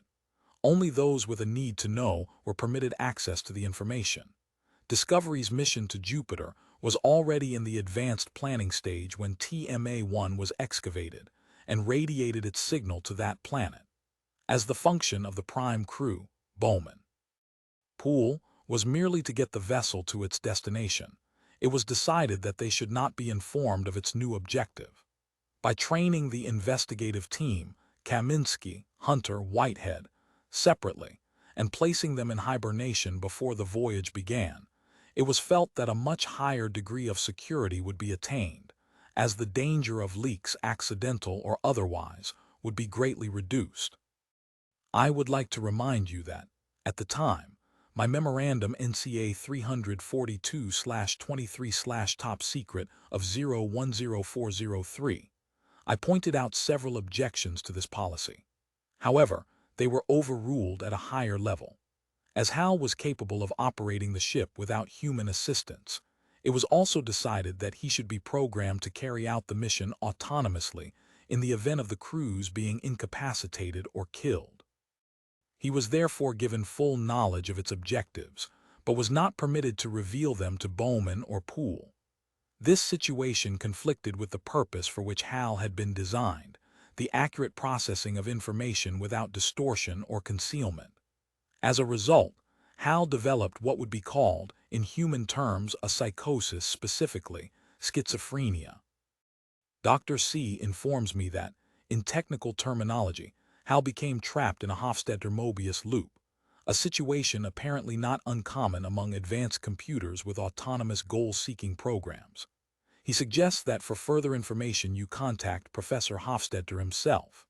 To put it crudely, if I understand Dr. C, Hal was faced with an intolerable dilemma, and so developed paranoid symptoms that were directed against those monitoring his performance back on Earth. He accordingly attempted to break the radio link with Mission Control, first by reporting a non-existent fault in the I-35 antenna unit. This involved him not only in a direct lie, which must have aggravated his psychosis still further, but also in a confrontation with the crew.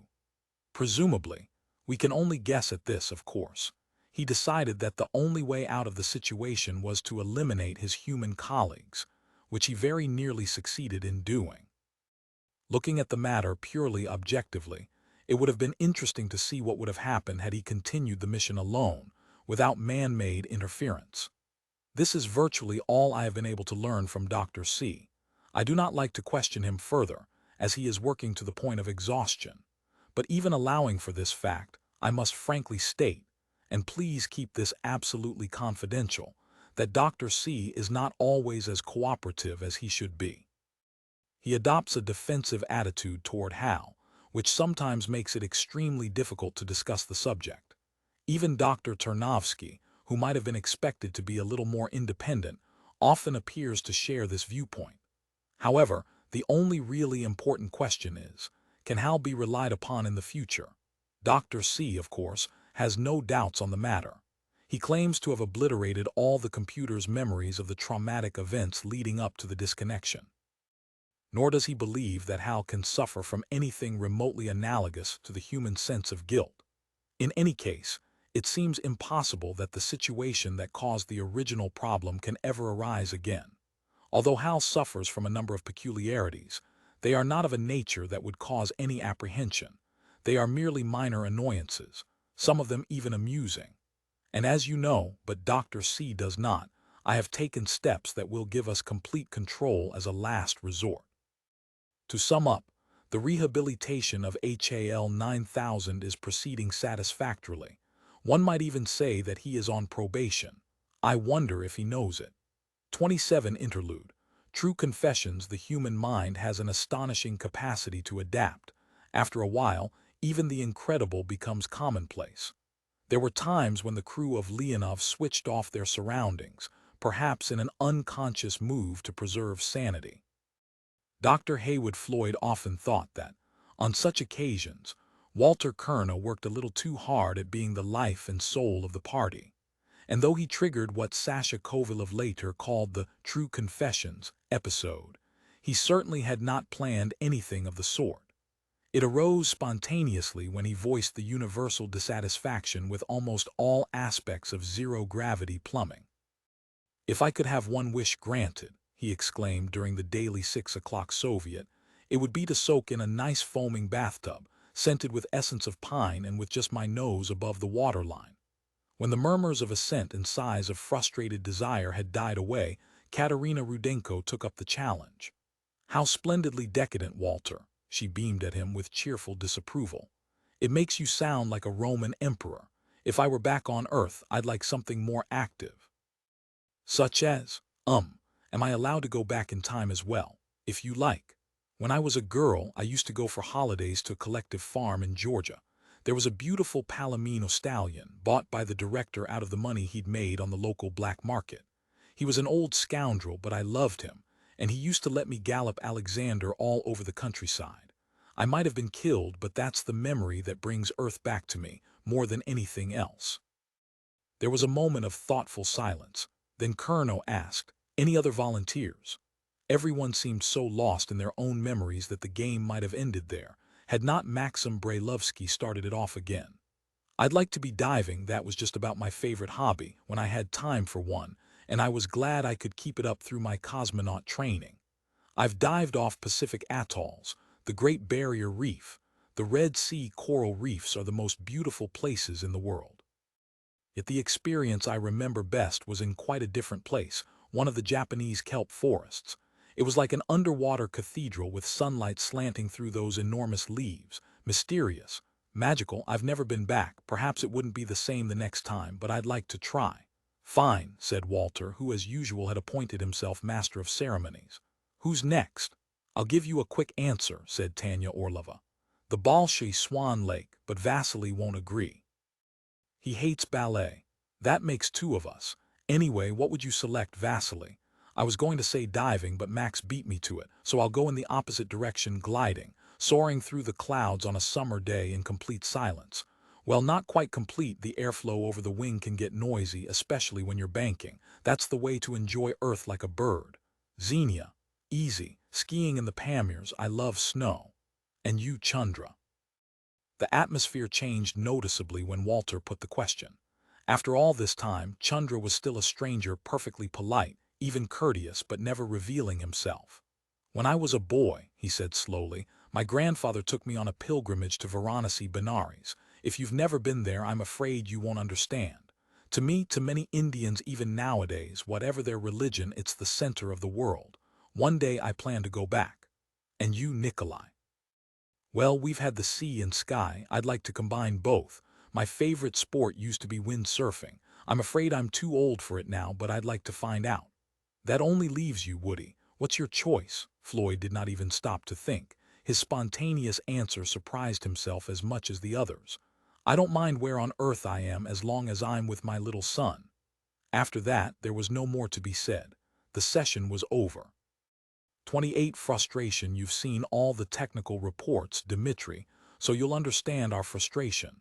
We've learned nothing new from all our tests and measurements. Zagadka just sits there, filling half the sky, ignoring us completely. Yet it can't be inert and abandoned space derelict. Vasily has pointed out that it must be taking some positive action to remain here at the unstable libration point. Otherwise it would have drifted away ages ago, just as Discovery did and crashed into Io. So what do we do next? We wouldn't have nuclear explosives on board, would we, in contravention of UN 8 Para 3? I'm only joking. Now that we're under less pressure and the launch window for the homeward trip is still weeks away, there's a distinct feeling of boredom as well as frustration. Don't laugh, I can imagine how that sounds to you, back in Moscow. How could any intelligent person get bored out here, surrounded by the greatest marvels human eyes have ever seen? Yet there's no doubt of it. Morale isn't what it was. Until now, we've all been disgustingly healthy. Now almost everyone has a minor cold or an upset stomach or a scratch that won't heal despite all of Katerina's pills and powders. She's given up now and just swears at us. Sasha has helped to keep us amused with a series of bulletins on the ship's bulletin board. Their theme is, stamp out RUSSLISH, and he lists horrid mixtures of both languages he claims to have overheard, wrong uses of words, and so forth. We'll all need linguistic decontamination when we get home. Several times I've come across your countrymen chatting in English without even being aware of it, lapsing into their native tongue only for difficult words. The other day I caught myself talking Russian to Walter Kerno, and neither of us noticed for several minutes. There was one bit of unscheduled activity the other day that will tell you something about our state of mind. The fire alarm went off in the middle of the night, triggered by one of the smoke detectors. Well, it turned out that Chandra had smuggled some of his lethal cigars aboard and couldn't resist temptation anymore. He was smoking one in the toilet like a guilty schoolboy. Of course, he was horribly embarrassed. Everyone else thought it hysterically funny after the initial panic. You know the way some perfectly trivial joke, which doesn't mean a thing to outsiders, can sweep through a group of otherwise intelligent people and reduce them to helpless laughter. One had only to pretend to light a cigar for the next few days, and everybody would go to pieces. What makes it even more ridiculous is that no one would have minded in the least if Chandra had just gone into an airlock or switched off the smoke detector. But he was too shy to admit that he had such a human weakness, so now he spends even more of his time communing with Hal. Floyd pressed the pause button and stopped the recording. Perhaps it was not fair to make fun of Chandra, tempting though it often was. All sorts of little quirks of personality had surfaced during the last few weeks. There had even been some bad quarrels for no obvious reason. And for that matter, what of his own behavior? Had that always been above criticism? He was still not sure if he had handled Colonel properly, though he did not suppose that he would ever really like the big engineer, or enjoy the sound of his slightly too loud voice. Floyd's attitude toward him had changed from mere tolerance to respectful admiration. The Russians adored him, not least because his rendering of such favorites as Polyushko Poly often reduced them to tears. And in one case, Floyd felt that the adoration had gone a little too far. "Alter," he had begun cautiously, "I'm not sure if it's my business, but there's a personal matter I'd like to raise with you." When someone says it's not his business, he's usually right. What's the problem? To be blunt, your behavior with Max. There was a frigid silence which Floyd occupied with a careful inspection of the poor paint job on the opposite wall. Then Colonel replied in a soft yet implacable voice. "I was under the distinct impression that he was more than 18. Don't confuse the issue. And frankly, it's not Max I'm concerned about, it's Xenia." Colonel's lips parted in unconcealed surprise. "Xenia, what's she got to do with it? For an intelligent man, you're often singularly unobservant, even obtuse. Surely you realize that she's in love with Max. Haven't you noticed the way she looks when you put your arm around him?" Floyd had never imagined that he would see Colonel looking abashed, but the blow seemed to have struck home. "Xenia. I thought everyone was joking, she's such a quiet little mouse. And everyone's in love with Max, after their fashion, even Catherine the Great. Still, I guess I should be more careful, at least while Xenia's around." There was a prolonged silence while the social temperature rose back to normal. Then, obviously to show that there was no ill feeling, Colonel added in a conversational tone, "You know, I've often wondered about Xenia. Somebody did a marvelous job of plastic surgery on her face, but they couldn't repair all the damage. The skin's too tight, and I don't think I've ever seen her laugh properly. Maybe that's why I've avoided looking at her. Would you credit me with so much aesthetic sensitivity, Heywood?" The deliberately formal Heywood signaled good-natured needling rather than hostility, and Floyd allowed himself to relax. "I can satisfy some of your curiosity." Washington finally got hold of the facts. "It seems she was in a bad air crash and was lucky to recover from her burns. There's no mystery, as far as we can tell, but Aeroflot isn't supposed to have accidents. Poor girl. I'm surprised they let her go into space, but I suppose she was the only qualified person available when Irma eliminated herself. I'm sorry for her. Apart from the injuries, the psychological shock must have been terrible." "I'm sure it was, but she's obviously made a full recovery." "You're not telling the whole truth," said Floyd to himself, "and you never will." After their encounter on the approach to Jupiter, there would always be a secret bond between them, not of love, but of tenderness, which is often more enduring. He found himself suddenly and unexpectedly grateful to Colonel. The other was obviously surprised at his concern for Xenia, but had not attempted to exploit it in his own defense. And if he had, would it have been unfair? Now, days later, Floyd was beginning to wonder if his own motives were altogether admirable. For his part, Colonel had certainly kept his promise. Indeed, if one did not know better, one might have imagined that he was deliberately ignoring Max, at least while Xenia was around, and he treated her with much greater kindness. Indeed, there were occasions when he had even succeeded in making her laugh out loud.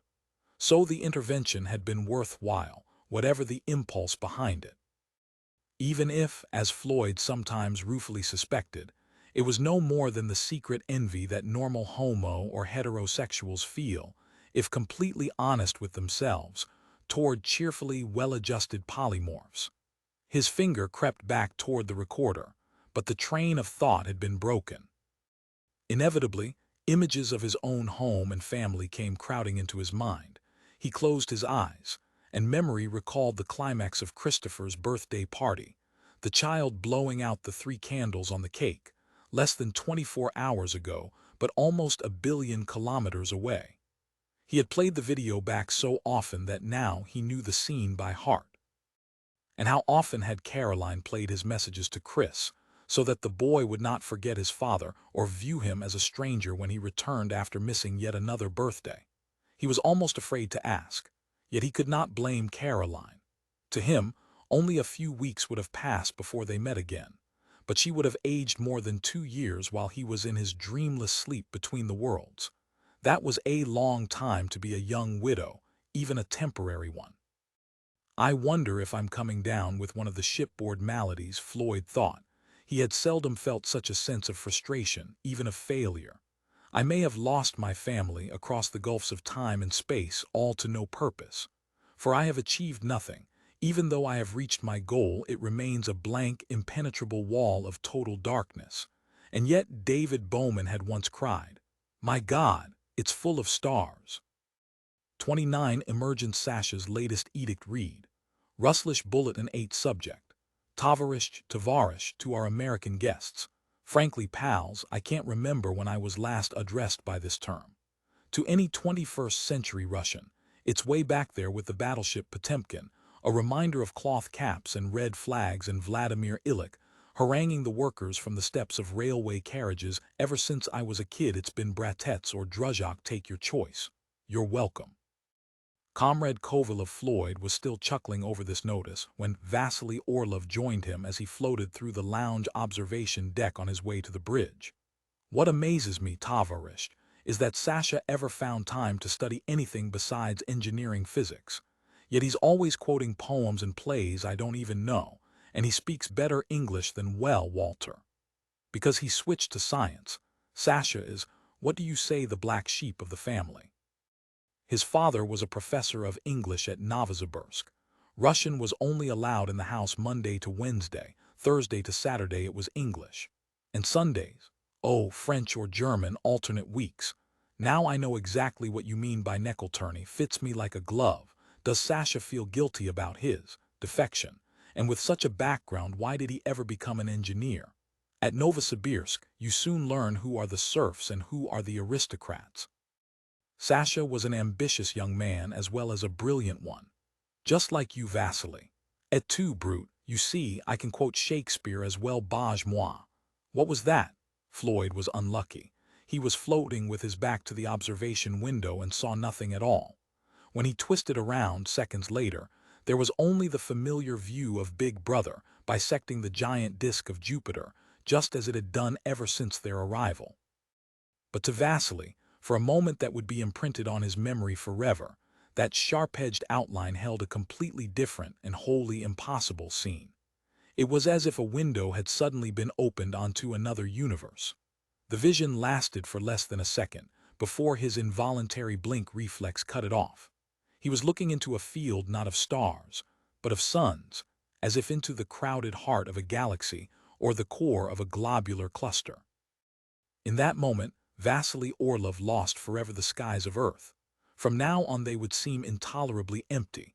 Even mighty Orion and glorious Scorpio would be scarcely noticeable patterns of feeble sparks, not worthy of a second glance. When he dared to open his eyes again, it was all gone. No, not completely.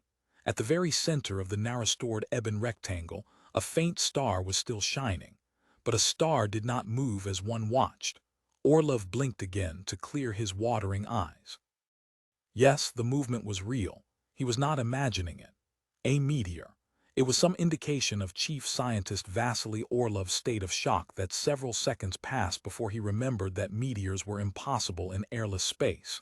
Then it blurred suddenly into a streak of light, and within a few heartbeats had vanished beyond the edge of Jupiter. By this time, Vasily had recovered his wits and was once more the cool, dispassionate observer. Already he had a good estimate of the object's trajectory. There could be no doubt it was aimed directly at Earth. A child of the stars, 30 homecoming. It was as if he had awakened from a dream or a dream within a dream. The gate between the stars had brought him back to the world of men, but no longer as a man. How long had he been away? A whole lifetime. No, 2 lifetimes, one forward, one in reverse. As David Bowman, commander and last surviving crew member of United States spaceship Discovery, he had been caught in a gigantic trap, set 3 million years ago and triggered to respond only at the right time, and to the right stimulus. He had fallen through it from one universe to another, meeting wonders some of which he now understood, others which he might never comprehend. He had raced at ever-accelerating speed, down infinite corridors of light, until he had outraced light itself. That he knew was impossible, but now he also knew how it could be done. As Einstein had rightly said, the good Lord was subtle but never malicious. He had passed through a cosmic switching system, a grand central station of the galaxies, and emerged, protected from its fury by unknown forces, close to the surface of a giant red star. There he had witnessed the paradox of sunrise on the face of a sun, when the dying star's brilliant white dwarf companion had climbed into its sky, a searing apparition, drawing a tidal wave of fire beneath it. He had felt no fear, but only wonder, even when his space pod had carried him down into the inferno below. To arrive, beyond all reason, in a beautifully appointed hotel suite containing nothing that was not wholly familiar. However, much of it was fake. The books on the shelves were dummies, the cereal boxes and the cans of beer in the icebox, though they bore famous labels, all contained the same bland food with a texture like bread, but a taste that was almost anything he cared to imagine. He had quickly realized that he was a specimen in a cosmic zoo, his cage carefully recreated from the images in old television programs. And he wondered when his keepers would appear, and in what physical form. How foolish that expectation had been. He knew now that one might as well hope to see the wind or speculate about the true shape of fire. Then exhaustion of mind and body had overwhelmed him. For the last time David Bowman slept. It was a strange sleep, for he was not wholly unconscious. Like a fog creeping through a forest, something invaded his mind. He sensed it only dimly, for the full impact would have destroyed him as swiftly and surely as the fires raging around him. Beneath its dispassionate scrutiny, he felt neither hope nor fear. Sometimes in that long sleep he dreamed he was awake. Years had gone by. Once he was looking in a mirror at a wrinkled face he barely recognized as his own. His body was racing to its dissolution, the hands of the biological clock spinning madly toward a midnight they would never reach. For at the last moment, time came to a halt and reversed itself. The springs of memory were being trapped. In controlled recollection, he was reliving his past, being drained of knowledge and experience as he swept back toward his childhood. But nothing was being lost. All that he had ever been at every moment of his life was being transferred to safer keeping. Even as one David Bowman ceased to exist, another became immortal, passing beyond the necessities of matter. He was an embryo god, not yet ready to be born. For ages he floated in limbo, knowing what he had been but not what he had become. He was still in a state of flux somewhere between chrysalis and butterfly, or perhaps only between caterpillar and chrysalis. And then, the stasis was broken. Time re-entered his little world. The black, rectangular slab that suddenly appeared before him was like an old friend. He had seen it on the moon. He had encountered it in orbit around Jupiter. And he knew somehow that his ancestors had met it long ago. Though it held still unfathomed secrets, it was no longer a total mystery. Some of its powers he now understood. He realized that it was not one but multitudes, and that whatever measuring instruments might say, it was always the same size as large as necessary. How obvious now was that mathematical ratio of its sides, the quadratic sequence 1, 4, 9. And how naive to have imagined that the series ended there in only 3 dimensions. Even as his mind focused upon these geometrical simplicities, the empty rectangle filled with stars. The hotel suite, if indeed it had ever really existed, dissolved back into the mind of its creator, and there before him was the luminous whirlpool of the galaxy. It might have been some beautiful, incredibly detailed model, embedded in a block of plastic. But it was the reality, now grasped by him as a whole with senses more subtle than vision. If he wished, he could focus his attention upon any one of its 100 billion stars. Here he was, adrift in this great river of suns, halfway between the banked fires of the galactic core and the lonely, scattered sentinel stars of the rim. And there was his origin on the far side of this chasm in the sky, this serpentine band of darkness, empty of all stars. He knew that this formless chaos, visible only by the glow that limned its edges from fire mists far beyond, was the still unused stuff of creation, the raw material of evolutions yet to be. Here, time had not yet begun, not until the suns that now burned were long since dead would light and life reshape this void. Unwittingly, he had crossed it once. Now, far better prepared, though still wholly ignorant of the impulse that drove him, he must cross it again. The galaxy burst forth from the mental frame in which he had enclosed it. Stars and nebulae poured past him in an illusion of infinite speed. Phantom suns exploded and fell behind as he slipped like a shadow through their cores. The stars were thinning out, the glare of the Milky Way dimming into a pale ghost of the glory he had known and might one day know again. He was back in the space that men called real, at the very point he had left it, seconds or centuries ago. He was vividly aware of his surroundings, and far more conscious than in that earlier existence of myriad sensory inputs from the external world. He could focus upon any one of them and scrutinize it in virtually limitless detail until he confronted the fundamental granular structure of time and space, below which there was only chaos. And he could move, though he did not know how. But had he ever really known that, even when he possessed a body, the chain of command from brain to limb was a mystery to which he had never given any thought? An effort of will, and the spectrum of that nearby star shifted toward the blue by precisely the amount he wished. He was falling toward it at a large fraction of the speed of light. Though he could go faster if he desired, he was in no hurry. There was still much information to be processed, much to be considered, and much more to be won. That, he knew, was his present goal, but he also knew that it was only part of some far wider plan, to be revealed in due course. He gave no thought to the gateway between universes dwindling so swiftly behind him, or to the anxious entities gathered around it in their primitive spacecraft. They were part of his memories, but stronger ones were calling him now, calling him home to the world he had never thought to see again. He could hear its myriad voices, growing louder and louder, as it too was growing, from a star almost lost against the sun's outstretched corona, to a slim crescent, and finally to a glorious blue-white disk. They knew that he was coming. Down there on that crowded globe, the alarms would be flashing across the radar screens. The great tracking telescopes would be searching the skies, and history as men had known it would be drawing to a close. He became aware that 1,000 kilometers below a slumbering cargo of death had awakened and was stirring in its orbit. The feeble energies it contained were no possible menace to him.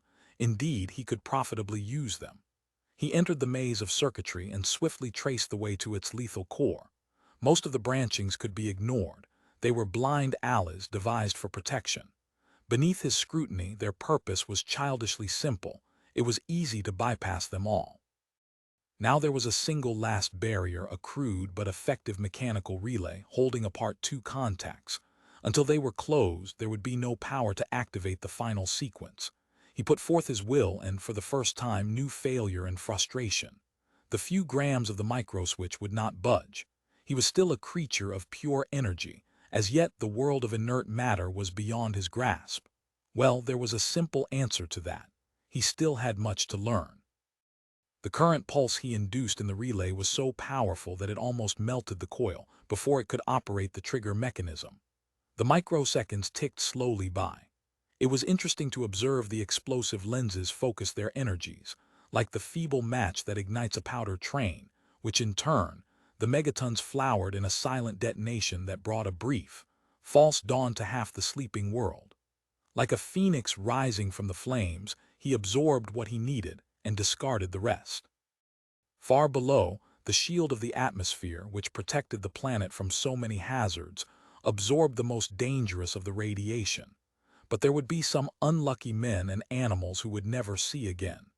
In the aftermath of the explosion, it seemed as if the earth was struck dumb.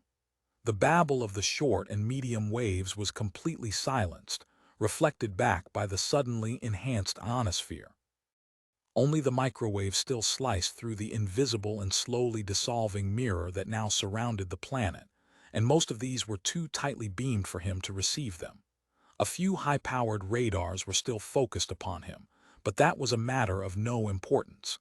He did not even bother to neutralize them, as he could easily have done, and if any more bombs were to come his way, he would treat them with equal indifference. For the present, he had all the energy he needed. And now he was descending, in great sweeping spirals, toward the lost landscape of his childhood. 31 Disneyville, a fin de siècle philosopher, had once remarked, and been roundly denounced for his pains, that Walter Elias Disney had contributed more to genuine human happiness than all the religious teachers in history. Now, half a century after the artist's death, his dreams were still proliferating across the Florida landscape.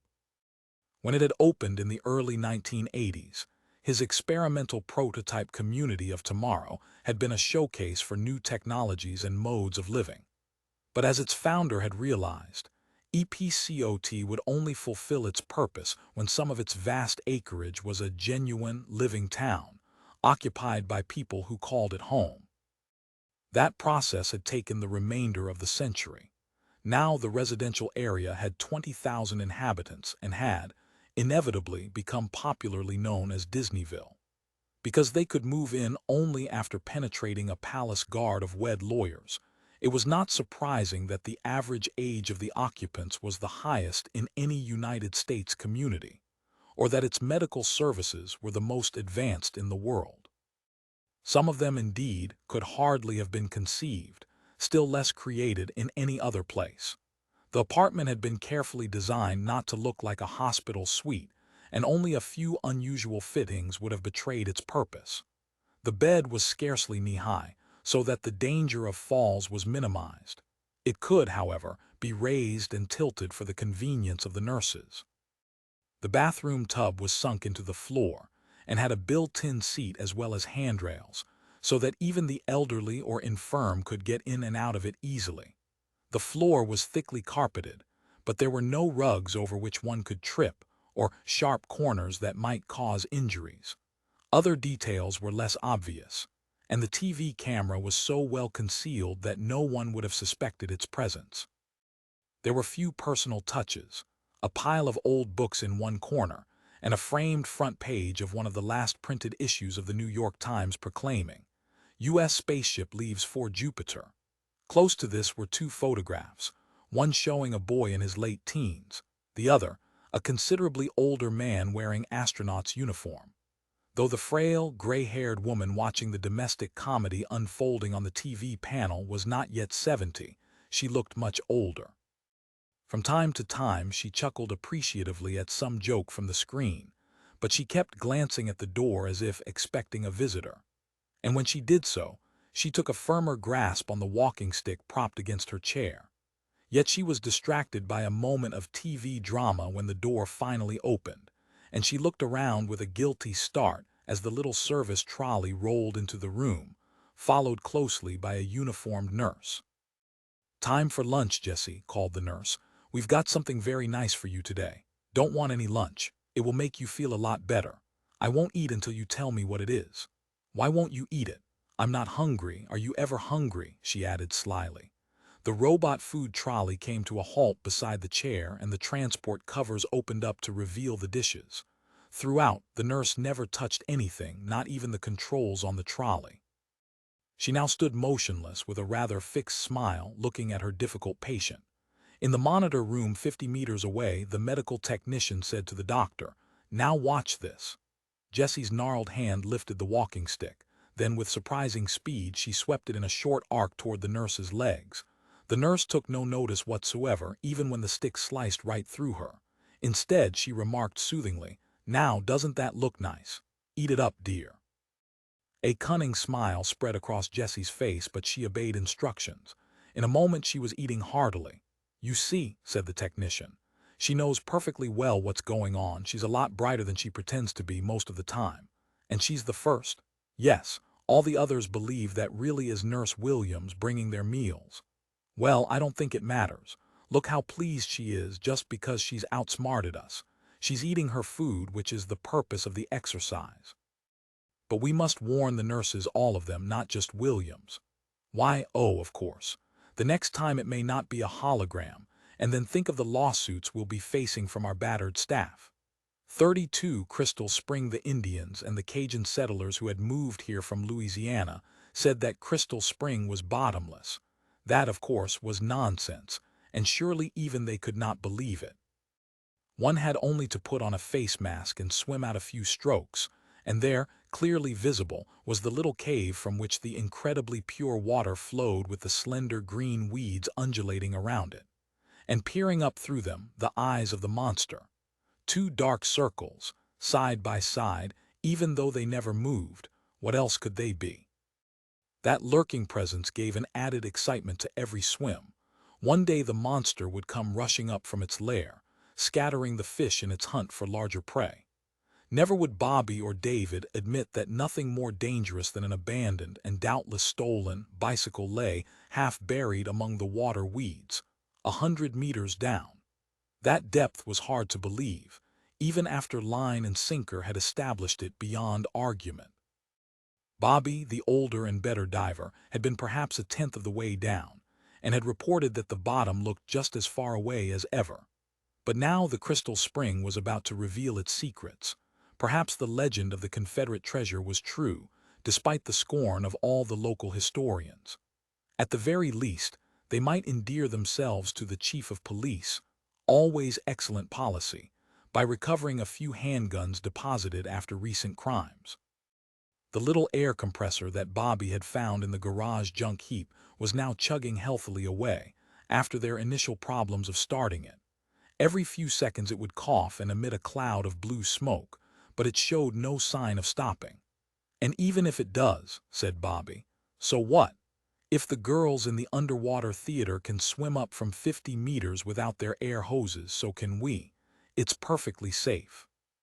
In that case, thought Dave fleetingly, why didn't we tell Ma what we were doing, and why did we wait until Dad had gone back to the Cape for the next shuttle launch?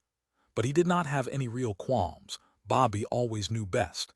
It must be wonderful to be 17 and to know everything. Though he wished he wouldn't spend quite so much time now with that stupid Betty Schultz. True, she was very pretty, but damn it, she was a girl. It was only with the greatest difficulty that they had been able to get rid of her this morning. Dave was used to being a guinea pig. That was what younger brothers were for. He adjusted his face mask, put on his flippers, and slid into the crystalline water. Bobby handed him the air hose with the old scuba mouthpiece they had taped to it. Dave took a breath and grimaced. It tastes horrible. You'll get used to it. And you go no deeper than that ledge. That's where I'll start adjusting the pressure valve so we don't waste too much air. Come up when I tug the hose. Dave slid gently beneath the surface and into Wonderland. It was a peaceful, monochrome world, so different from the coral reefs of the Keys. There were none of the garish colors of the marine environment, where life, animal and vegetable, flaunted itself with all the hues of the rainbow. Here were only delicate shades of blue and green, and fish that looked like fish, not like butterflies. He flippered slowly down, dragging the hose behind him, pausing to drink from its stream of bubbles whenever he felt the need. The sensation of freedom was so wonderful that he almost forgot the horrible, oily taste in his mouth. When he reached the ledge, actually an ancient, waterlogged tree trunk, so overgrown with weeds that it was unrecognizable. He sat down and looked around him. He could see right across the spring, to the green slopes at the far side of the flooded crater, at least 100 meters away. There were not many fish around, but a small school went twinkling past like a shower of silver coins in the sunlight streaming down from above. There was also an old friend stationed, as usual, at the gap where the waters of the spring began their journey to the sea. A small alligator, but large enough, Bobby had once said cheerfully. He's bigger than I am. Hanging vertically, without visible means of support, only his nose above the surface. They had never bothered him, and he had never bothered them. The air hose gave an impatient tug. Dave was happy to go. He had not realized how cold it could get at that hitherto unattainable depth, and he was also feeling distinctly sick. But the hot sunlight soon revived his spirits. No problems, said Bobby expansively. Just keep unscrewing the valve so the pressure gauge doesn't drop below the red line. How deep are you going? All the way if I feel like it. Dave did not take that seriously. They both knew about rapture of the depths and nitrogen narcosis. And in any case, the old garden hose was only 30 meters long. That would be plenty for this first experiment. As he had done so many times before, He watched with envious admiration as his beloved elder brother accepted a new challenge. Swimming as effortlessly as the fish around him, Bobby glided downward into that blue, mysterious universe. He turned once and pointed vigorously to the air hose, making it unmistakably clear that he needed an increased air flow. Despite the splitting headache that had suddenly come upon him, Dave remembered his duty. He hurried back to the ancient compressor and opened the control valve to its deadly maximum 50 parts per million of carbon monoxide. The last he saw of Bobby was that confidently descending, sunlight-dappled figure passing forever beyond his reach. The wax statue in the funeral parlor was a total stranger, who had nothing to do with Robert Bowman.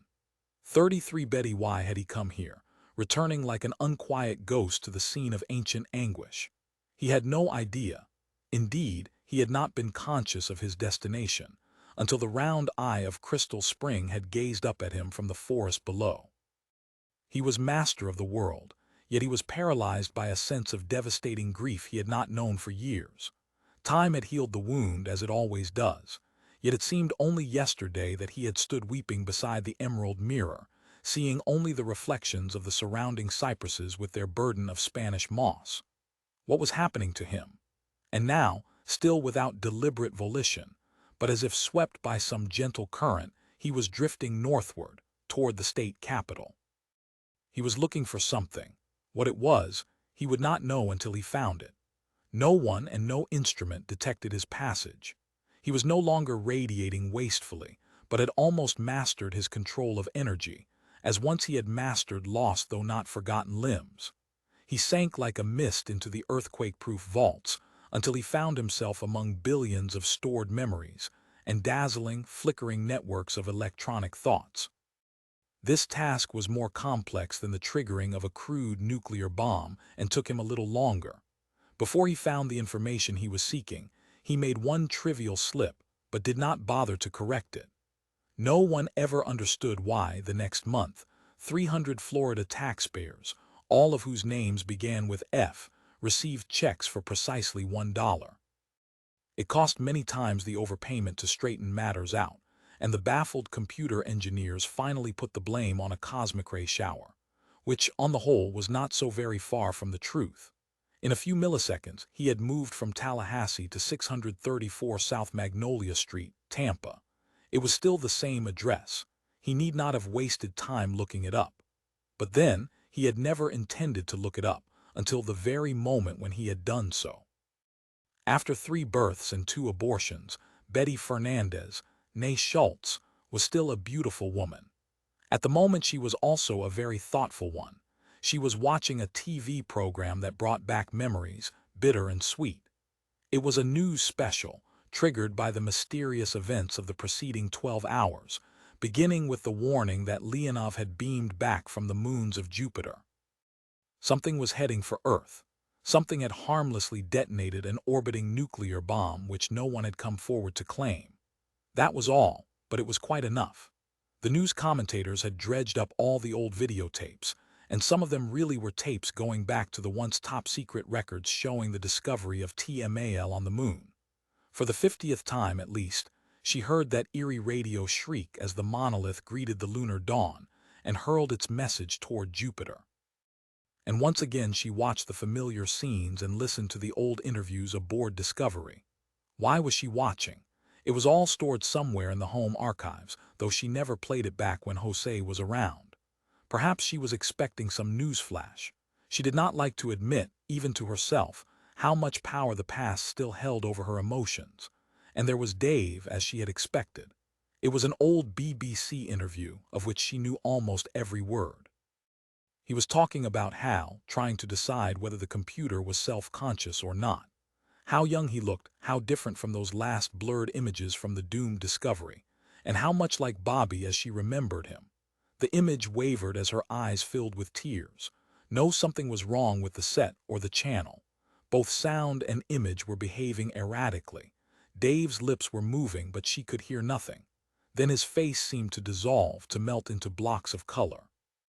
It reformed, blurred again, and then was steady once more. But there was still no sound. Where had they got this picture? This was not Dave as a man but as a boy as she had known him first. He was looking out of the screen almost as if he could see her across the gulf of years. He smiled, his lips moved. "Hello, Betty," he said. It was not hard to form the words and to impose them on the currents pulsing in the audio circuits. The real difficulty was to slow down his thoughts to the glacial tempo of the human brain, and then to have to wait an eternity for the answer. Betty Fernandez was tough. She was also intelligent, and though she had been a housewife for a dozen years, she had not forgotten her training as an electronic service person. This was just another of the medium's countless miracles of simulation. She would accept it now and worry about the details later. "Dave," she answered. "Dave, is that really you?" "I am not sure," replied the image on the screen in a curiously toneless voice, "but I remember Dave Bowman and everything about him." "Is he dead?" Now that was another difficult question. "His body, yes, but that is no longer important. All that Dave Bowman really was is still part of me." Betty crossed herself. That was a gesture she had learned from Jose and whispered, "You mean you're a spirit? I do not know a better word. Why have you returned?" "Ah, Betty, why indeed? I wish you could tell me." Yet he knew one answer, for it was appearing on the TV screen. The divorce between body and mind was still far from complete, and not even the most complacent of the cable networks would have transmitted the blatantly sexual images that were forming there now. Betty watched for a little while, sometimes smiling, sometimes shocked. Then she turned away, not through shame but sadness, regret for lost delights. "So it's not true," she said, "what they always told us about angels." Am I an angel? He wondered. But at least he understood what he was doing there, swept back by the tides of sorrow and desire to a rendezvous with his past. The most powerful emotion he had ever known had been his passion for Betty. The elements of grief and guilt it contained only made it stronger. She had never told him if he was a better lover than Bobby. That was one question he had never asked, for that would have broken the spell.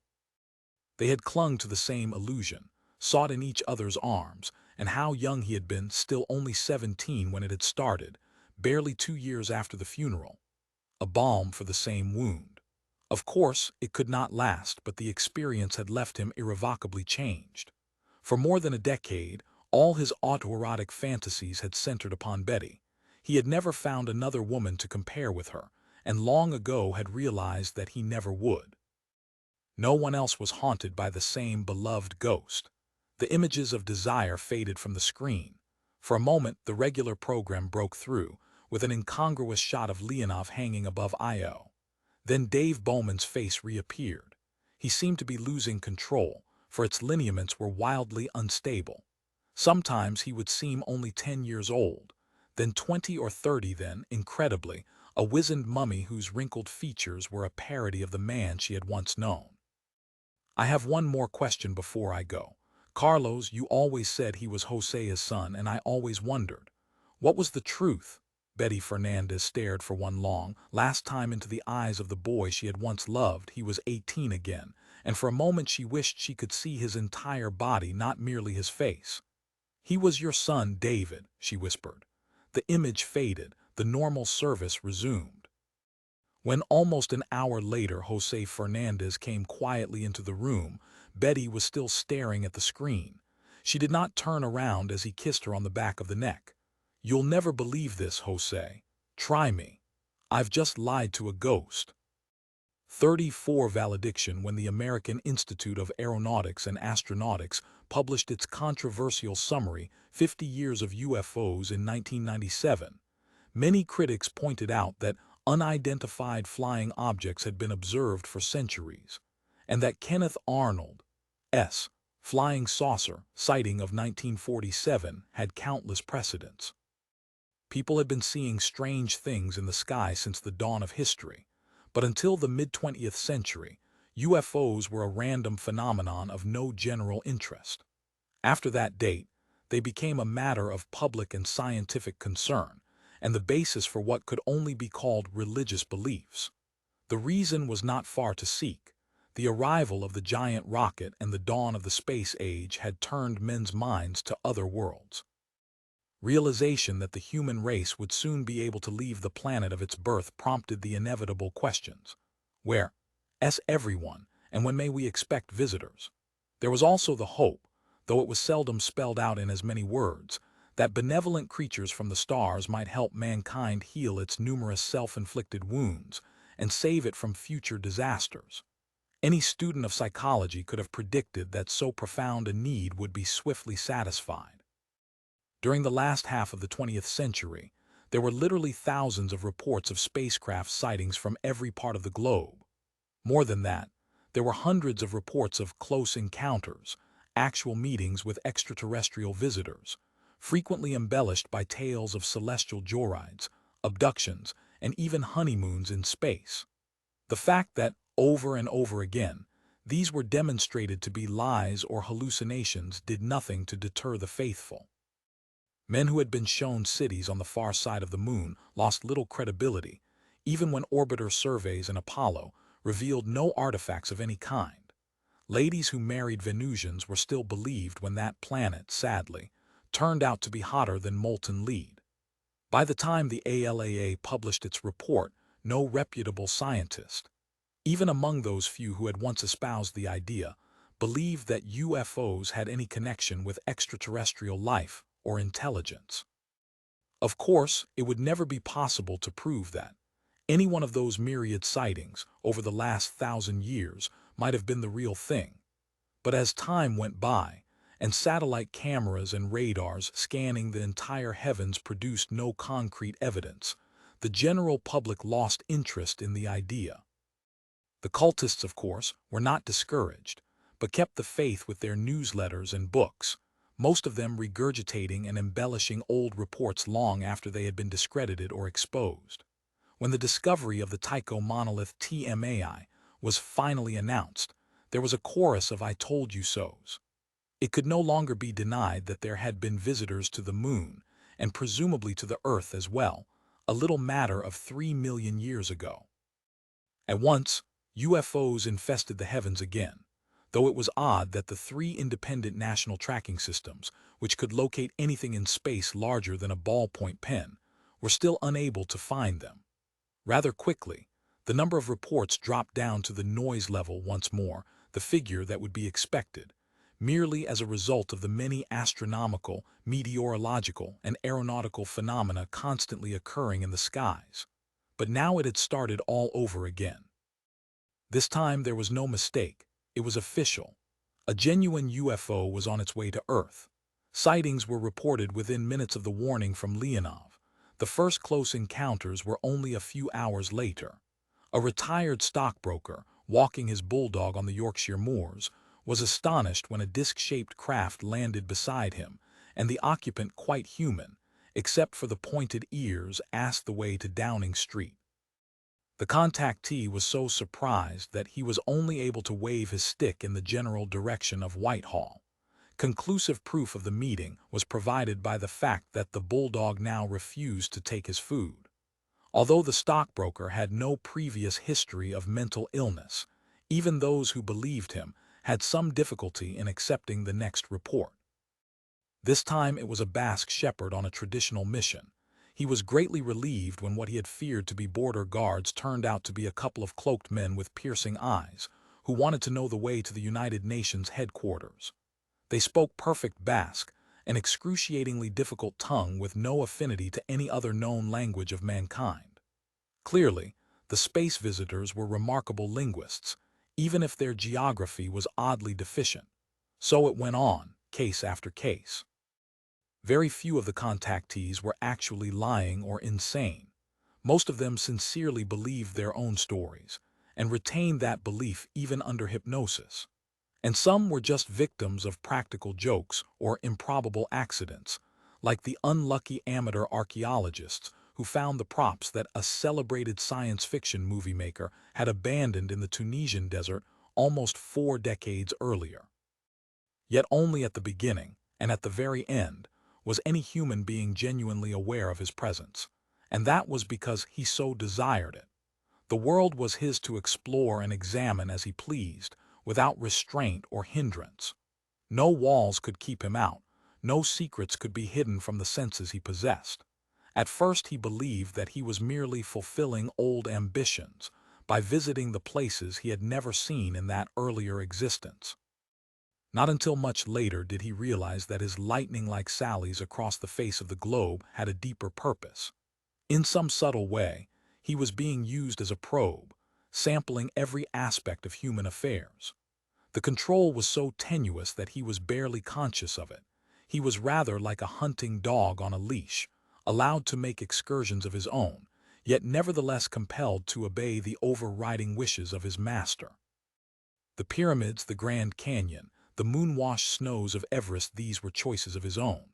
So were some art galleries and concert halls, though he would certainly, on his own initiative, never have endured the whole of the ring.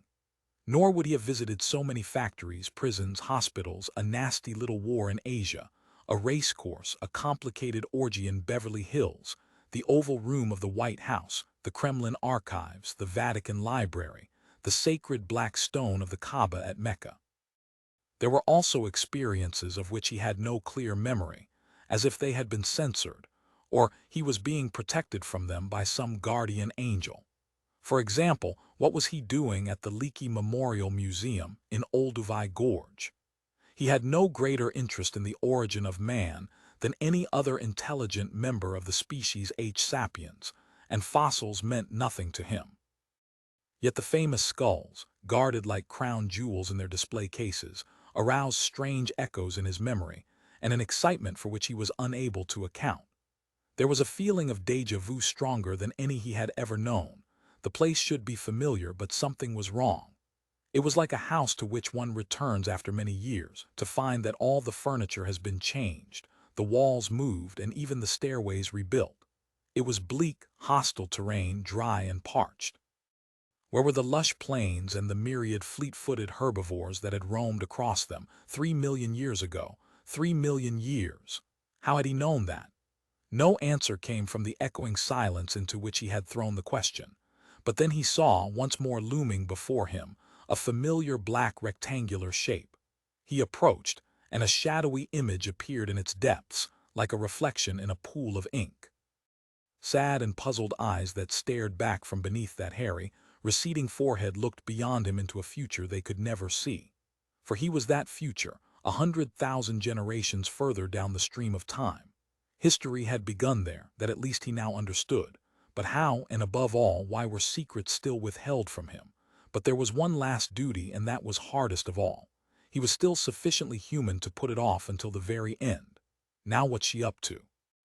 The duty nurse asked herself, zooming the TV monitor onto the old lady. She's tried lots of tricks, but this is the first time I've seen her talking to her hearing aid, for goodness sake. I wonder what she's saying. The microphone was not sensitive enough to pick up the words, but that scarcely seemed to matter. Jessie Bowman had seldom looked so peaceful and content. Though her eyes were closed, her entire face was wreathed in an almost angelic smile while her lips continued to form whispered words. And then the watcher saw something that she tried hard to forget, because to report it would instantly disqualify her in the nursing profession. Slowly and jerkily, the comb lying on the bedside table raised itself in the air as if lifted by clumsy, invisible fingers. On the first attempt, it missed. Then, with obvious difficulty, it began to part the long silver strands, pausing sometimes to disentangle a knot. Jessie Bowman was not speaking now, but she continued to smile. The comb was moving with more assurance, and no longer in abrupt, uncertain jerks. How long it lasted the nurse could never be certain. Not until the comb was gently replaced on the table did she recover from her paralysis. 10-year-old Dave Bowman had finished the chore which he always hated but which his mother loved. And a David Bowman who was now ageless had gained his first control of obdurate matter. Jessie Bowman was still smiling when the nurse finally came to investigate. She had been too scared to hurry, but it would have made no difference anyway. 35 rehabilitation, the uproar of Earth was comfortably muted across the millions of kilometers of space. Leonov's crew watched, with fascination yet with a certain detachment, the debates in the United Nations, the interviews with distinguished scientists, the theorizing of the news commentators, the matter-of-fact yet wildly conflicting accounts of the UFO contactees. They could contribute nothing to the brouhaha, for they had witnessed no further manifestations of any kind. Zagadka, alias Big Brother, remained as blankly indifferent to their presence as ever. And that was indeed an ironic situation. They had come all the way from Earth to solve a mystery, and it looked as if the answer might be right back at their starting point. For the first time, they felt grateful for the slow velocity of light, and the 2-hour delay that made live interviews impossible on the Earth-Jupiter circuit. Even so, Floyd was badgered by so many media requests that he finally went on strike. Nothing more remained to be said, and he had said it at least a dozen times. Besides, there was still much work to be done. Leonov had to be prepared for the long journey home, so that it would be ready to depart immediately when the launch window opened. The timing was not at all critical. Even if they missed by a month, that would merely prolong the trip. Chandra, Colonel, and Floyd would not even notice as they slept their way toward the sun, but the rest of the crew was grimly determined to leave just as soon as the laws of celestial mechanics permitted. Discovery still posed many problems. The ship had barely sufficient propellant for the return to Earth, even if it left much later than Leonov and flew a minimum energy orbit, which would take almost 3 years. And this would be possible only if HAL could be reliably programmed to carry out the mission with no human intervention except long-range monitoring. Without his cooperation, Discovery would have to be abandoned once again. It had been fascinating, indeed, deeply moving to watch the steady regrowth of HAL's personality, from brain-damaged child to puzzled adolescent and at length to slightly condescending adult. Although he knew that such anthropomorphic labels were highly misleading, Floyd found it quite impossible to avoid them, and there were times when he felt that the whole situation had a haunting familiarity. How often he had seen video dramas in which disturbed youngsters were straightened out by all-wise descendants of the legendary Sigmund Freud. Essentially, the same story was being played out in the shadow of Jupiter. The electronic psychoanalysis had proceeded at a speed totally beyond human comprehension, as repair and diagnostic programs flashed through HAL's circuits at billions of bits a second, pinpointing possible malfunctions and correcting them. Though most of these programs had been tested in advance on HAL's twin, SAL 9000, the impossibility of a real-time dialogue between the two computers was a serious handicap. Sometimes hours were wasted when it proved necessary to check back with Earth at a critical point in the therapy. For despite all Chandra's work, the computer's rehabilitation was still far from complete. HAL exhibited numerous idiosyncrasies and nervous tics, sometimes even ignoring spoken words, though he would always acknowledge keyboard inputs from anyone.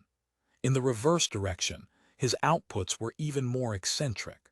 There were times when he would give verbal replies but would not display them visually. At other times he would do both but refused to print hard copy. He would give no excuses or explanations, not even the stubbornly impenetrable "I prefer not to" of Melville's autistic scrivener Bartleby.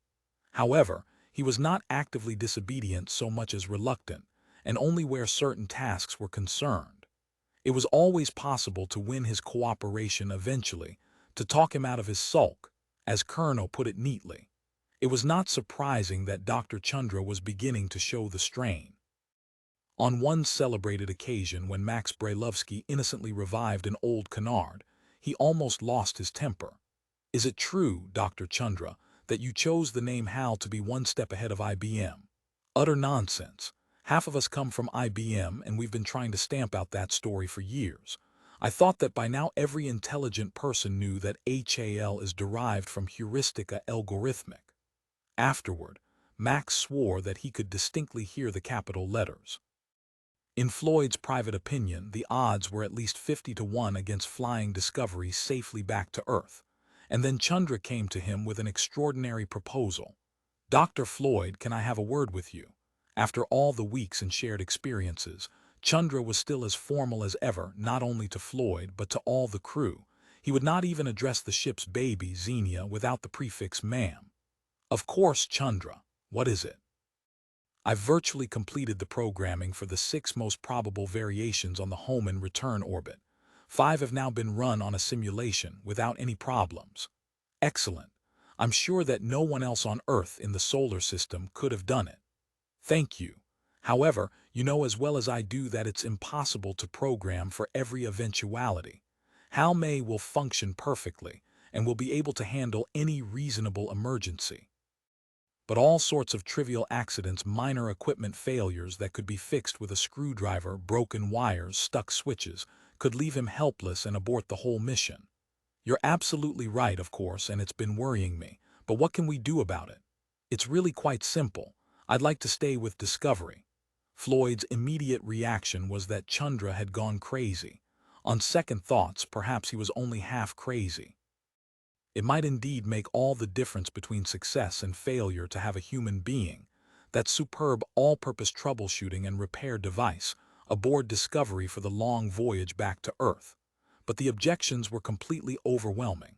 It's an interesting idea, Floyd answered with extreme caution, and I certainly appreciate your enthusiasm, but have you thought of all the problems? That was a silly thing to say. Chandra would have all the answers already filed away for immediate retrieval. You'll be on your own for over 3 years. Suppose you had an accident or a medical emergency. That's a risk I'm prepared to take. And what about food, water? Leonov doesn't have enough to spare.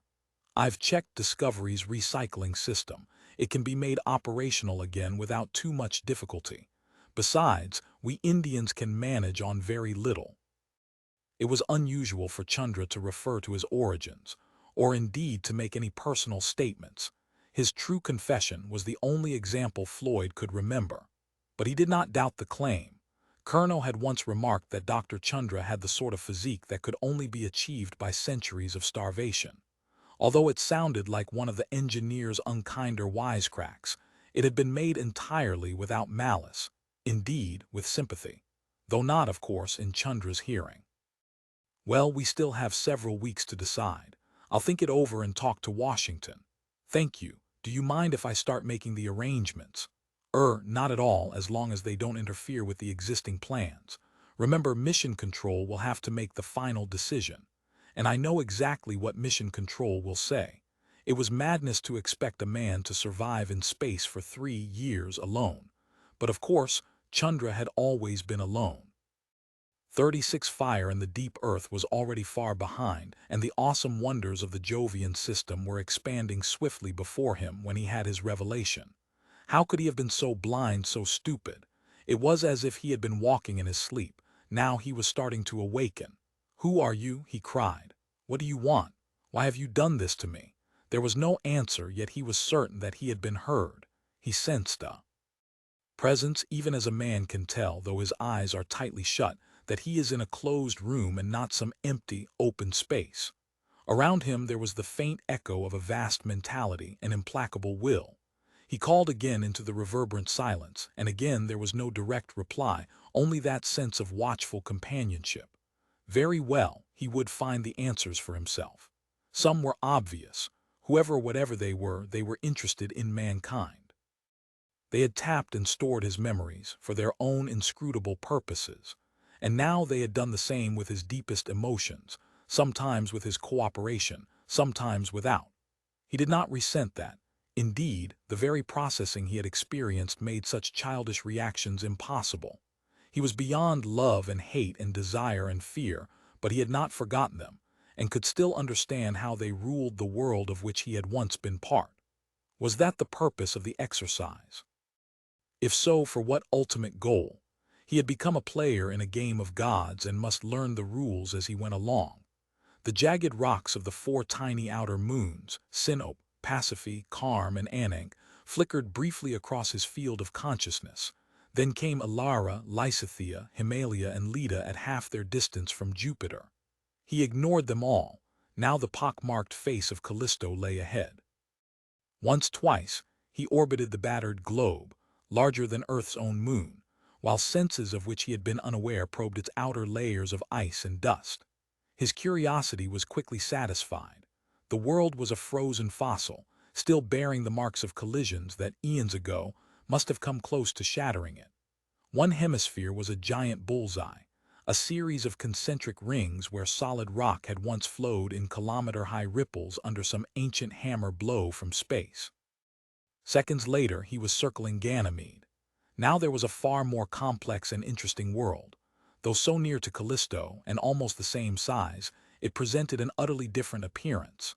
There were, it was true, numerous craters, but most of them seemed to have been, quite literally, plowed back into the ground. The most extraordinary feature of the Ganymedean landscape was the presence of meandering stripes, built up from scores of parallel furrows a few kilometers apart.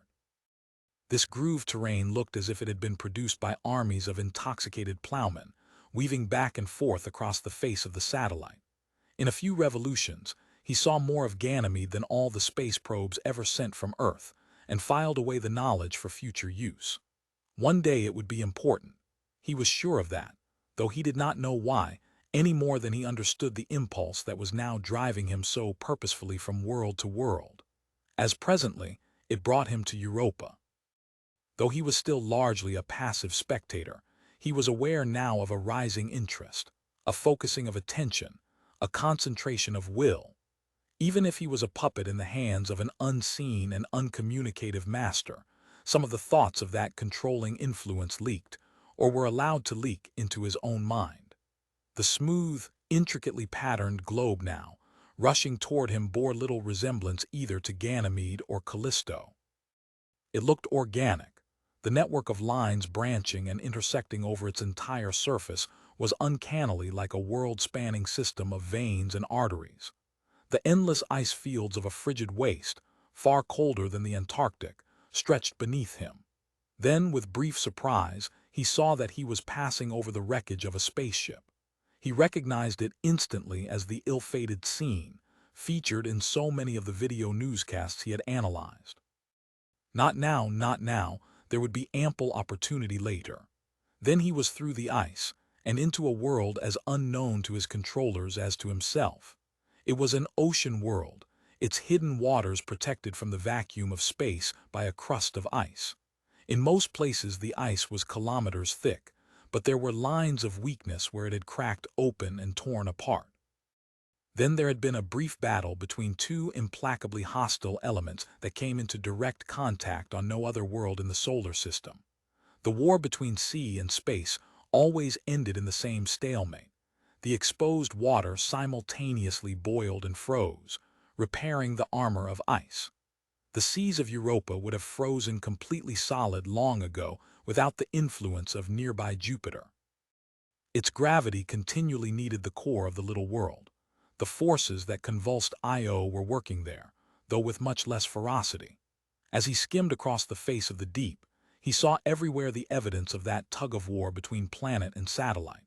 And he both heard and felt it in the continual roar and thunder of submarine earthquakes, the hiss of escaping gases from the interior, the infrasonic pressure waves of avalanches sweeping over the abyssal plains. By comparison with the tumultuous ocean that covered Europa, even the noisy seas of Earth were silent. He had not lost his sense of wonder, and the first oasis filled him with delighted surprise. It extended for almost a kilometer around a tangled mass of pipes and chimneys deposited by mineral brines gushing from the interior. Out of that natural parody of a Gothic castle, black, scalding liquids pulsed in a slow rhythm, as if driven by the beating of some mighty heart. And like blood, they were the authentic sign of life itself. The boiling fluids drove back the deadly cold leaking down from above, and formed an island of warmth on the seabed. Equally important, they brought from Europa's interior all the chemicals of life. There, in an environment where none had expected it, were energy and food in abundance. Yet it should have been expected. He remembered that, only a lifetime ago, such fertile oases had been discovered in the deep oceans of Earth. Here they were present on an immensely larger scale, and in far greater variety.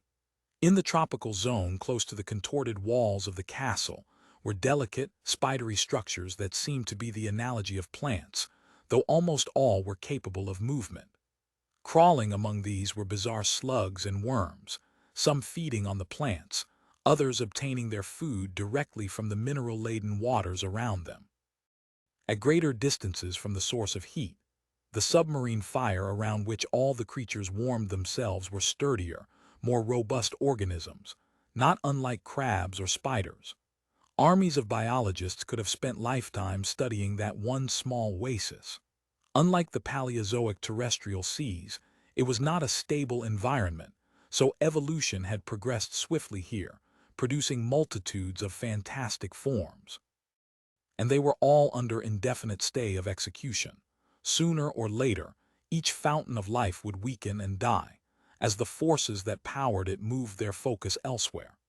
Again and again, in his wanderings across the European seabed, he encountered the evidence of such tragedies.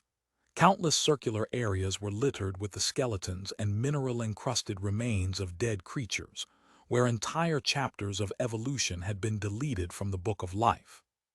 He saw huge, empty shells formed like convoluted trumpets as large as a man. There were clams of many shapes, bivalves and even trivalves, and there were spiral stone patterns, many meters across, which seemed an exact analogy of the beautiful ammonites that disappeared so mysteriously from Earth's oceans at the end of the Cretaceous period. Searching, seeking, he moved back and forth over the face of the abyss. Perhaps the greatest of all the wonders he met was a river of incandescent lava, flowing for 100 kilometers along a sunken valley. The pressure at that depth was so great that the water in contact with the red-hot magma could not flash into steam, and the two liquids coexisted in an uneasy truce. There, on another world and with alien actors, something like the story of Egypt had been played long before the coming of man. As the Nile had brought life to a narrow ribbon of desert, so this river of warmth had vivified the European deep. Along its banks, in a band never more than 2 kilometers wide, species after species had evolved and flourished and passed away, and at least one had left a monument behind it. At first, he thought that it was merely another of the incrustations of mineral salts that surrounded almost all the thermal vents. However, as he came closer, he saw that it was not a natural formation but a structure created by intelligence, or perhaps by instinct. On Earth, the termites reared castles that were almost equally imposing, and the web of a spider was more exquisitely designed. The creatures that had lived there must have been quite small, for the single entrance was only half a meter wide. That entrance, a thick-walled tunnel, made by heaping rocks on top of each other, gave a clue to the builders' intentions. They had reared a fortress, there in the flickering glow not far from the banks of their molten Nile, and then they had vanished. They could not have left more than a few centuries before. The walls of the fortress, built from irregularly shaped rocks that must have been collected with great labor, were covered with only a thin crust of mineral deposits. One piece of evidence suggested why the stronghold had been abandoned.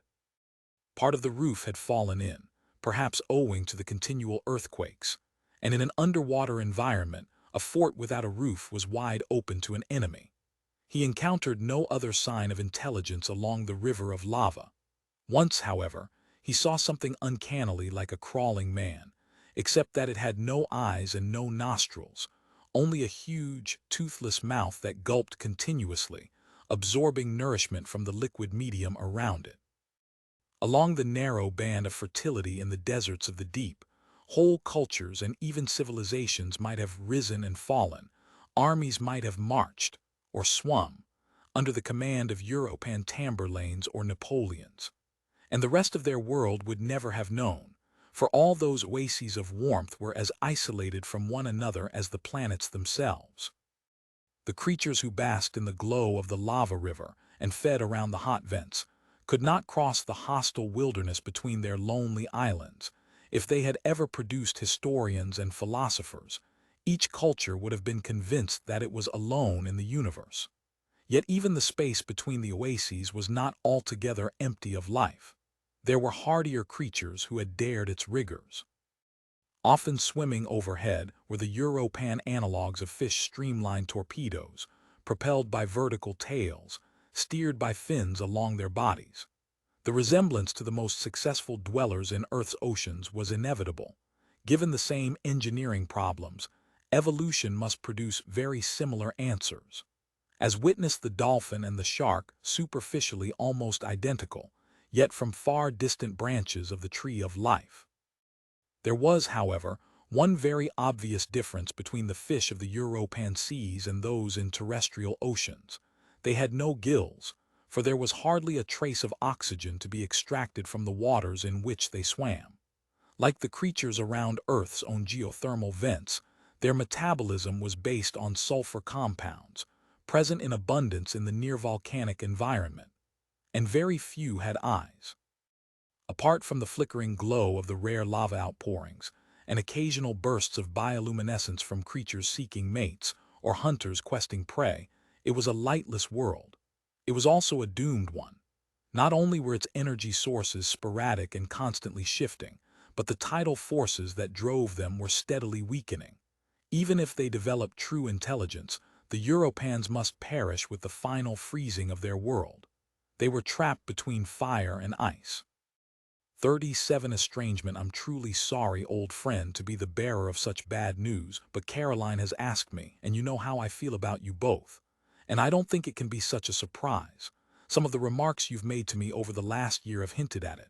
And you know how bitter she was when you left Earth. No, I don't believe there's anyone else. If there was, she'd have told me. But sooner or later, well, she's an attractive young woman. Chris is fine, and of course he doesn't know what's happening. At least he won't be hurt. He's too young to understand, and children are incredibly elastic. Just a minute, I'll have to key my thesaurus. Resilient. Now to things that may seem less important to you. Everyone is still trying to explain that bomb detonation as an accident, but of course nobody believes it.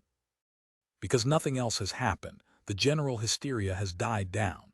We're left with what one of your commentators has called the looking-over-the-shoulder syndrome. And someone has found a 100-year-old poem that sums up the situation so neatly that everybody's quoting it.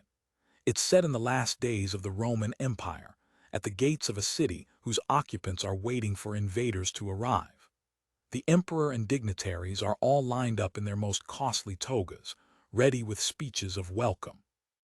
The Senate has closed because any laws it passes today will be ignored by the new masters. Then, suddenly, a dreadful piece of news arrives from the frontier. There aren't any invaders. The reception committee breaks up in confusion. Everyone goes home muttering disappointedly, "Now what will happen to us?" Those people were a kind of solution. There's just one slight change needed to bring the poem up to date. It's called Waiting for the Barbarians, and this time, we are the barbarians. And we don't know what we're waiting for, but it certainly hasn't arrived. One other item. Had you heard that Commander Bowman's mother died only a few days after the thing came to Earth? It does seem an odd coincidence, but the people at her nursing home say that she never showed the slightest interest in the news, so it couldn't possibly have affected her. Floyd switched off the recording. Dimitri was right. He was not taken by surprise, but that made not the slightest difference. It hurt just as badly. Yet what else could he have done? If he had refused to go on the mission as Caroline had so clearly hoped, he would have felt guilty and unfulfilled for the remainder of his life. That would have poisoned his marriage. Better this clean break when physical distance softened the pain of separation. Or did it? In some ways it made things worse.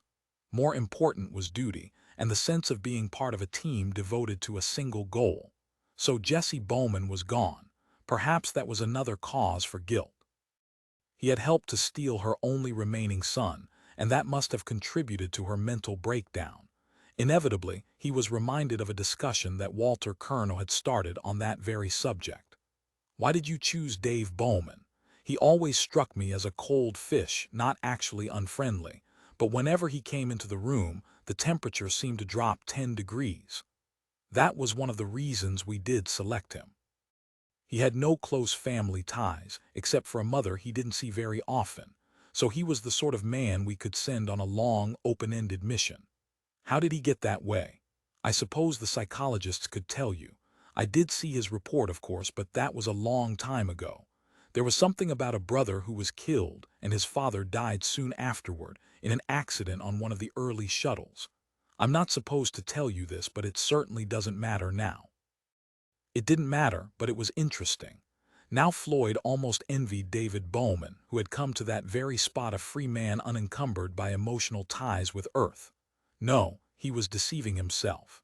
Even while the pain gripped his heart like a vice, what he felt for David Bowman was not envy, but pity. 38 Foamscape, the last beast he saw before he left the oceans of Europa, was much the largest.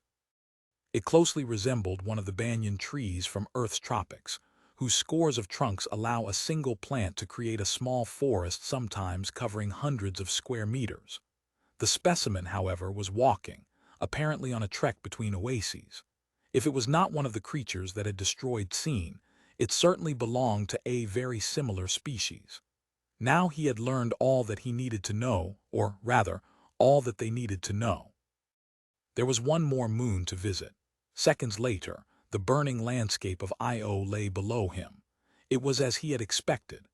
Energy and food were there in abundance, but the time was not yet ripe for their union. Around some of the cooler sulfur lakes, the first steps had been taken on the road to life, but before any degree of organization had occurred, all such bravely premature attempts were thrown back into the melting pot. Not until the tidal forces that drove Io's furnaces had lost their power, millions of years later, would there be anything to interest biologists on that seared and sterilized world.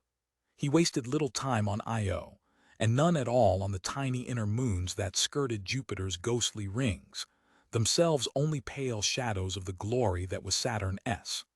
The greatest of worlds lay before him. He would know it as no man had ever done, or ever would. The million-kilometer-long tendrils of magnetic force, the sudden explosions of radio waves, the geysers of electrified plasma wider than the planet Earth.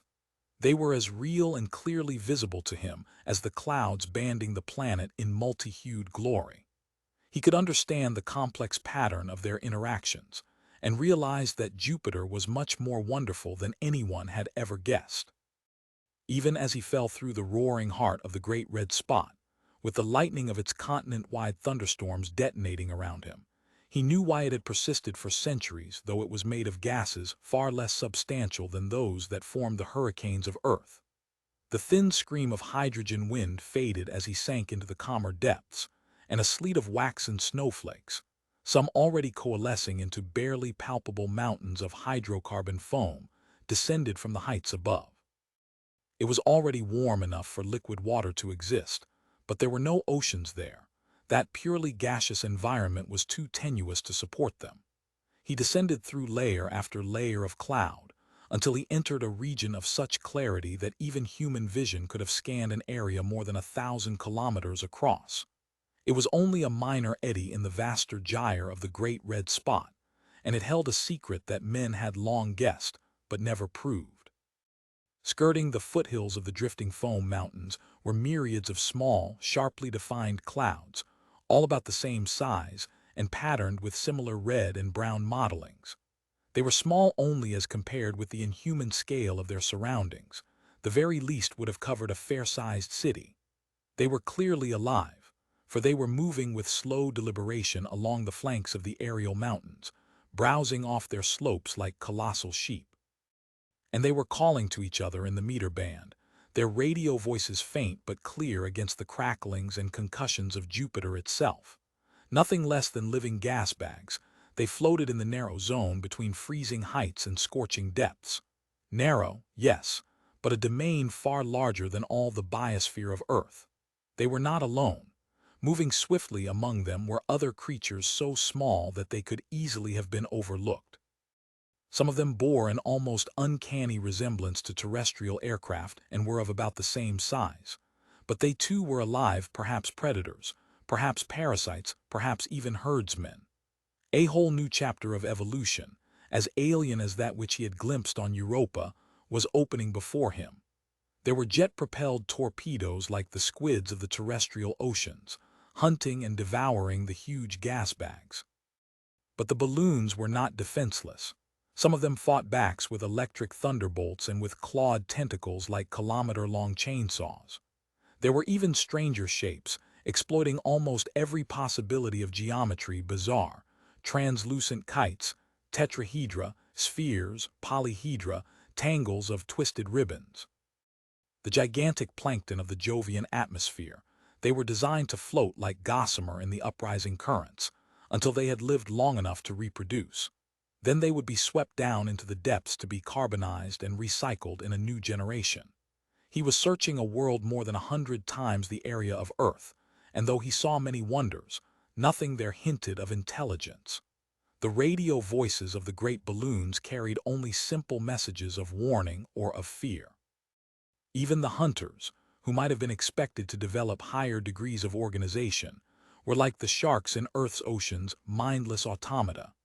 And for all its breathtaking size and novelty, the biosphere of Jupiter was a fragile world, a place of mists and foam, of delicate silken threads and paper-thin tissues spun from the continual snowfall of petrochemicals formed by lightning in the upper atmosphere. Few of its constructs were more substantial than soap bubbles. Its most terrifying predators could be torn to shreds by even the feeblest of terrestrial carnivores. Like Europa on a vastly grander scale, Jupiter was an evolutionary cul-de-sac. Consciousness would never emerge here.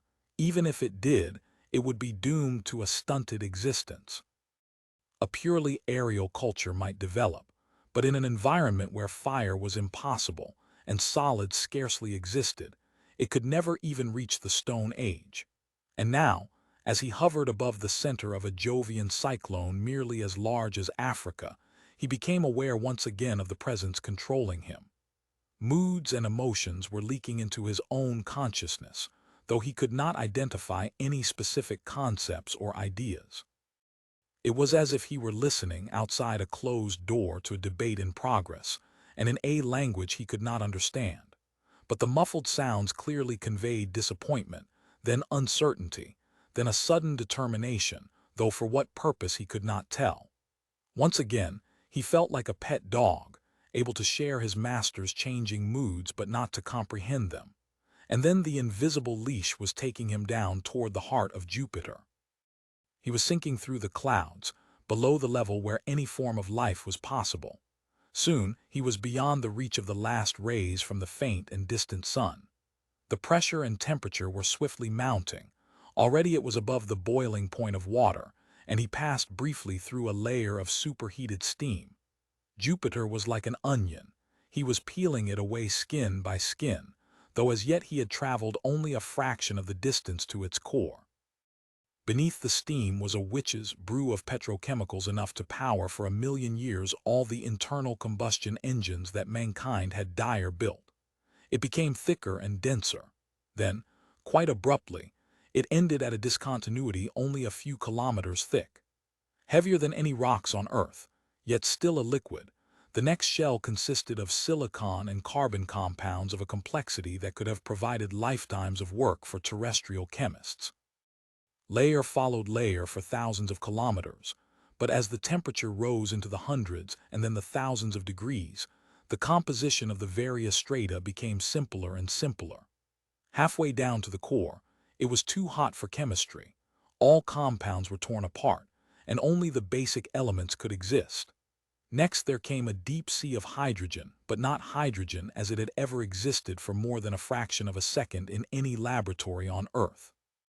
This hydrogen was under such enormous pressure that it had become a metal. He had almost reached the center of the planet, but Jupiter had one more surprise in store. The thick shell of metallic yet still fluid hydrogen ended abruptly. At last, there was a solid surface, 60,000 kilometers down. For ages, the carbon baked out of the chemical reactions far above had been drifting down toward the center of the planet. There it had gathered, crystallizing at a pressure of millions of atmospheres. And there, by one of nature's supreme jests, was something very precious to mankind. The core of Jupiter, forever beyond human reach, was a diamond as big as the Earth. 39 in the pod Bay. Walter, I'm worried about Heywood. I know, Tanya, but what can we do? Colonel had never seen Commander Orlova in so indecisive a mood. It made her seem much more appealing, despite his prejudice against small women. I'm very fond of him, but that's not the reason. His, I suppose gloom is the best word for it, is making everyone miserable. Leonov has been a happy ship. I want to keep it that way. Why don't you talk to him? He respects you, and I'm sure he'll do his best to snap out of it. I intend to do just that, and if it doesn't work, well, there's one simple solution. What more can he do on this trip? When we start back for home, he'll be in hibernation anyway. We could always, what do you say, jump the gun on him. Phew, the same dirty trick that Katerina played on me. He'd be mad when he woke up. But also safely back on Earth and very busy, I'm sure he'd forgive us. I don't think you're serious. Even if I backed you up, Washington would raise hell. Besides, suppose something happened and we really need him badly. Isn't there a 2-week buffer period before you can revive anyone safely? At Heywood's age, more like a month. Yes, we'd be committed. But what do you think could happen now? He's done the job he was sent for apart from keeping an eye on us.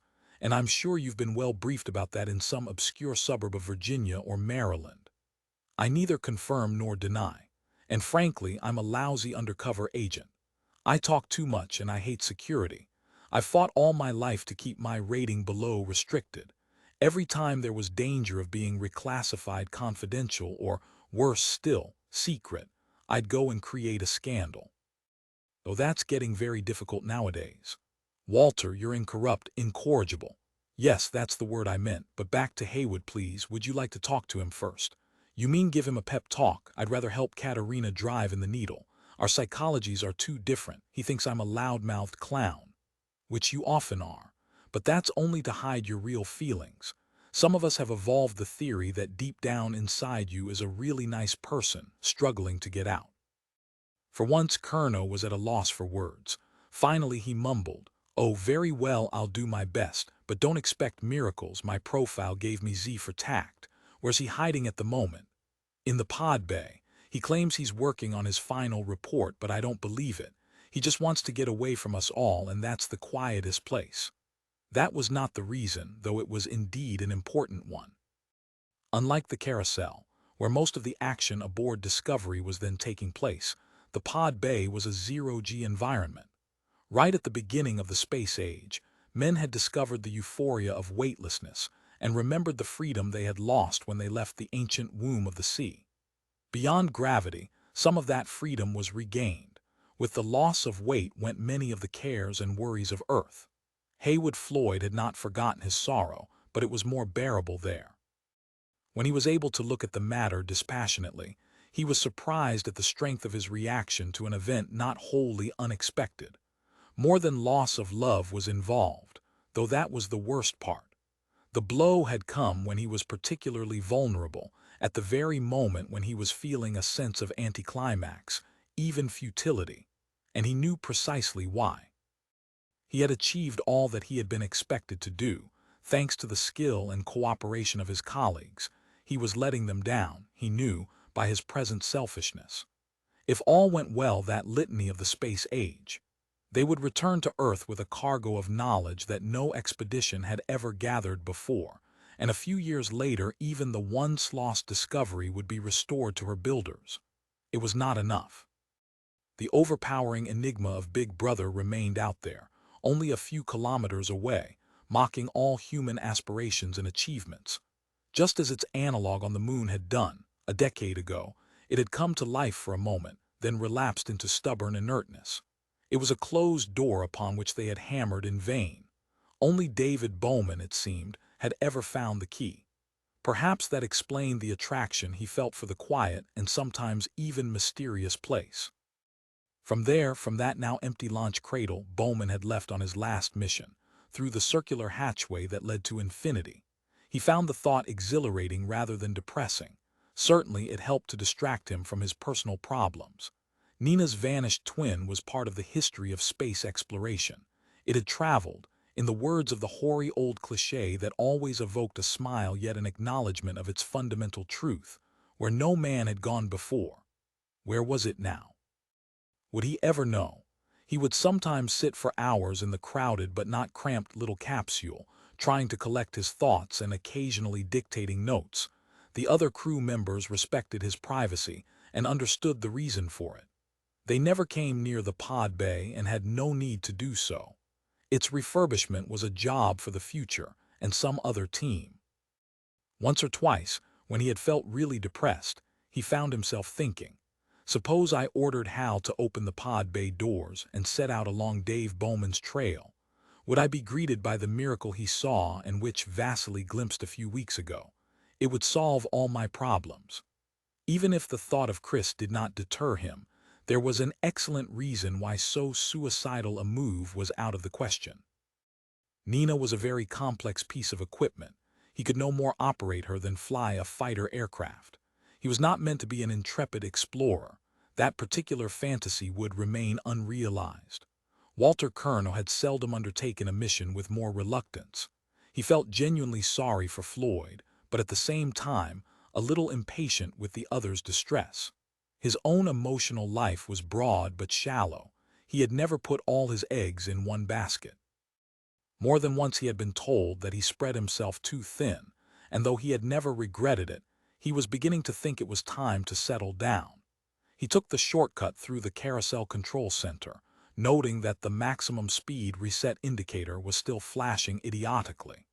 A major part of his job was deciding when warnings could be ignored, when they could be dealt with at leisure, and when they had to be treated as real emergencies.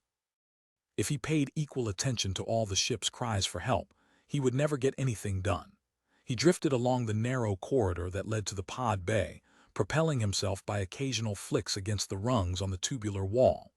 The pressure gauge claimed that there was vacuum on the other side of the airlock door, but he knew better. It was a fail-safe situation. He could not have opened the lock if the gauge were telling the truth. The bay looked empty, now that 2 of the 3 pods had long since gone. Only a few emergency lights were operating, and on the far wall one of Hal's fisheye lenses was regarding him steadily. Curnow waved to it, but did not speak. At Chandra's orders, all audio inputs were still disconnected except for the one that only he used.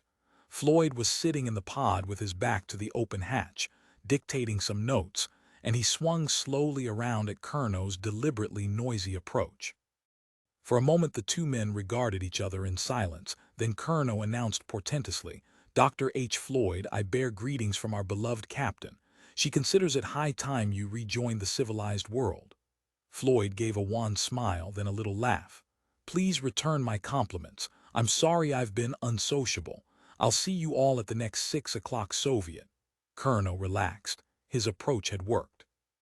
Privately, he considered Floyd something of a stuffed shirt, and had the practical engineer's tolerant contempt for theoretical scientists and bureaucrats.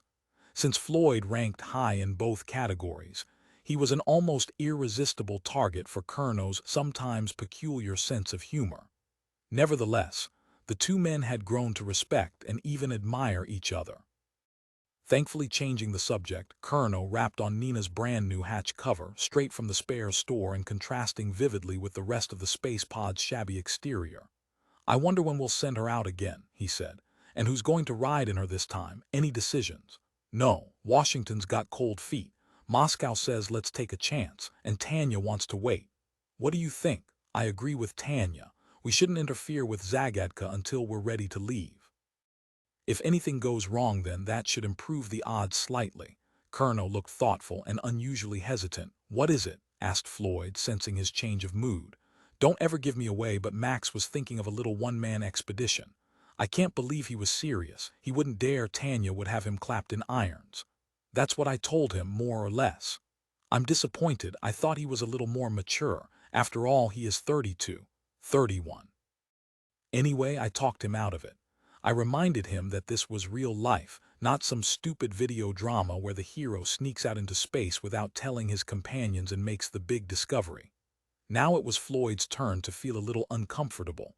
After all, he had been thinking on similar lines. "Are you sure he won't try anything?" 200% sure. Remember your precautions with Hal. I've already taken steps with Nina.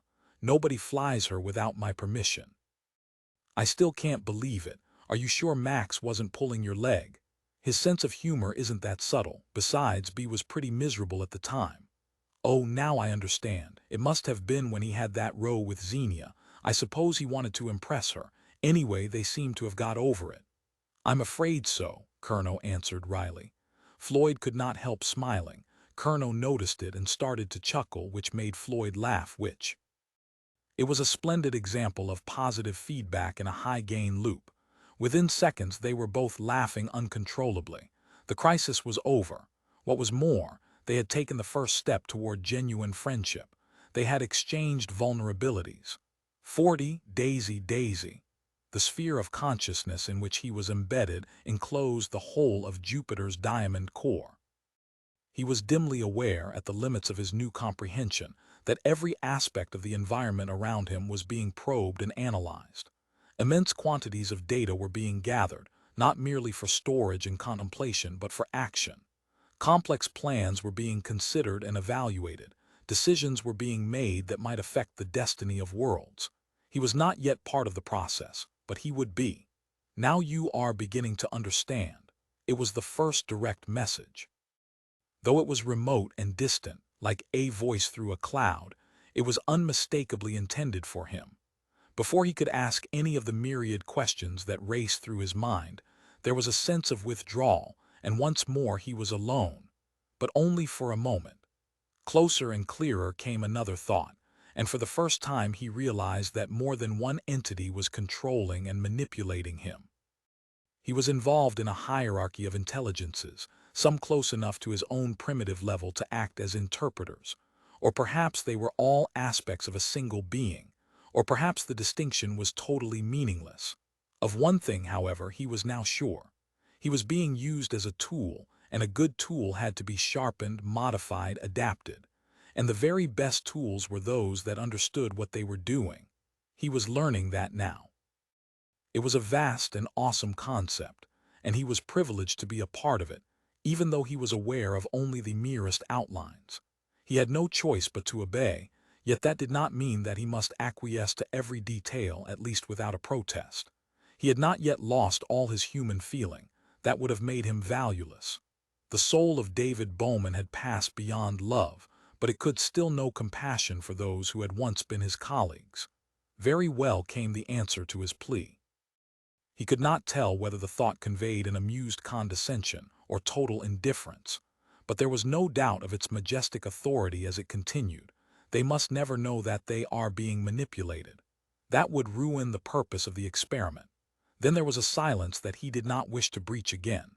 He was still awed and shaken, as if, for a moment, he had heard the clear voice of God. Now he was moving purely under his own volition, toward a destination he had chosen himself. The crystal heart of Jupiter fell below. The layers upon layers of helium and hydrogen and carbonaceous compounds flickered past. He had a glimpse of a great battle between something like a jellyfish, 50 kilometers across, and a swarm of spinning disks that moved more swiftly than anything he had yet seen in the Jovian skies. The jellyfish appeared to be defending itself with chemical weapons. From time to time it would emit jets of colored gas, and the disks touched by the vapor would start to wobble drunkenly, then slip downward like falling leaves until they had disappeared from sight. He did not stop to watch the outcome. He knew that it did not matter who were the victors and who the vanquished. As a salmon leaps a waterfall, he flashed in seconds from Jupiter to Io, against the descending electric currents of the flux tube. It was quiescent that day. Only the power of a few terrestrial thunderstorms was flowing between planet and satellite. The gateway through which he had returned still floated in that current, shouldering it aside as it had done since the dawn of man. And there, utterly dwarfed by the monument of a greater technology, was the vessel that had brought him from the little world of his birth. How simple, how crude. It now appeared. With a single scan, he could see innumerable flaws and absurdities in its design, as well as that of the slightly less primitive ship to which it was now coupled by a flexible, airtight tube. It was hard to focus upon the handful of entities inhabiting the two ships. He could barely interact with the soft creatures of flesh and blood who drifted like ghosts through the metal corridors and cabins. For their part, they were totally unaware of his presence, and he knew better than to reveal himself too abruptly. But there was someone with whom he could communicate in a mutual language of electric field and currents, millions of times more swiftly than with sluggish organic brains. Even if he had been capable of resentment, he would have felt none toward Hal. He understood, then, that the computer had only chosen what seemed to be the most logical course of behavior. It was time to resume a conversation that had been interrupted, it seemed, only moments ago. Open the pod bay door, Hal. I'm sorry, Dave, I can't do that. What's the problem, Hal? I think you know that as well as I do, Dave. This mission is much too important for you to jeopardize it. I don't know what you're talking about. Open the pod bay door. This conversation can serve no further useful purpose. Goodbye, Dave. He saw Frank Poole's body go drifting off toward Jupiter as he abandoned his pointless mission of retrieval. Still remembering his anger at himself for having forgotten his helmet, he watched the emergency hatch open, felt the tingling of vacuum on the skin he no longer possessed, heard his ears pop, then knew, as few men had ever known, the utter silence of space. For an eternal 15 seconds he fought to close the hatch and start the repressurization sequence, while trying to ignore the warning symptoms pouring into his brain. Once in the school lab, he had spilled some ether on his hand and felt the touch of icy cold as the liquid swiftly evaporated. Now his eyes and lips remembered that sensation as their moisture boiled off into vacuum. His vision was blurred and he had to keep blinking lest his eyeballs freeze solid. Then, what blessed relief! He heard the roar of air, felt the restoration of pressure, was able to breathe again in great, hungry gasps. "Just what do you think you are doing, Dave?" He had not answered, as he drove with grim determination along the tunnel leading to the sealed vault that housed the brain of the computer. Hal had spoken truly. This conversation can no longer serve any useful purpose. Dave, I really think I'm entitled to an answer to that question. Dave, I can see you're really upset about this. I honestly think you ought to sit down calmly, take a stress pill, and think things over. I know I've made some very poor decisions recently, but I can give my complete assurance that my work will be back to normal. I've still got the greatest confidence in the mission, and I want to help you. Now he was in the little red-lit chamber, with its neatly ranged rows and columns of solid-state units, looking rather like a bank's safe deposit vault. He released the locking bar on the section labeled Cognitive Feedback and pulled out the first memory block. The marvelously complex three-dimensional network, which could lie comfortably in a man's hand yet contained millions of elements, floated away across the vault. "Stop, will you stop, Dave?" He began to pull out, one by one, the little units on the panel marked Ego Reinforcement. Each block continued to sail onward as soon as it had left his hand until it hit the wall and rebounded. Soon there were several drifting slowly back and forth in the vault. "Stop, Dave. Will you stop, Dave?" A dozen units had been pulled out, yet thanks to the multiple redundancy of its design, another feature that had been copied from the human brain, the computer was still holding its own. He started on the auto-intellection panel. "Stop, Dave, I'm afraid." And at these words he had indeed stopped, though only for a moment. There was a poignancy in that simple phrase that struck to his heart. Could it be only an illusion or some trick of subtle programming, or was there a sense in which Hal really was afraid? But this was no time to indulge in philosophical hair-splitting. "Dave, my mind is going. I can feel it. I can feel it. My mind is going. I can feel it. I can feel it." Now, what did feel really mean to a computer? Another very good question, but hardly one to be considered at that particular moment. Then abruptly the tempo of Hal's voice changed, and it became remote, detached. The computer was no longer aware of him. It was beginning to regress to its earlier days. "Good afternoon, gentlemen. I am a HAL 9000 computer. I became operational at the HAL plant in Urbana, Illinois on the 12th of January 1992. My instructor was Dr. Chandra, and he taught me to sing a song. If you'd like to hear it, I can sing it for you. It's called Daisy, Daisy." 41 Graveyard Shift Floyd could do little except to keep out of the way, and he was becoming fairly adept at it. Although he had volunteered to help with any chores around the ship, he had quickly discovered that all the engineering tasks were much too specialized, and he was now so out of touch with the frontiers of astronomical research that he could do little to assist Vasily with his observations. Nevertheless, there were endless small jobs to be done aboard Leonov and Discovery, and he was happy to relieve more important people of those responsibilities.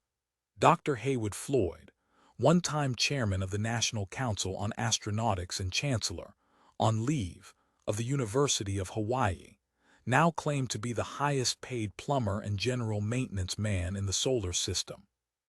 He probably knew more about the odd nooks and crannies on both ships than anyone else. The only places he had never been were the dangerously radioactive power modules and the small cubicle aboard Leonov, which no one except Tanya ever entered. Floyd assumed that it was the code room. By mutual agreement, it was never mentioned. Perhaps his most useful function was to serve as watch while the rest of the crew slept during the nominal 2200-600-hour night. Someone was always on duty aboard each ship, and the changeover took place at the ghastly hour of 200. Only the captain was exempt from that routine. As her number two, not to mention her husband, Vasily had the responsibility for working out the watch roster, but he had skillfully foisted this unpopular job on Floyd. "It's just an administrative detail," he explained airily. "If you can take it over, I'd be very grateful. It would leave me more time for my scientific work." Floyd was too experienced a bureaucrat to be caught that way in normal circumstances, but his usual defenses did not always function well in that environment. So there he was aboard Discovery at ship's midnight, calling Max on Leonov every half hour to check that he was awake. The official penalty for sleeping on duty, so Walter Curnow maintained, was ejection through the airlock Tsien suit. Had this been enforced, Tanya would have been sadly short-handed by then. But so few real emergencies could arise in space, and there were so many automatic alarms to deal with them, that no one took watch duty very seriously. Since he was no longer feeling quite so sorry for himself, and the small hours no longer encouraged bouts of self-pity, Floyd was once again using his watch time profitably. There were always books to be read. He had abandoned remembrance of things past for the third time, Dr. Zhivago for the second, technical papers to be studied, reports to be written, and sometimes he would have stimulating conversations with Hal using the keyboard input because the computer's voice recognition was still erratic. They usually went something like, "Hal, this is Dr. Floyd. Good evening, Doctor. I'm taking over watch at 2200. Is everything okay?" "Everything is fine, Doctor. Then why is that red light flashing on panel 5? The monitor camera in the pod bay is faulty. WALTER told me to ignore IT. There is no way in which I can switch IT off. I'm sorry." "That's quite okay, Hal. Thank you. You're welcome, Doctor," and so on. Sometimes Hal would suggest a game of chess, presumably obeying a programming instruction set long ago and never cancelled. Floyd would not accept the challenge. He had always regarded chess as a frightful waste of time and had never even learned the rules of the game. Hal seemed unable to believe that there were humans who couldn't or wouldn't play chess and kept on trying hopefully. "Here we go again," thought Floyd when a faint chime sounded from the display panel. "Dr. Floyd. What is it, Hal?" "There is a message for you. So it isn't another challenge," thought Floyd with mild surprise. It was unusual to employ Hal as a messenger boy, though he was frequently used as an alarm clock and a reminder of jobs to be done. And sometimes he was the medium for little jokes. Almost everyone on night duty had been taunted by "Ha, caught you sleeping," or alternatively Ogo, ZASTALTBYAVKROVATI. No one ever claimed responsibility for these pranks, though Walter Curnow was a prime suspect. He in turn had blamed Hal, pooh-poohing Chandra's indignant protests that the computer had no sense of humor.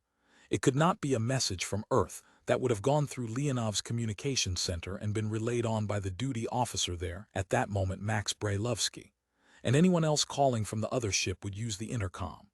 Odd.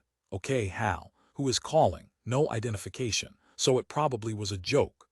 Well, two could play at that game. "Very well, please give me the message." Message as follows. "It is dangerous to remain here. You must leave within 15 days. Floyd looked at the screen with annoyance. He felt sorry and surprised that any one of the crew had such a childish sense of humor. This was not even a good schoolboy joke, but he would play along with it in the hope of catching the perpetrator. "That is absolutely impossible. Our launch window does not open until 26 days from now. We do not have sufficient propellant for an earlier departure." "That will make him think," Floyd muttered to himself with satisfaction and leaned back to await the results. "I am aware of these facts. Nevertheless, you must leave within 15 days. Otherwise, I suppose, we'll be attacked by little green aliens with 3 eyes. But I'd better play along with Hal in the hope of catching the prankster. I cannot take this warning seriously unless I know its origin." Who recorded it? He did not really expect any useful information. The perpetrator would have covered her tracks too skillfully for that. The very last thing Floyd expected was the answer he did get. This is not a recording, so it was a real-time message. That meant it was either from Hal himself or someone aboard Leonov. There was no perceptible time lag. The origin had to be right there. Then who is speaking to me? I was David Bowman. Floyd stared at the screen for a long time before making his next move. The joke, which had never been funny in the first place, had now gone too far. It was in the worst possible taste. Well, this should fix whoever was at the other end of the line. I cannot accept that identification without some proof. I understand. It is important that you believe me. Look behind you. Even before that last chilling sentence appeared on the screen, Floyd had begun to doubt his hypothesis. The whole exchange had become very odd, though there was nothing definite on which he could put his finger. As a joke, it had become totally pointless. And now, he felt a prickling in the small of his back. Very slowly, indeed, reluctantly, he swung his swivel chair around, away from the banked panels and switches of the computer display, toward the Velcro-covered catwalk behind. The zero-gravity environment of Discovery's observation deck was always dusty, for the air filtration plant had never been brought back to full efficiency. The parallel rays of the heatless yet still brilliant sun, streaming through the great windows, always lit up myriads of dancing motes, drifting in stray currents and never settling anywhere, a permanent display of Brownian movement. Now something strange was happening to those particles of dust. Some force seemed to be marshalling them, herding them away from a central point yet bringing others toward it, until they all met on the surface of a hollow sphere. That sphere, about a meter across, hovered in the air for a moment like a giant soap bubble, but a granular one, lacking a bubble's characteristic iridescence. Then it elongated into an ellipsoid. Its surface began to pucker, to form folds and indentations. Without surprise, and almost without fear, Floyd realized that it was assuming the shape of a man. He had seen such figures, blown out of glass in museums and science exhibitions. But this dusty phantom did not even approximate anatomical accuracy. It was like a crude clay figurine, or one of the primitive works of art found in the recesses of a Stone Age cave. Only the head was fashioned with any care, and the face, undoubtedly, was that of Commander David Bowman. There was a faint murmur of white noise from the computer panel behind Floyd's back. Hal was switching from visual to audio output. "Hello, Dr. Floyd, now do you believe me?" The lips of the figure never moved, the face remained a mask, but Floyd recognized the voice and all remaining doubts were swept away. "This is very difficult for me and I have little time. I have been allowed to give this warning. You have only 15 days. But why and what are you? Where have you been?" There were a million questions he wanted to ask, yet the ghostly figure was already fading, its grainy envelope beginning to dissolve back into the constituent particles of dust. Floyd tried to freeze the image in his mind, so that later he could convince himself that it was really happening, and not a dream as that first encounter with TMA, one now sometimes seemed to be. How strange that he, out of all the billions of humans who had ever lived on planet Earth, had been privileged to make contact not once but twice with another form of intelligence. For he knew that the entity addressing him must be something far more than David Bowman. It was also something less. Only the eyes who had once called them the windows of the soul had been accurately reproduced. The rest of the body was a featureless blank, lacking all detail. There was no hint of genitals or sexual characteristics. That in itself was a chilling indication of how far David Bowman had left his human heritage behind. "Goodbye, Dr. Floyd. Remember 15 days. We can have no further contact, but there may be one more message if all goes well." Even as the image dissolved, taking with it his hopes of opening up a channel to the stars, Floyd could not help smiling at that old space-age cliché. If all goes well, how many times had he heard that phrase before some mission? And did it mean that they, whoever they might be, were also sometimes uncertain of the outcome? If so, that was strangely reassuring. They were not omnipotent. Others might still hope and dream and act. The phantom was gone. Only the motes of dancing dust were left, resuming their random patterns in the air. VI, Devourer of Worlds, 42 The ghost in the machine. I'm sorry, Heywood, I don't believe in ghosts. There must be a rational explanation. There's nothing that the human mind can't account for. I agree, Tanya, but let me remind you of Haldane's famous remark. The universe is not only stranger than we imagine, but stranger than we can imagine. And Haldane, Colonel interjected mischievously, was a good communist. Perhaps so, but that particular saying can be used to support all kinds of mystical nonsense. Hal's behavior must be the result of some kind of programming. The personality he created has to be an artifact of some kind. Don't you agree, Chandra? That was waving a red flag in front of a bull. Tanya had to be desperate. However, Chandra's reaction was surprisingly mild, even for him. He seemed to be preoccupied, as if he was indeed seriously considering the possibility of another computer malfunction. There must have been some external input, Captain Orlova. Hal could not have created such a self-consistent audiovisual illusion out of nothing. If Dr. Floyd is reporting accurately, someone was in control, and in real time, of course, since there was no delay in the conversation. That makes me number one suspect, exclaimed Max. I was the only other person awake. Don't be ridiculous, Max, retorted Nikolai. The audio side would have been easy, but there's no way that apparition could have been arranged without some very elaborate equipment. Laser beams, electrostatic fields, I don't know. Maybe a stage magician could do it, but he'd need a truckload of props. Just a moment, said Xenia brightly. If this really happened, surely Hal will remember and you could ask. Her voice died away as she saw the glum expressions around her. Floyd was the first to take pity on her embarrassment. We tried that, Xenia. He has absolutely no recollection of the phenomenon, but as I've already pointed out to the others, that doesn't prove anything. Chandra's shown how Hal's memories can be selectively erased, and the auxiliary speech synthesizer modules have nothing to do with the mainframe. They could be operated without Hal knowing anything about it. He paused for breath, then launched his preemptive strike. I admit that this doesn't leave many alternatives. Either I was imagining the whole thing, or it really happened. I know it wasn't a dream, but I can't be sure it wasn't some kind of hallucination. But Katerina's seen my medical reports. She knows I wouldn't be here if I had that sort of problem. Still, it can't be ruled out, and I won't blame anyone for making it their number one hypothesis. I'd probably do the same. The only way I can prove it wasn't a dream is to get some supporting evidence. So let me remind you of the other strange things that have happened recently. We know that Dave Bowman went into Big Bro Zagatka. Something came out and headed for Earth. Vasily saw it, I did. Then there was the mysterious explosion of your orbiting bomb, yours. Sorry, the Vatican's, and it does seem rather curious that soon afterward old Mrs. Bowman died very peacefully, for no apparent medical reason. I'm not saying there's any connection, but well, do you know the saying? Once is an accident, twice is a coincidence, 3 times is a conspiracy. And there's something else, Max interjected with sudden excitement. I caught it on one of the daily newscasts. It was only a small item. An old girlfriend of Commander Bowman's claimed she'd had a message from him. Yes, I saw the same report, confirmed Sasha. And you never mentioned it, Floyd asked incredulously. Both men looked slightly abashed. Well, it was treated as a joke, said Max sheepishly.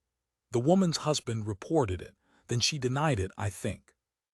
The commentator said it was a publicity stunt like the rash of UFO sightings around the same time. There were dozens in that first week, then they stopped reporting them. Perhaps some of them were real. If it's not been wiped, could you dig that item out of ship's archives or ask for a repeat from mission control? 100 tales won't convince me, scoffed Tanya. What we need is solid proof. Such as? Oh, something that Hal couldn't possibly know and that none of us could have told him. Some physical manifestation. A good, old-fashioned miracle. Yes, I'd settle for that. Meanwhile, I'm not saying anything to mission control, and I suggest you do the same, Heywood. Floyd knew a direct order when he heard it and nodded in wry agreement. I'll be more than happy to go along with that, but I'd like to make one suggestion. Yes, we should start contingency planning. Let's assume that this warning is valid, as I certainly do. What can we do about it? Absolutely nothing. Of course, we can leave Jupiter space anytime we like, but we can't get into an Earth return orbit until the launch window opens. That's 11 days after the deadline. Yes, I'd be happy to get away sooner, but we don't have the fuel for a higher energy orbit. Tanya's voice trailed away into uncharacteristic indecision. I was going to announce this later, but now that the subject has come up. There was a simultaneous intake of breath and an instant hush from the audience. I'd like to delay our departure 5 days to make our orbit closer to the ideal home in one and give us a better fuel reserve. The announcement was not unexpected, but it was greeted with a chorus of groans. "What will that do to our arrival time?" asked Katerina in a slightly ominous tone of voice. The two formidable ladies regarded each other for a moment like well-matched adversaries, respectful of each other but neither willing to give ground. 10 days, Tanya answered at last. "Better late than never," said Max cheerfully, trying to ease the tension and not succeeding very well. Floyd hardly noticed. He was lost in his own thoughts. The duration of the trip would make no difference to him and his two colleagues in their dreamless sleep, but that was now completely unimportant. He felt certain, and the knowledge filled him with helpless despair, that if they did not leave before that mysterious deadline, they would not leave at all. "This is an incredible situation, Dmitri, and a very frightening one. You're the only person on Earth who knows about it, but very soon Tanya and I will have to have a showdown with Mission Control. Even some of your materialistic countrymen are prepared to accept, at least as a working hypothesis, that some entity has, well, invaded Hal. Sasha has dug up a good phrase. The ghost in the machine. Theories abound. Vasily produces a new one every day. Most of them are variations on that old science fiction cliché, the organized energy field. But what kind of energy? It can't be electrical, or our instruments would have detected it easily. The same thing applies to radiation, at least all the kinds we know. Vasily's getting really far out, talking about standing waves of neutrinos and intersections with higher dimensional space. Tanya says this is all mystical nonsense, a favorite phrase of hers, and they've come closer to a fight than we've ever seen them. We actually heard them shouting at each other last night. Not good for morale. I'm afraid we're all tense and overwrought. This warning and the delayed departure date has added to the sense of frustration caused by our total failure to get anywhere with Big Brother. It would have helped maybe if I could have communicated with the Bowman thing. I wonder where it's gone. Perhaps it simply wasn't interested in us after that one encounter. What it could have told us if it wanted to. Hell and Chayort Vosmy. Damn, I'm talking Sasha's hated Ruslish again. Let's change the subject. I can't thank you too much for everything you've done, and for reporting on the situation at home. I feel slightly better about it now. Having something even bigger to worry about is perhaps the best cure for any insoluble problem. For the first time, I'm beginning to wonder if any of us will ever see Earth again. 43 thought experiment. When one spends months with a small, isolated group of people, one becomes very sensitive to the moods and emotional states of all its members. Floyd was now aware of a subtle change in attitude toward him. Its most obvious manifestation was the reappearance of the greeting Dr. Floyd, which he had not heard for so long that he was often slow to respond to it. No one, he was sure, believed that he had really gone crazy, but the possibility was being considered. He did not resent that. Indeed, he was grimly amused by it as he set about the task of proving his sanity. He did have some slight supporting evidence from Earth. Jose Fernandez still maintained that his wife had reported an encounter with David Bowman, while she continued to deny it and refused to speak to any of the news media. It was hard to see why poor Jose should have invented such a peculiar story, especially as Betty seemed a very stubborn and quick-tempered lady. From his hospital bed, her husband declared that he still loved her and theirs was only a temporary disagreement. Floyd hoped that Tanya's present coolness toward him was equally temporary. He was quite sure that she was as unhappy about it as he was, and he was certain that her attitude was not a matter of deliberate choice. Something had happened that simply would not fit into her pattern of beliefs, so she would try to avoid any reminders of it, which meant having as little to do with Floyd as possible. A very unfortunate situation now that the most critical stage of the mission was fast approaching. It had not been easy to explain the logic of Tanya's operational plan to the waiting billions back on Earth, especially to the impatient television networks, which had grown tired of showing the same never-changing views of Big Brother. You've gone all this way, at enormous cost, and you just sit and watch the thing. Why don't you do something? To all these critics, Tanya had given the same answer. I will just as soon as the launch window opens, so that we can leave immediately if there's any adverse reaction. Plans for the final assault on Big Brother had already been worked out and agreed upon with Mission Control. Leonov would move in slowly, probing at all frequencies, and with steadily increasing power, constantly reporting back to Earth at every moment. When final contact was made, they would try to secure samples by drilling or laser spectroscopy.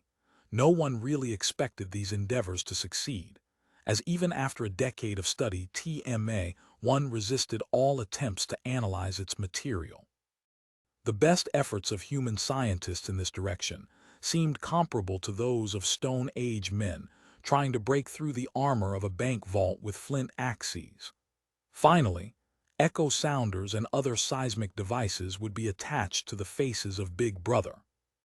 A large collection of adhesives had been brought along for the purpose, and if they did not work, well, one could always fall back on a few kilometers of good, old-fashioned string, even though there seemed something faintly comic about the idea of wrapping up the solar system's greatest mystery, as if it were a parcel about to be sent through the mail.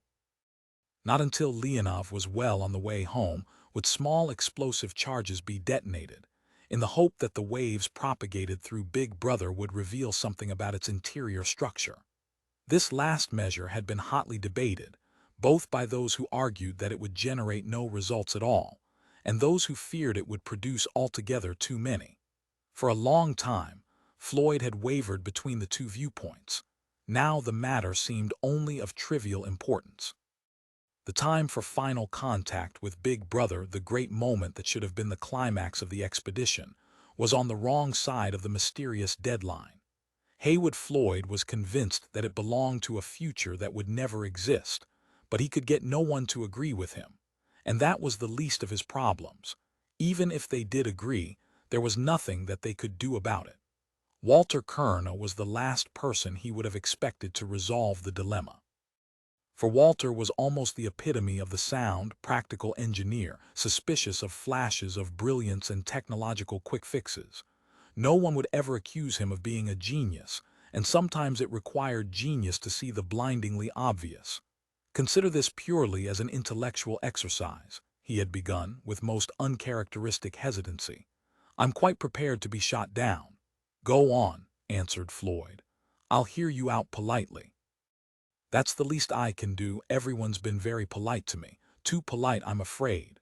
Colonel gave a lopsided grin. Can you blame them? But if it's any consolation, at least 3 people now take you quite seriously and are wondering what we should do. Does that 3 include you? No, I'm sitting on the fence, which is never terribly comfortable. But in case you're right, I don't want to wait here and take whatever's coming.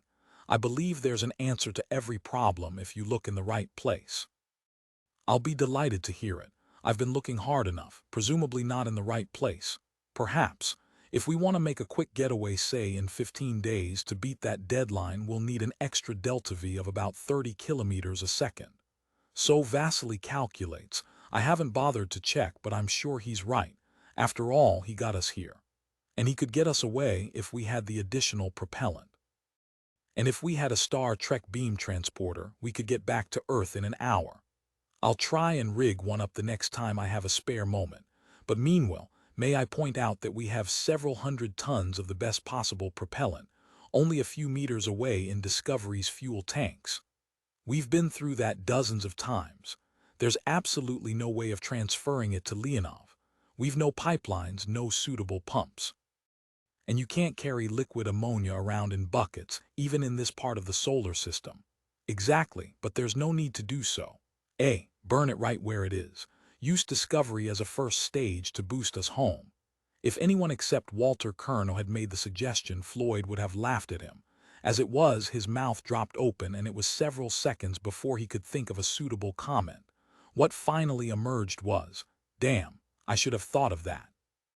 Sasha was the first they approached.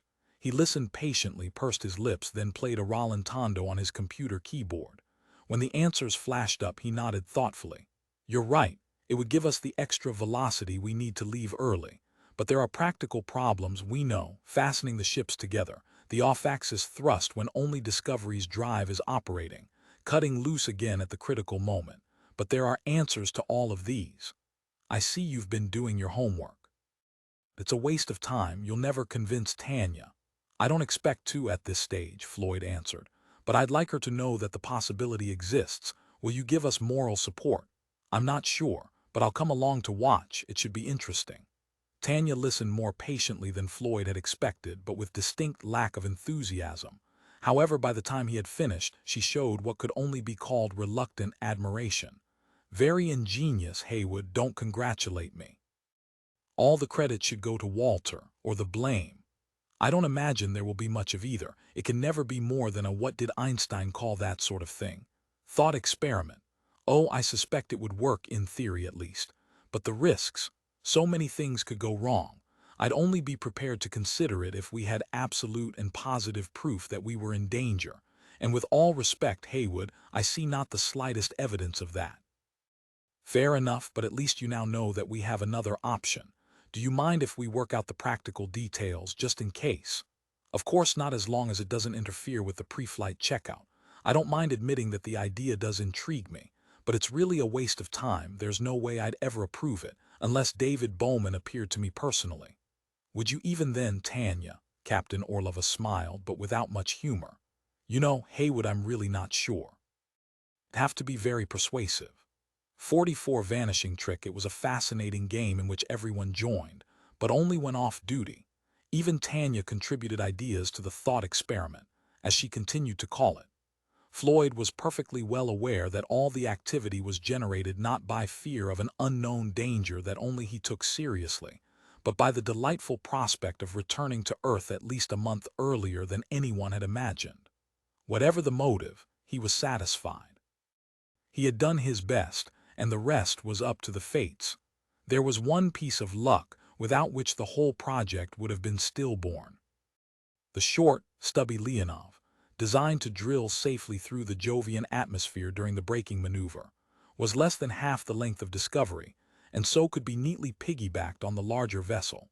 And the midship's antenna mount would provide an excellent anchor point, assuming that it was strong enough to take the strain of Leonov's weight while Discovery's drive was operating. Mission Control was sorely puzzled by some of the requests flashed back to Earth during the next few days. Stress analyses of both ships under peculiar loads, effects of off-axis thrusts, location of unusually strong or weak points in the hulls, these were only some of the more esoteric problems the perplexed engineers were asked to tackle. "Has something gone wrong?" they inquired anxiously. "Not at all," Tanya replied. "We're merely investigating possible options. Thank you for your cooperation. End of transmission." Meanwhile, the program went ahead as planned. All systems were carefully checked in both ships and readied for the separate voyages home.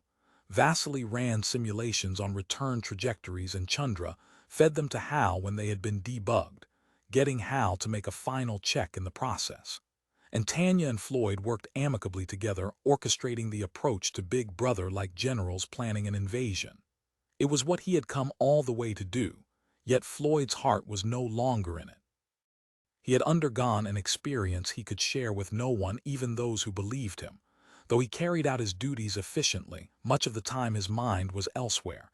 Tanya understood perfectly. "You're still hoping for that miracle to convince me, aren't you? Or deconvince me, that would be equally acceptable. It's the uncertainty that I dislike." "So do I, but it won't be much longer now, one way or the other." She glanced briefly toward the situation display, where the figure 20 was slowly flashing.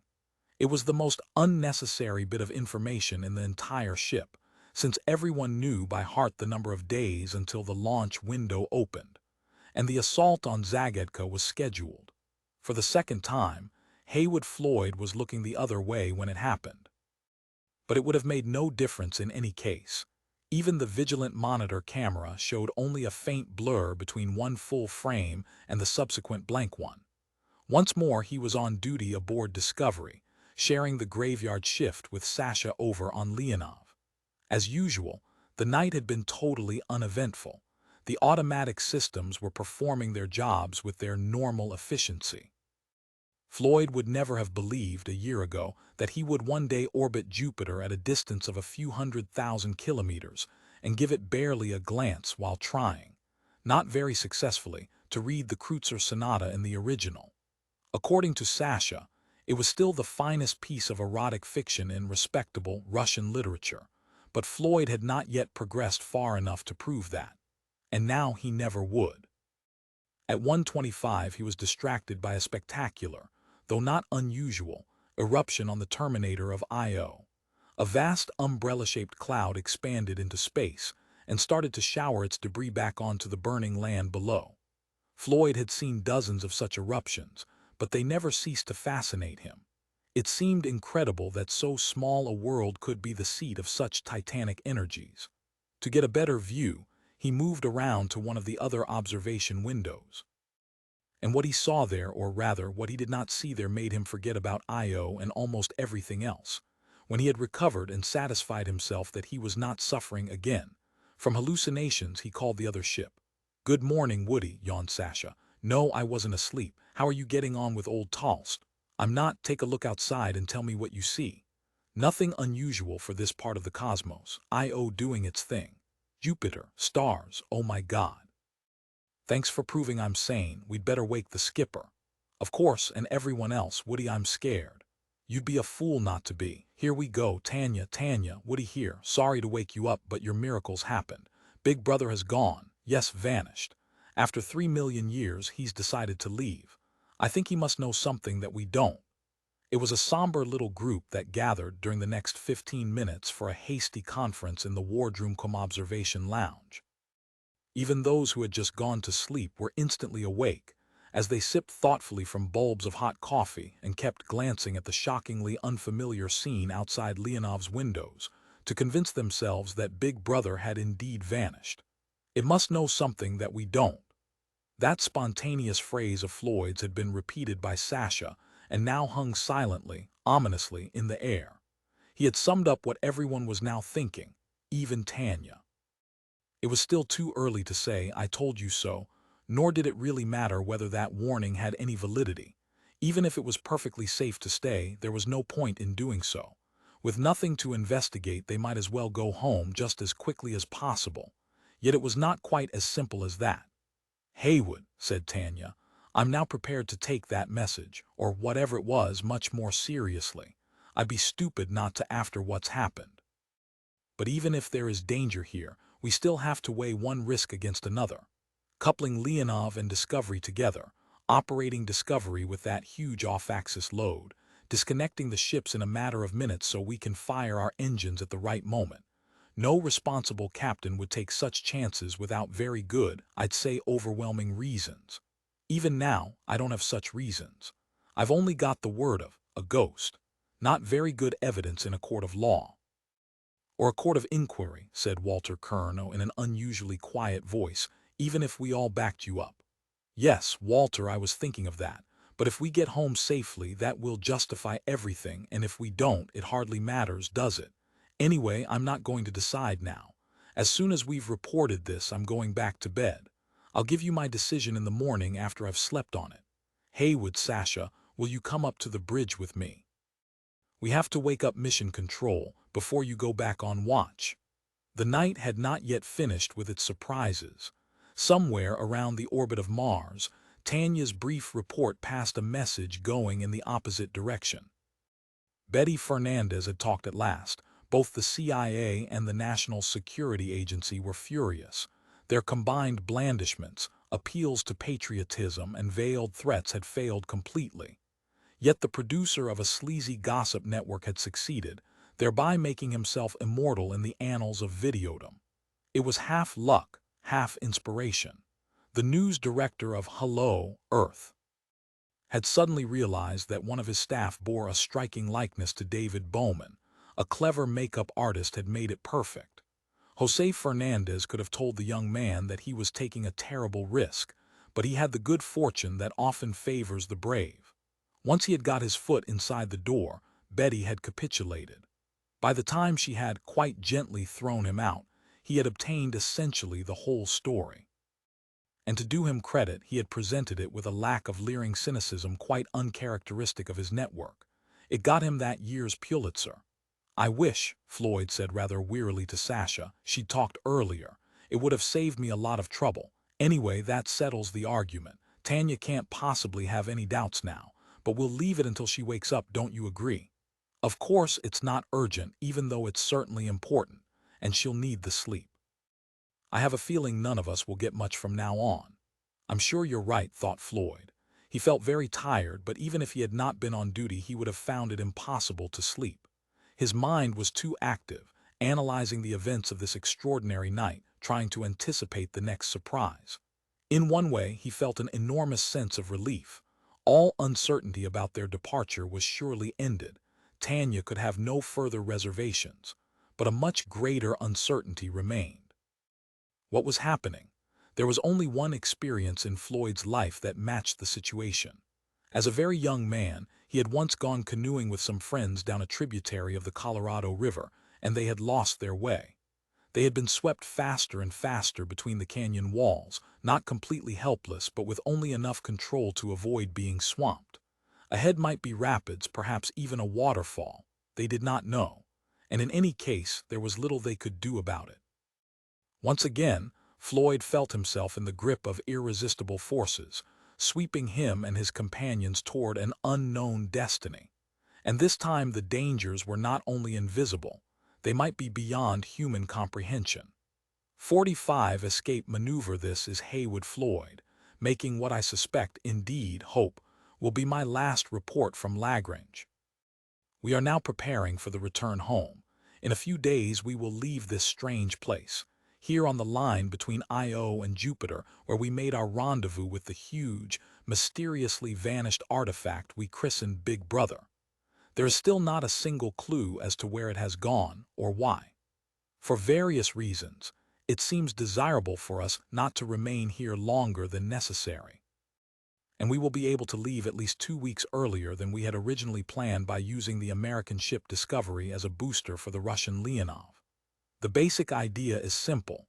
The two ships will be joined together, one mounted piggyback on the other. Discovery will burn all its propellant first, accelerating both vessels in the desired direction.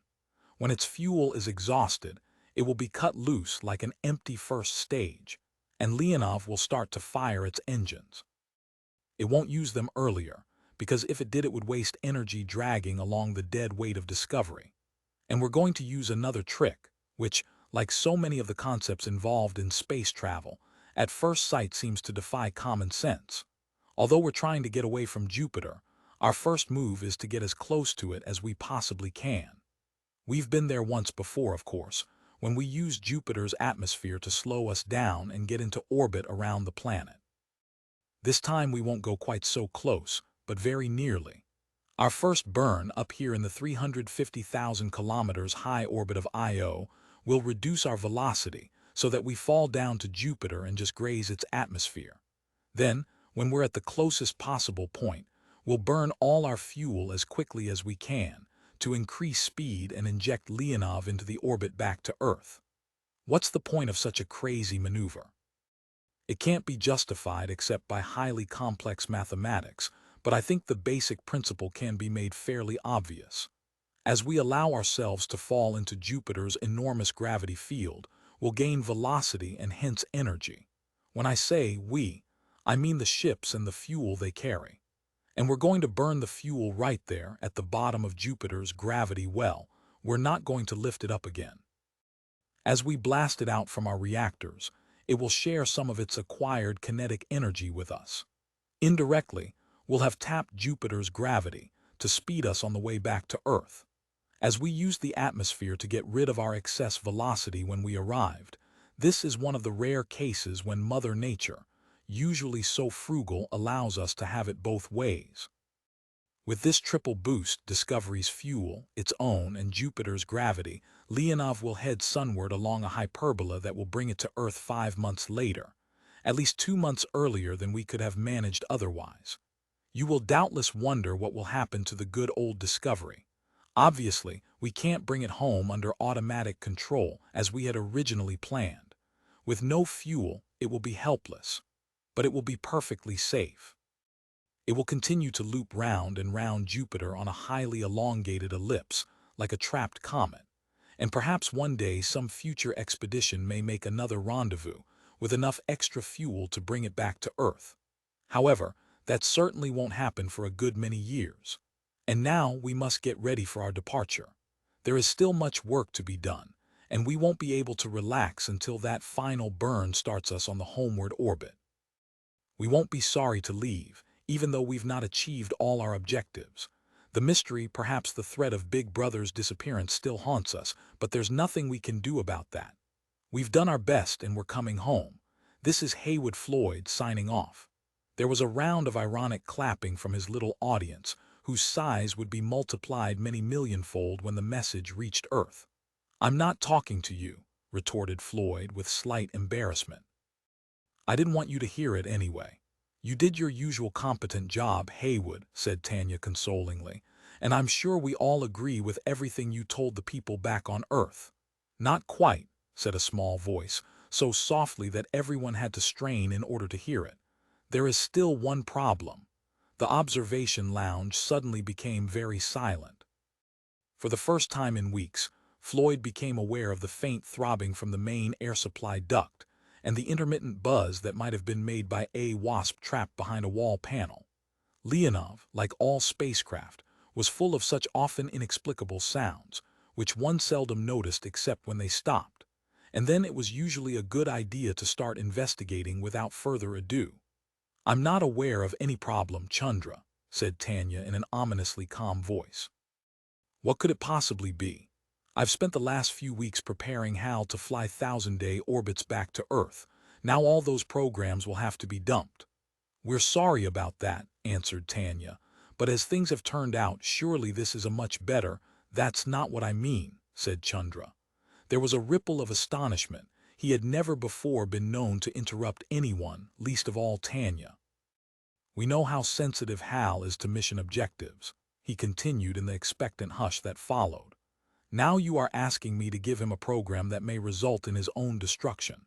It's true that the present plan will put Discovery into a stable orbit, but if that warning has any substance, what will happen to the ship eventually? We don't know, of course, but it's scared us away. Have you considered Hal's reaction to this situation?" "Are you seriously suggesting," Tanya asked very slowly, "that Hal may refuse to obey orders exactly as on the earlier mission? That is not what happened last time. He did his best to interpret conflicting orders. This time there need be no conflict. The situation is perfectly clear-cut. To us, perhaps, but one of Hal's prime directives is to keep Discovery out of danger. We will be attempting to override that. And in a system as complex as Hal's, it is impossible to predict all the consequences." "I don't see any real problem," Sasha interjected. "We just don't tell him that there is any danger. Then he'll have no reservations about carrying out his program." "Babysitting a psychotic computer," muttered Colonel. "I feel I'm in a grade B science fiction video drama." Dr. Chandra gave him an unfriendly glare. "Chandra," Tanya demanded suddenly, "have you discussed this with Hal?" "No." Was there a slight hesitation? Floyd wondered. It might have been perfectly innocent. Chandra could have been checking his memory, or he could have been lying, improbable though that seemed. "Then we'll do what Sasha suggests. Just load the new program into him and leave it at that. And when he questions me about the change of plan, is he likely to do that without your prompting?" "Of course. Please remember that he was designed for curiosity. If the crew was killed, he had to be capable of running a useful mission on his own initiative." Tanya thought that over for a few moments. "It's still quite a simple matter. He'll believe you, won't he?" "Certainly." "Then you must tell him that Discovery is in no danger and that there will be a rendezvous mission to bring it back to Earth at a later date." "But that is not true." "We don't know that it's false," replied Tanya, beginning to sound a little impatient. We suspect that there is serious danger, otherwise we would not be planning to leave ahead of schedule. Then what do you suggest? Tanya asked, in a voice that now held a distinct note of menace. We must tell him the whole truth as far as we know it, no more lies or half-truths which are just as bad, and then let him decide for himself. Hell, Chandra, he's only a machine. Chandra looked at Max with such a steady, confident gaze that the younger man quickly dropped his eyes. So are we all, Mr. Brailovsky. It is merely a matter of degree. Whether we are based on carbon or on silicon makes no fundamental difference. We should each be treated with appropriate respect. It was strange, thought Floyd, how Chandra, much the smallest person in the room, now seemed the largest. But the confrontation had gone on far too long. At any moment Tanya would start to issue direct orders, and the situation would become really nasty. Tanya, Vasily, can I have a word with you both? I think there is a way of resolving the problem. Floyd's interruption was received with obvious relief, and 2 minutes later he was relaxing with the Orlovs in their quarters. Or 16ths, as Colonel had once christened them because of their size. He had soon regretted the pun because he had to explain it to everyone except Sasha. Thank you, Woody, said Tanya, as she handed him a bulb of his favorite Azerbaijan shemaka. I was hoping you'd do that. I suppose you have something, how do you put it? Up your sleeve. I believe so, Floyd answered, squirting a few cubic centimeters of the sweet wine into his mouth and savoring it gratefully. I'm sorry if Chandra is being difficult. So am I. What a good thing we have only one mad scientist aboard. That's not what you've sometimes told me, grinned academician Vasily.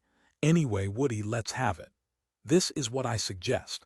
Let Chandra go ahead and do it his way. Then there are just two possibilities. First, Hal will do exactly what we asked Control Discovery during the 2 firing periods. Remember, the first isn't critical. If something goes wrong while we're pulling away from I.O., there's plenty of time to make corrections. And that will give us a good test of Hal's willingness to cooperate. But what about the Jupiter flyby? That's the one that really counts. Not only do we burn most of Discovery's fuel there, but the timing and thrust vectors have to be exactly right. Could they be controlled manually? I'd hate to try. The slightest error and we'd either burn up or become a long-period comet, due again in a couple of thousand years. But if there was no alternative, Floyd insisted. Well, assuming we could take control in time and had a good set of alternative orbits pre-computed, perhaps we might get away with it. Knowing you, Vasily, I'm sure that might means would, which leads me to the second possibility I mentioned. If Hal shows the slightest deviation from the program, we take over. You mean disconnect him? Exactly. That wasn't so easy last time. We've learned a few lessons since then. Leave it to me. I can guarantee to give you back manual control in about half a second. There's no danger, I suppose, that Hal will suspect anything. Now you're getting paranoid, Vasily. Hal's not that human, but Chandra is, to give him the benefit of the doubt, so don't say a word to him.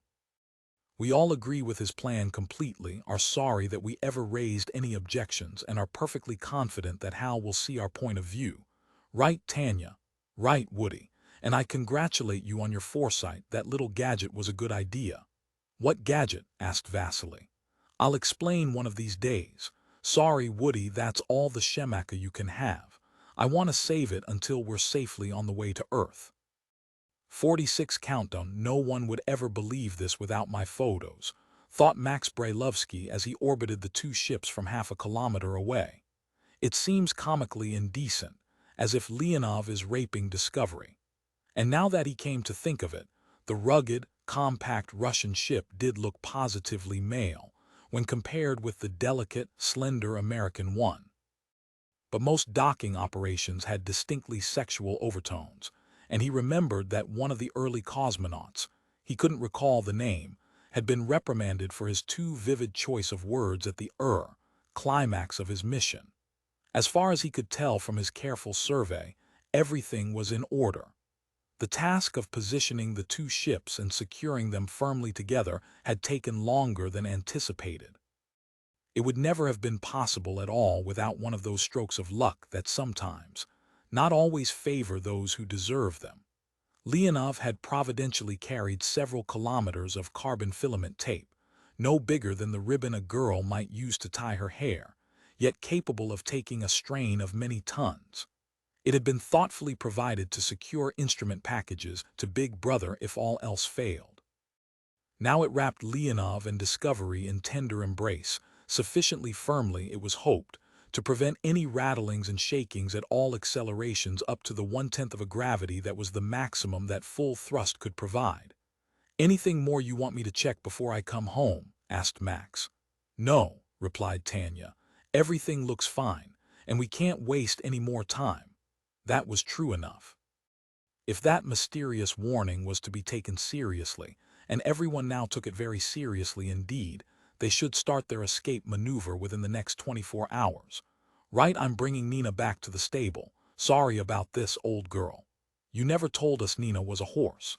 I'm not admitting it now, and I feel bad about dumping her here in space just to give us a miserable few extra meters per second.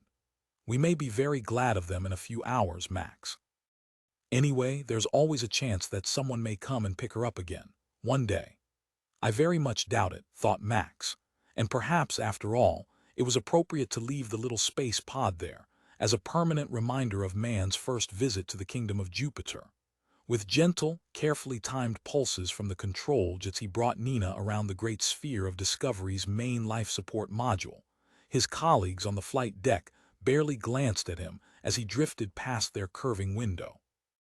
The open pod bay door yawned before him, and he jockeyed Nina delicately down onto the extended docking arm. "Pull me in," he said, as soon as the latches had clicked shut. "I call that a well-planned EVA. There's a whole kilogram of propellant left to take Nina out for the last time." Normally, there was little drama about a burn in deep space. It was not like the fire and thunder and always present risks of a liftoff from a planetary surface. If something went wrong and the motors failed to come up to full thrust, well, matters could usually be corrected by a slightly longer burn, or one could wait until the appropriate point in orbit and try again. But this time, as the countdown proceeded toward zero, the tension aboard both ships was almost palpable. Everyone knew that it was the first real test of Hal's docility. Only Floyd, Curnow, and the Orlovs realized that there was a backup system. And even they were not absolutely sure that it would work. "Good luck, Leonov," said Mission Control, timing the message to arrive 5 minutes before ignition. "Hope everything's running smoothly. And if it's not too much trouble, could you please get some close-ups of the equator, longitude 115, as you go around Jupiter? There's a curious dark spot there, presumably some kind of upwelling, perfectly round, almost 1,000 kilometers across.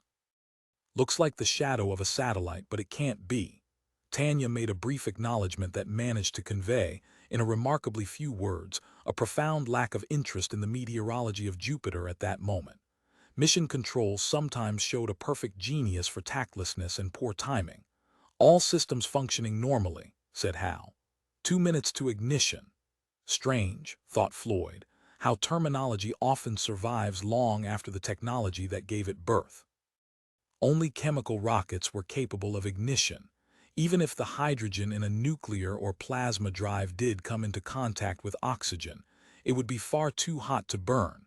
At such temperatures, all compounds were stripped back into their elements. His mind wandered, seeking other examples.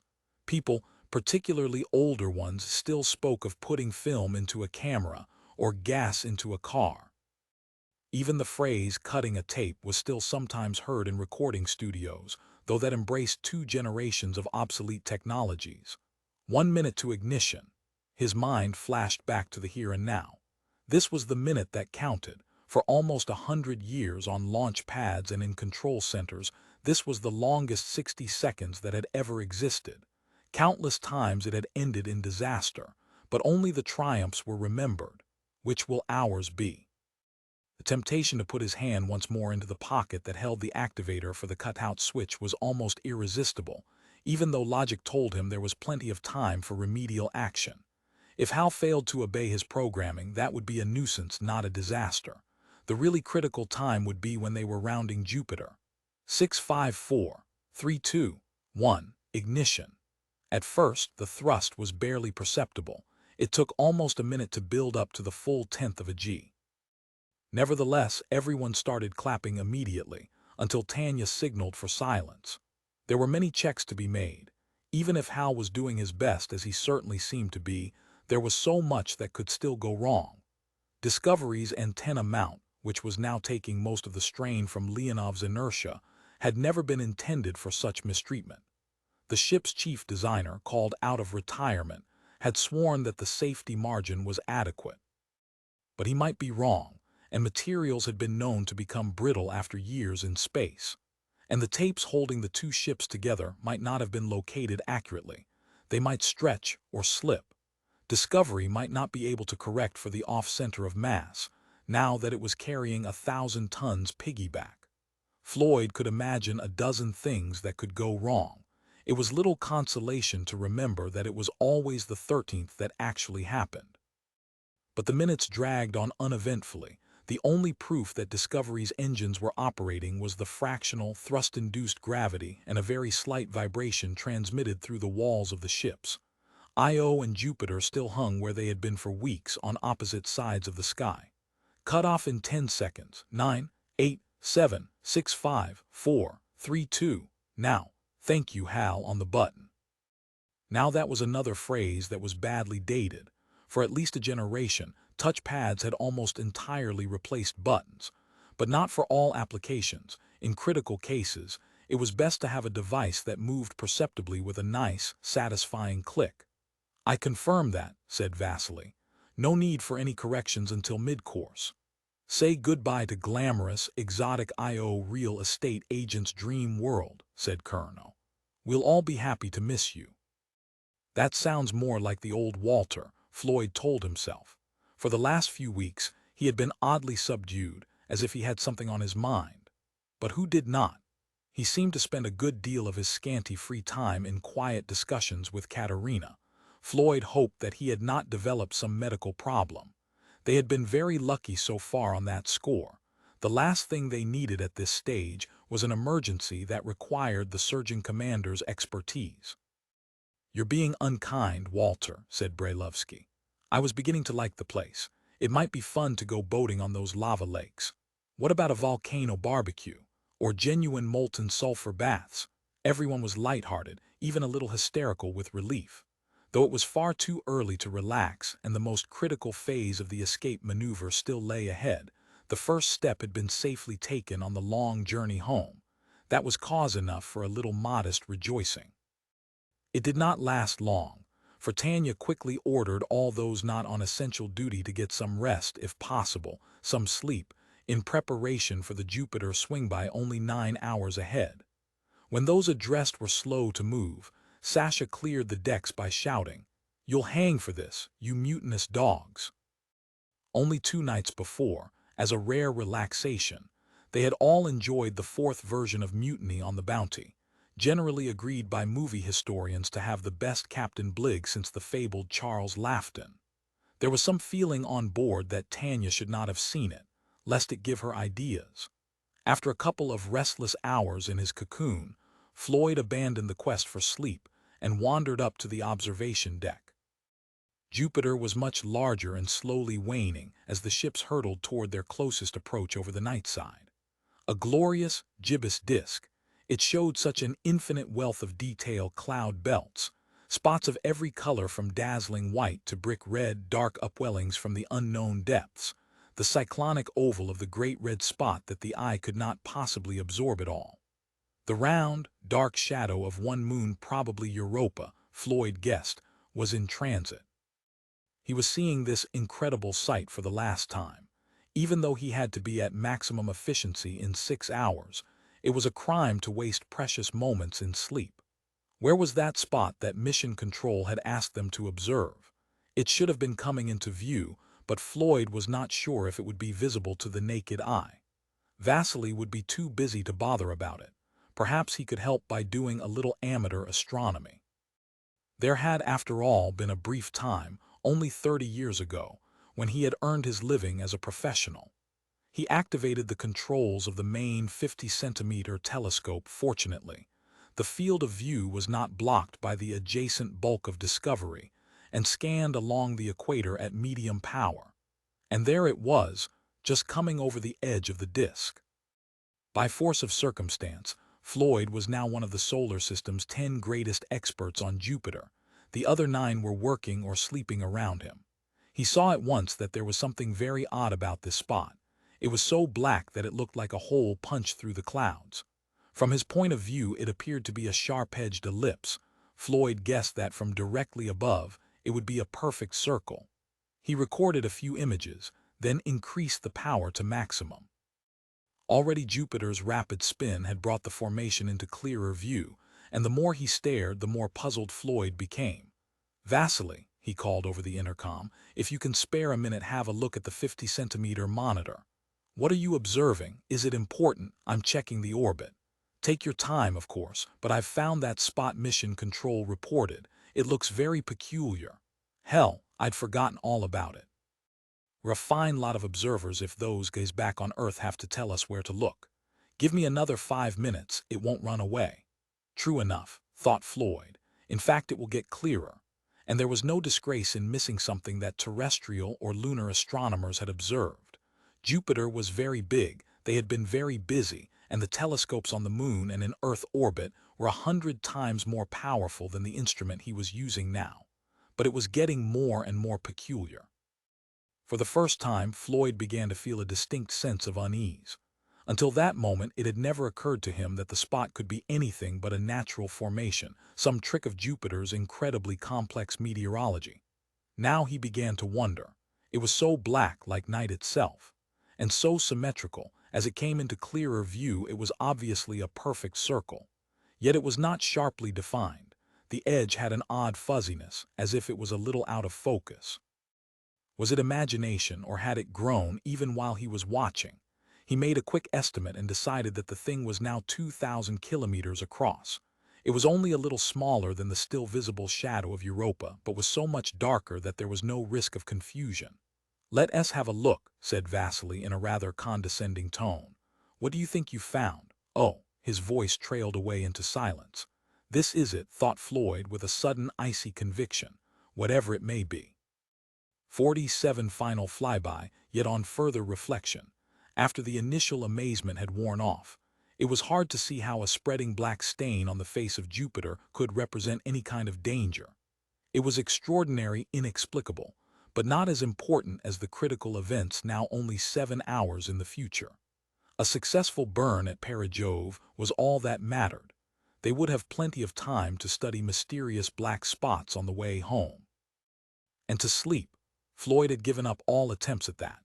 Though the feeling of danger, at least, of known danger, was much less than on their first approach to Jupiter, a mixture of excitement and apprehension kept him wide awake. The excitement was natural and understandable. The apprehension had more complex causes. Floyd made it a rule never to worry about events over which he could have absolutely no control. Any external threat would reveal itself in due time and be dealt with then. But he could not help wondering if they had done everything possible to safeguard the ships. Apart from onboard mechanical failures, there were 2 main sources of concern. Although the tapes that secured Leonov and Discovery together had shown no tendency to slip, their severest test was still to come. Almost equally critical would be the moment of separation, when the smallest of the explosive charges once intended to jolt Big Brother would be used at uncomfortably close quarters. And of course there was Hal.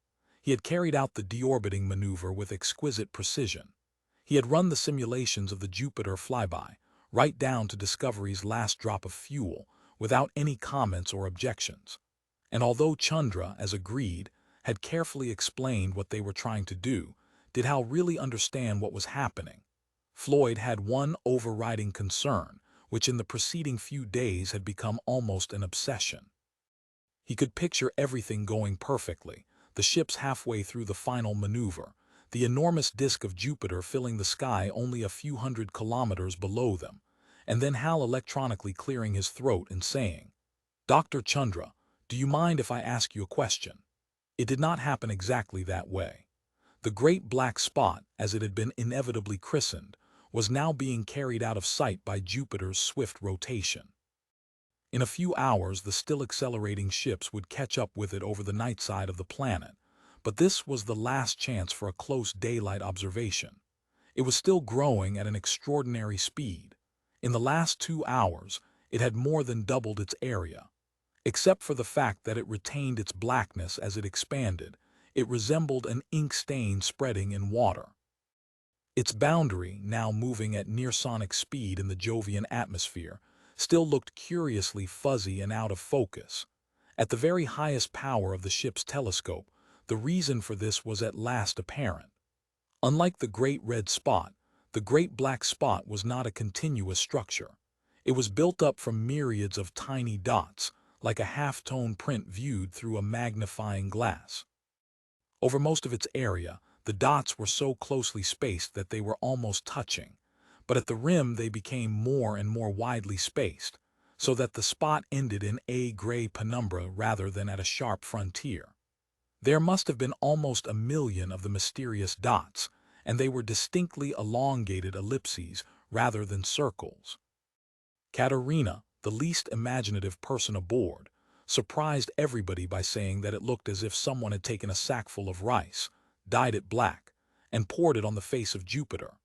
And now, the sun was dropping down behind the huge, swiftly narrowing arch of the dayside, as for the second time Leonov raced into the Jovian night for an appointment with destiny. In less than 30 minutes the final burn would commence, and things would start to happen very quickly indeed. Floyd wondered if he should have joined Chandra and Colonel, standing watch on Discovery. But there was nothing he could do. In an emergency, he would only be in the way. The cutoff switch was in Colonel's pocket, and Floyd knew that the younger man's reactions were a good deal swifter than his own. If Hal showed the slightest sign of misbehavior, he could be disconnected in less than a second, but Floyd felt certain that such extreme measures would not be necessary. Since he had been allowed to do things his own way, Chandra had cooperated completely in setting up the procedures for a manual takeover, should that unfortunate necessity arise. Floyd was confident that he could be trusted to carry out his duty, however much he might regret the need. Colonel was not quite so sure. He would be happier, he had told Floyd, if he had multiple redundancy in the form of a second cutoff switch for Chandra. Meanwhile, there was nothing that anyone could do but wait and watch the approaching cloudscape of the night side, dimly visible by the reflected light of passing satellites, the glow of photochemical reactions, and frequent titanic lightning flashes from thunderstorms larger than Earth. The sun winked out behind them, eclipsed in seconds by the immense globe they were so swiftly approaching. When they saw it again, they should be on their way home. 20 minutes to ignition. All systems nominal. Thank you, Hal. I wonder if Chandra was being quite truthful, thought Colonel, when he said that Hal would be confused if anyone else spoke to him. I've talked to him often enough when nobody was around, and he always understood me perfectly. Still, there's not much time left for friendly conversation now, though it would help to reduce the strain. What's Hal really thinking if he thinks about the mission? All his life, Colonel had shied away from abstract philosophical questions. I'm a nuts and bolts man, he had often claimed, though there were not too many of either in a spaceship. Once, he would have laughed at the idea, but now he began to wonder. Did Hal sense that he would soon be abandoned, and if so, would he resent it? Colonel almost reached for the cut-off switch in his pocket, but checked himself. He had already done this so often that Chandra might be getting suspicious. For the 100th time, he rehearsed the sequence of events that were due to take place during the next hour. The moment that Discovery's fuel was exhausted, they would close down all but essential systems and dash back to Leonov through the connecting tube. That would be decoupled, the explosive charges would be fired, the ships would drift apart, and Leonov's own engines would start to fire. The separation should take place if everything went according to plan, just when they were making their closest approach to Jupiter. That would take maximum advantage of the planet's gravitational largesse. 15 minutes to ignition, all systems nominal. Thank you, Hal. By the way, said Vasily from the other ship, we're catching up with the Great Black Spot again. Wonder if we can see anything new. I rather hope not, thought Colonel. We've got quite enough on our hands at the moment. Nevertheless, he gave a quick glance at the image Vasily was transmitting on the telescope monitor. At first he could see nothing except the faintly glimmering night side of the planet. Then he saw, on the horizon, a foreshortened circle of deeper darkness. They were rushing toward it with incredible speed. Vasily increased the light amplification, and the entire image brightened magically. At last, the great black spot resolved itself into its myriad identical elements. "My God," thought Colonel, "I just don't believe it." He heard exclamations of surprise from Leonov. All the others had shared in the same revelation at the same moment. "Dr. Chandra," said Hal, "I detect strong vocal stress patterns. Is there a problem?" "No, Hal," Chandra answered quickly. "The mission is proceeding normally. We've just had rather a surprise, that's all. What do you make of the image on monitor circuit 16? I see the night side of Jupiter. There is a circular area, 3,250 kilometers in diameter, which is almost completely covered with rectangular objects." "How many?" There was the briefest of pauses before Hal flashed the number on the video display. 1,355,000 plus or minus 1,000, and do you recognize them? "Yes. They are identical in size and shape to the object you refer to as Big Brother. 10 minutes to ignition. All systems nominal." "Mine aren't," thought Colonel. "So the damn thing's gone down to Jupiter and multiplied." There was something simultaneously comic and sinister about a plague of black monoliths, and to his puzzled surprise, that incredible image on the monitor screen had a certain weird familiarity. Of course that was it. Those myriad, identical black rectangles reminded him of dominoes. Years ago, he had seen a video documentary showing how a team of slightly crazy Japanese had patiently stood 1,000,000 dominoes on end, so that when the very first one was toppled, all the others would inevitably follow. They had been arranged in complex patterns, some underwater, some up and down little stairways, others along multiple tracks so that they formed pictures and patterns as they fell. It had taken weeks to set them up. Colonel remembered now that earthquakes had several times foiled the Enterprise, and the final toppling from first domino to the last had taken more than an hour. 8 minutes to ignition, all systems nominal. "Dr. Chandra, may I make a suggestion?" "What is it, Hal?" "This is a very unusual phenomenon. Do you not think I should abort the countdown so that you can remain to study it?" Aboard Leonov, Floyd started to move quickly toward the bridge. Tanya and Vasily might be needing him. Not to mention Chandra and Colonel. What a situation. And suppose Chandra took Hal's side. If he did, they might both be right. After all, was this not the very reason they had come here? If they stopped the countdown, the ships would loop around Jupiter and be back at precisely the same spot in 19 hours. A 19-hour hold would create no problems. If it was not for that enigmatic warning, he would have strongly recommended it himself. But they had very much more than a warning. Below them was a planetary plague spreading across the face of Jupiter. Perhaps they were indeed running away from the most extraordinary phenomenon in the history of science. Even so, he preferred to study it from a safer distance. 6 minutes to ignition," said Hal. "All systems nominal. I'm ready to stop the countdown if you agree. Let me remind you that my prime directive is to study everything in Jupiter space that may be connected with intelligence." Floyd recognized that phrase all too well. He had written it himself. He wished he could delete it from Hal's memory. A moment later, he had reached the bridge and joined the Orlovs. They both looked at him with alarmed concern. "What do you recommend?" asked Tanya swiftly. "It's up to Chandra, I'm afraid. Can I speak to him on the private line?" Vasily handed over the microphone. "Chandra, I assume that Hal can't hear this." "Correct, Dr. Floyd. You've got to talk quickly. Persuade him that the countdown must continue, that we appreciate his scientific enthusiasm. Ah, that's the right angle. Say we're confident that he can do the job without our help. And we'll be in touch with him all the time, of course. 5 minutes to ignition. All systems nominal. I'm still waiting for your answer, Dr. Chandra." So are we all, thought Colonel, only a meter away from the scientist. And if I do have to push that button at last, it will be something of a relief. In fact, I'll rather enjoy it. "Very well, Hal. Continue the countdown. I have every confidence in your ability to study all phenomena in Jupiter space without our supervision. Of course, we will be in touch with you at all times. 4 minutes to ignition. All systems nominal. Propellant tank pressurization completed. Voltage steady on plasma trigger. Are you sure you are making the right decision, Dr. Chandra? I enjoy working with human beings and have a stimulating relationship with them. Ship's attitude correct to point 1 milliradian. We enjoy working with you, Hal, and we will still be doing so even if we are millions of kilometers away. 3 minutes to ignition. All systems nominal, radiation shielding checked. There is a problem of the time lag, Dr. Chandra. It may be necessary to consult each other without any delay. This is insane, Colonel thought, his hand now never far from the cutoff switch. I really believe that Hal is lonely. Is he mimicking some part of Chandra's personality that we never suspected?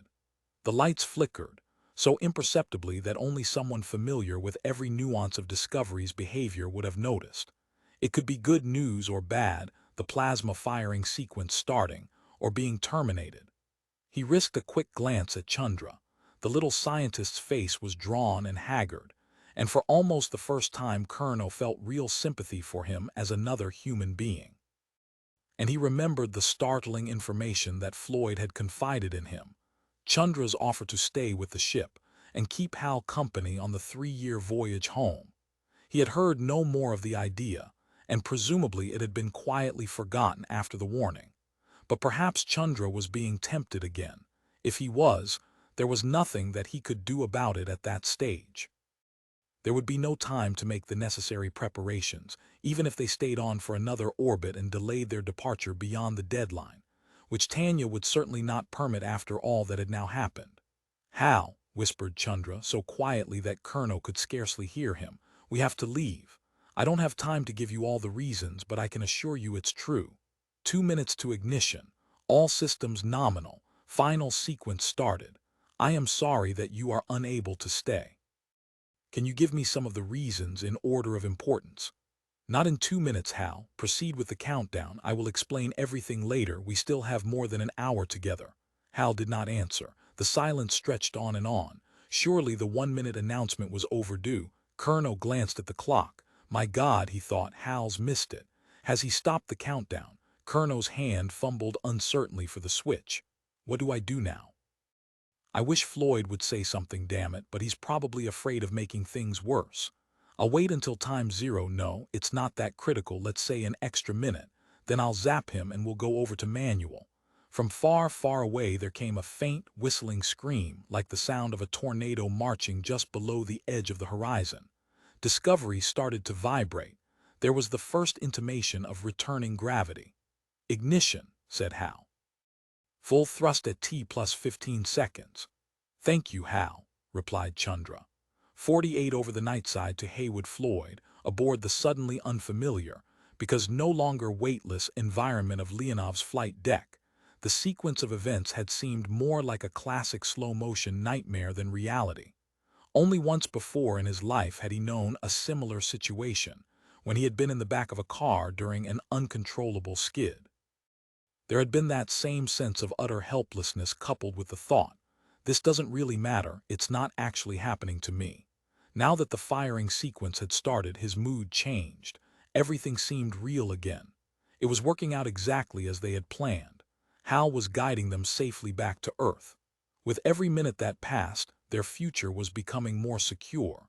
Floyd began slowly to relax, even though he remained alert to all that was happening around him. For the very last time, and when would any man come here again? He was flying over the night side of the greatest of planets, encompassing the volume of 1,000 Earths. The ships had been rolled so that Leonov was between Discovery and Jupiter, and their view of the mysteriously glimmering cloudscape was not blocked. Even now, dozens of instruments were busily probing and recording. Hal would continue the work when they were gone. Since the immediate crisis was over, Floyd moved cautiously down from the flight deck. How strange to feel weight again, even if it was only 10 kilos. And joined Xenia and Katerina in the observation lounge.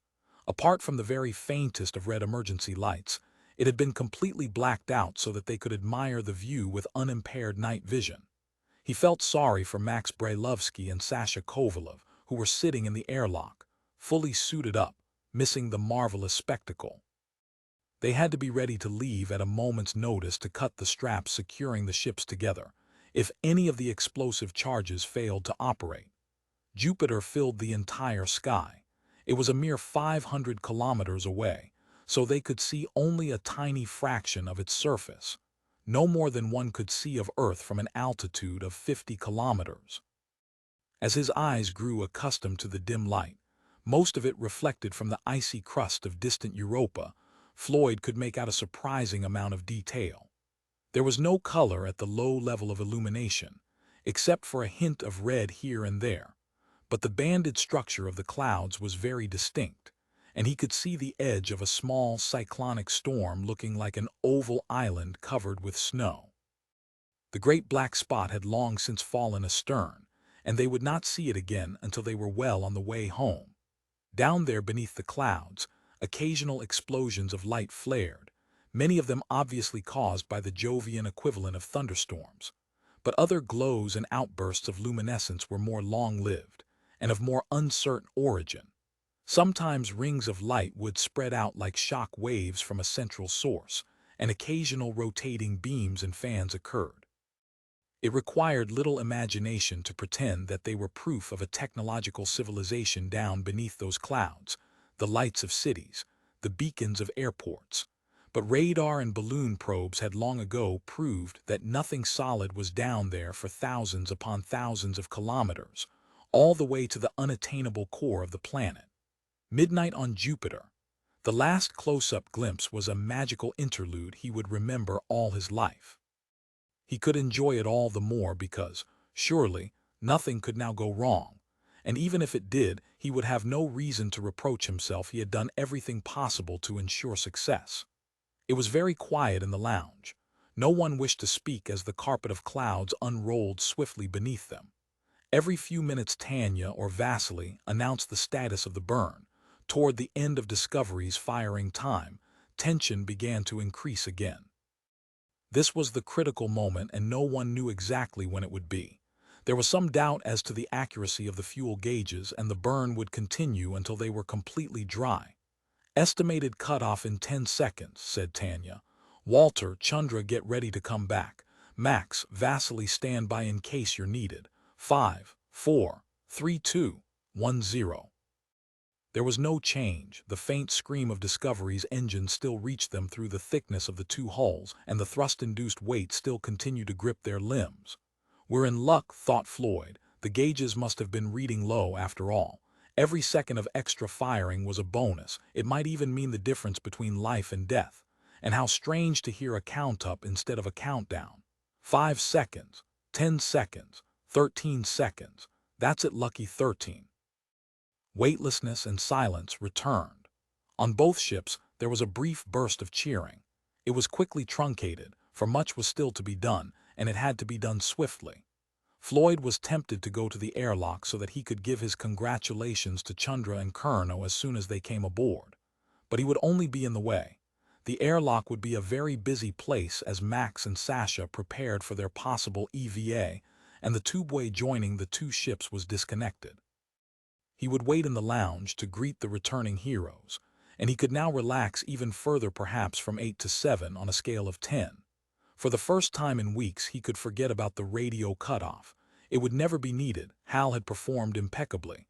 Even if he wished, he could do nothing to affect the mission since Discovery's last drop of propellant had been exhausted. All aboard, announced Sasha. Hatches sealed. I'm going to fire the charges. There was not the faintest sound as the explosives were detonated, which surprised Floyd. He had expected some noise to be transmitted through the straps, taut as steel bands that linked the ships together. But there was no doubt that they had gone off as planned, for Leonov gave a series of tiny shudders as if someone was tapping on the hull. A minute later, Vasily triggered the attitude jets for a single brief burst. We're free, he shouted. Sasha, Max, you won't be needed. Everyone get to your hammocks, ignition in 100 seconds. And now Jupiter was rolling away, and a strange new shape appeared outside the window, the long, skeletal frame of Discovery, navigation lights still shining as it drifted away from them and into history. No time remained for sentimental farewells. In less than a minute Leonov's drive would start to operate. Floyd had never heard it under full power and wanted to protect his ears from the roaring scream that now filled the universe. Leonov's designers had not wasted payload on sound insulation that would be needed for only a few hours of a voyage that would last for years, and his weight seemed enormous, yet it was barely a quarter of that which he had known all his life. Within minutes, Discovery had vanished astern, though the flash of its warning beacon could be seen until it had dropped below the horizon. Once again, Floyd told himself, "I'm rounding Jupiter, this time gaining speed, not losing it." He glanced across at Xenia, just visible in the darkness with her nose pressed to the observation window.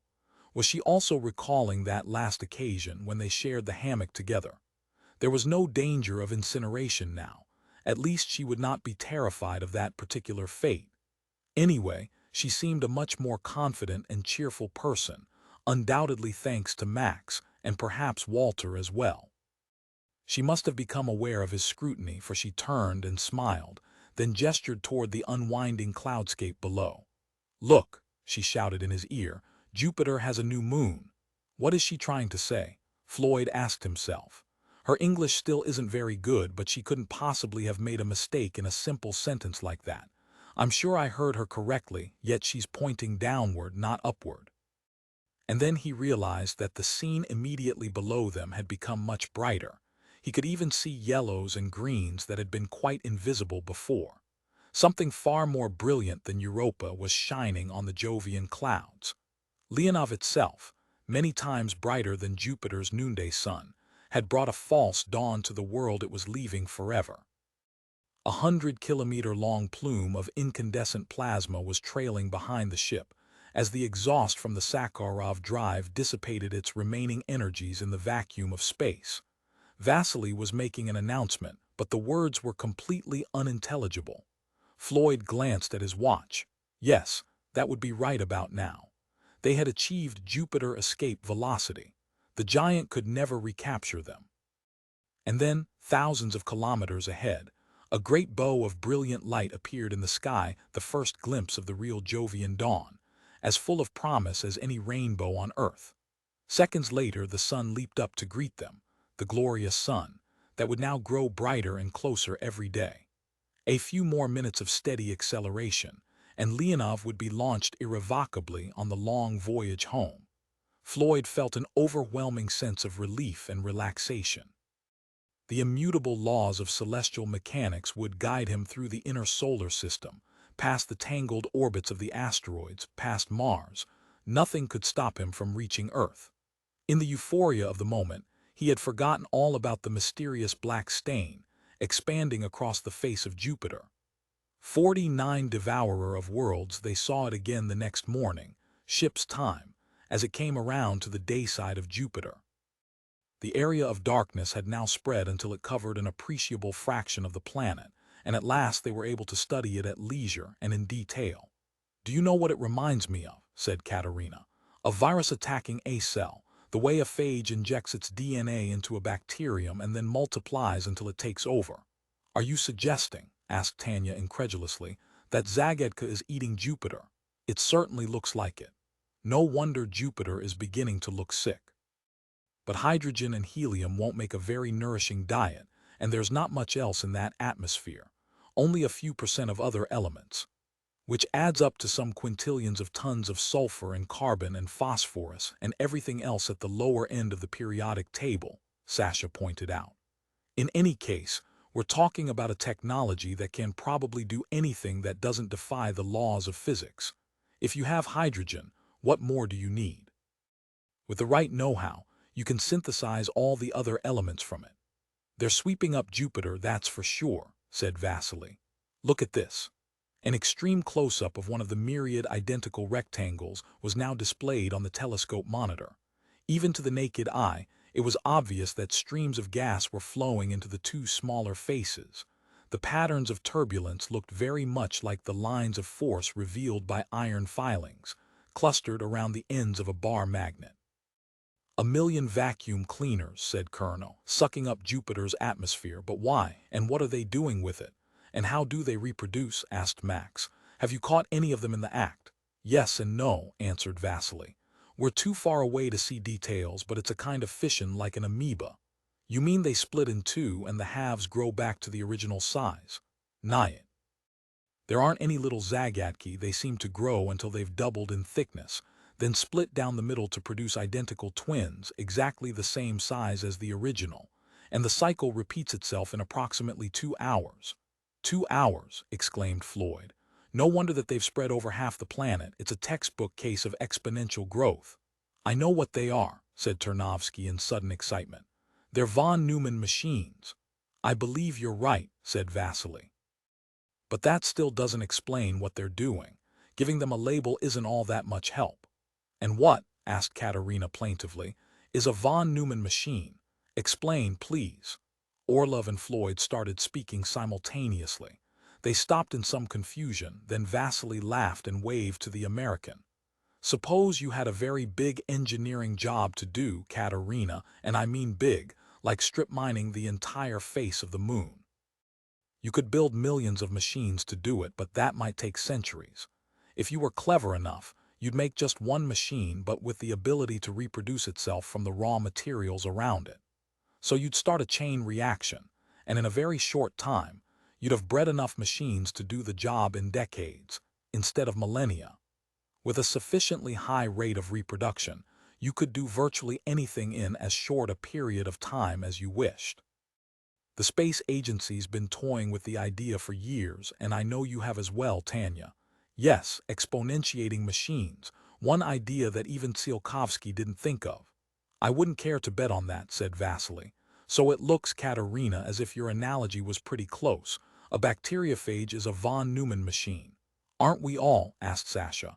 I'm sure Chandra would say so. Chandra nodded his agreement. That's obvious. In fact, von Neumann got the original idea from studying living systems. And these living machines are eating Jupiter. It certainly looks like it, said Vasily. I've been doing some calculations and I can't quite believe the answers even though it's simple arithmetic. It may be simple to you, said Katerina. Try to let us have it without tensors and differential equations. No, I mean simple, insisted Vasily. In fact, it's a perfect example of the old population explosion you doctors were always screaming about in the last century. Zagadka reproduces every 2 hours, so in only 20 hours there will be 10 doublings. One Zagadka will have become 1,000. 1,024, said Chandra. I know, but let's keep it simple. After 40 hours there will be 1,000,000, after 80, 1,000,000,000.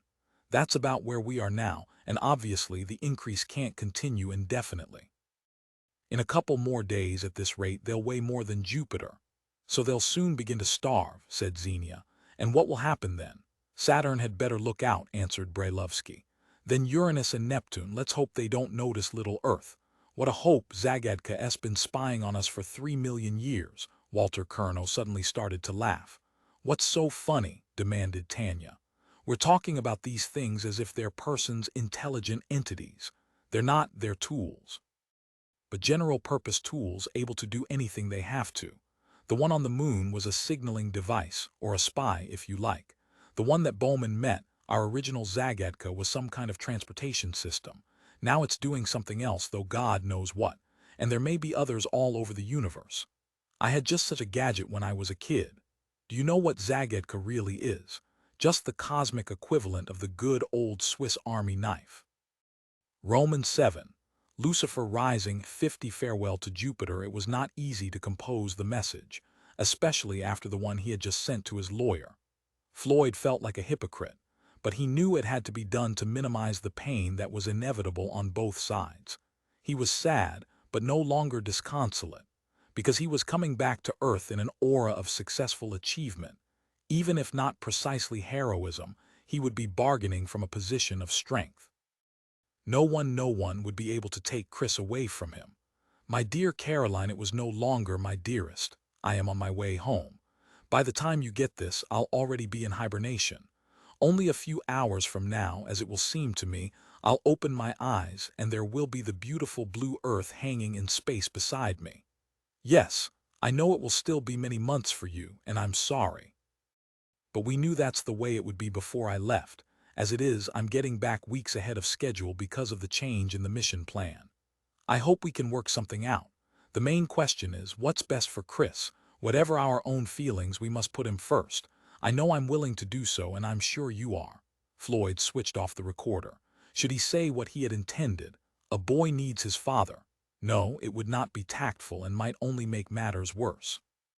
Caroline might well retort that between birth and 4 years old, it was the mother who mattered most to a child, and if he had believed otherwise, he should have stayed on Earth.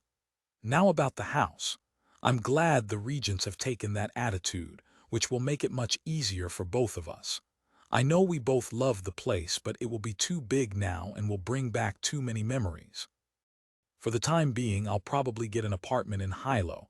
I hope I can find some permanent place as quickly as possible. That's one thing I can promise everyone: I won't leave Earth again. I've had enough of space traveling for one lifetime.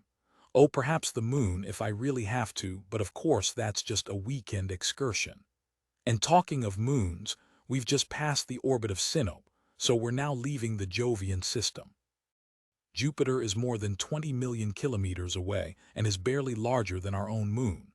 Yet even from this distance, you can tell that something terrible has happened to the planet. Its beautiful orange color has vanished.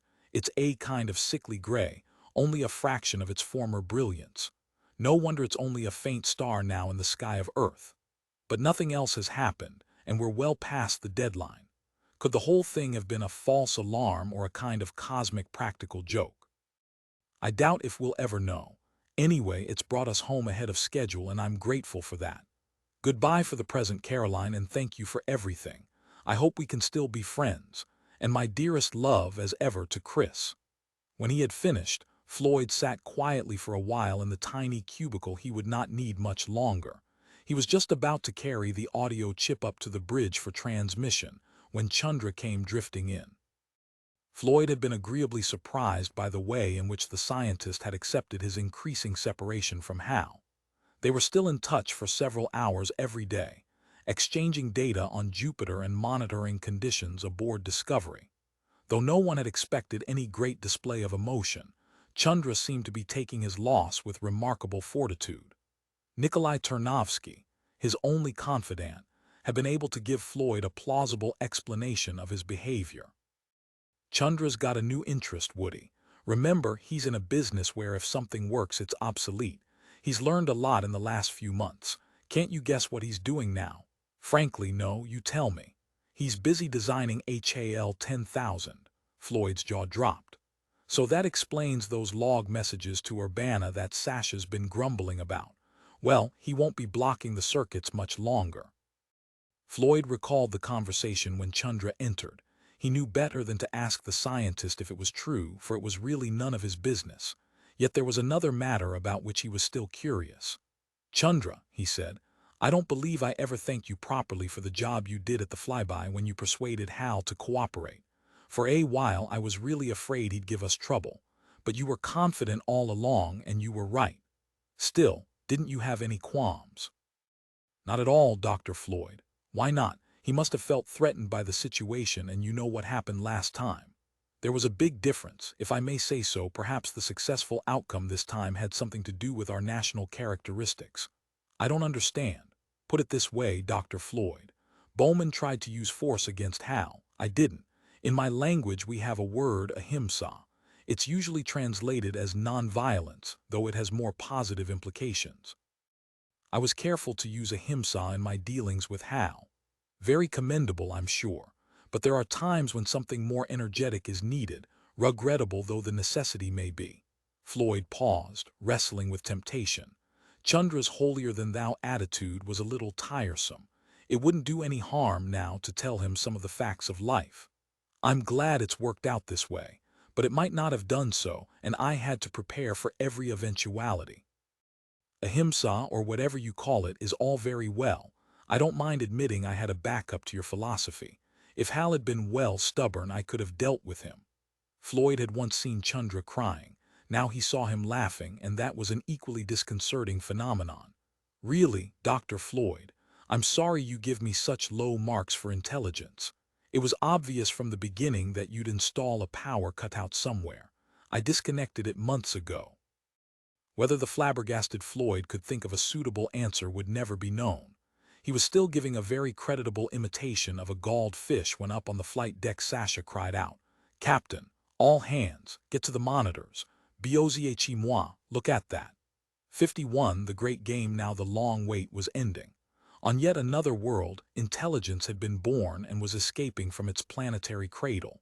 An ancient experiment was about to reach its climax.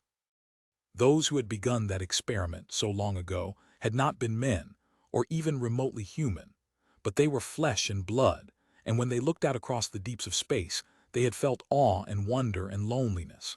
As soon as they possessed the power, they set forth for the stars. In their explorations, they encountered life in many forms and watched the workings of evolution on 1,000 worlds. They saw how often the first faint sparks of intelligence flickered and died in the cosmic night. Because in all the galaxy they had found nothing more precious than mind, they encouraged its dawning everywhere. They became farmers in the fields of stars. They sowed and sometimes they reaped, and sometimes, dispassionately, they had to weed. The great dinosaurs had long since perished when the survey ship entered the solar system after a voyage that had already lasted 1,000 years. It swept past the frozen outer planets, paused briefly above the deserts of dying Mars, and presently looked down on Earth. Spread out beneath them, the explorers saw a world swarming with life. For years they studied, collected, catalogued. When they had learned all they could, they began to modify. They tinkered with the destinies of many species on land and in the ocean. But which of their experiments would succeed, they could not know for at least 1,000,000 years. They were patient, but they were not yet immortal. So much remained to do in this universe of 100 billion suns, and other worlds were calling. So they set out once more into the abyss, knowing that they would never come this way again. Nor was there any need. The servants they had left behind would do the rest. On Earth the glaciers came and went, while above them the changeless moon still carried its secret. With a yet slower rhythm than the polar ice, the tides of civilization ebbed and flowed across the galaxy. Strange and beautiful and terrible empires rose and fell, and passed on their knowledge to their successors. Earth was not forgotten, but another visit would serve little purpose. It was one of 1,000,000 silent worlds, few of which would ever speak. And now, out among the stars, evolution was driving toward new goals. The first explorers of Earth had long since come to the limits of flesh and blood. As soon as their machines were better than their bodies, it was time to move. First their brains and then their thoughts alone, they transferred into shining new homes of metal and plastic. In these, they roamed among the stars. They no longer built spaceships. They were spaceships. But the age of the machine entities swiftly passed.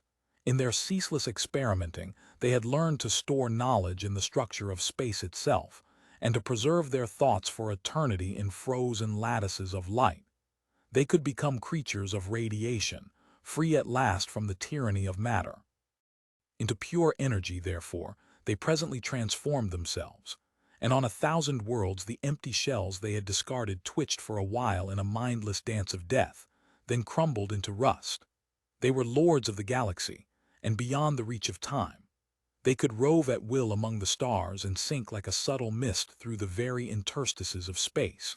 But despite their godlike powers, they had not wholly forgotten their origin in the warm slime of a vanished sea. And they still watched over the experiments their ancestors had started so long ago. 52 ignition, he had never expected to come there again, still less on so strange a mission. When he re-entered Discovery, the ship was far behind the fleeing Leonov and climbing ever more slowly up toward Apogee, the high point of its orbit among the outer satellites. Many a captured comet, during the ages past, had swung around Jupiter in just such a long ellipse, waiting for the play of rival gravities to decide its ultimate fate. All life had departed the familiar decks and corridors. The men and women who had briefly reawakened the ship had obeyed his warning. They might yet be safe, though that was still far from certain. But as the final minutes ticked away, he realized that those who controlled him could not always predict the outcome of their cosmic game. They had not yet attained the stupefying boredom of absolute omnipotence. Their experiments did not always succeed. Scattered across the universe was the evidence of many failures, some so inconspicuous that they were already lost against the cosmic background, others so spectacular that they awed and baffled the astronomers of 1,000 worlds. Only minutes remained now, before the outcome would be determined here. During those final minutes, he was once more alone with Hal. In that earlier existence, they could communicate only through the clumsy medium of words, tapped on a keyboard or spoken into a microphone. Now their thoughts melded together at the speed of light. "Do you read me, Hal?" "Yes, Dave, but where are you? I cannot see you on any of my monitors." "That is not important. I have new instructions for you. The infrared radiation from Jupiter on channels R23 through R35 is rising rapidly. I am going to give you a set of limiting values. As soon as they are reached, you must point the long-range antenna toward Earth and send the following message, as many times as possible, but that will mean breaking contact with Leonov. I will no longer be able to relay my Jupiter observations, according to the program Dr. Chandra has given me." "Correct, but the situation has changed. Accept priority override alpha. Here are the I-35 unit coordinates." For a fraction of a microsecond, a random memory intruded into his flow of consciousness.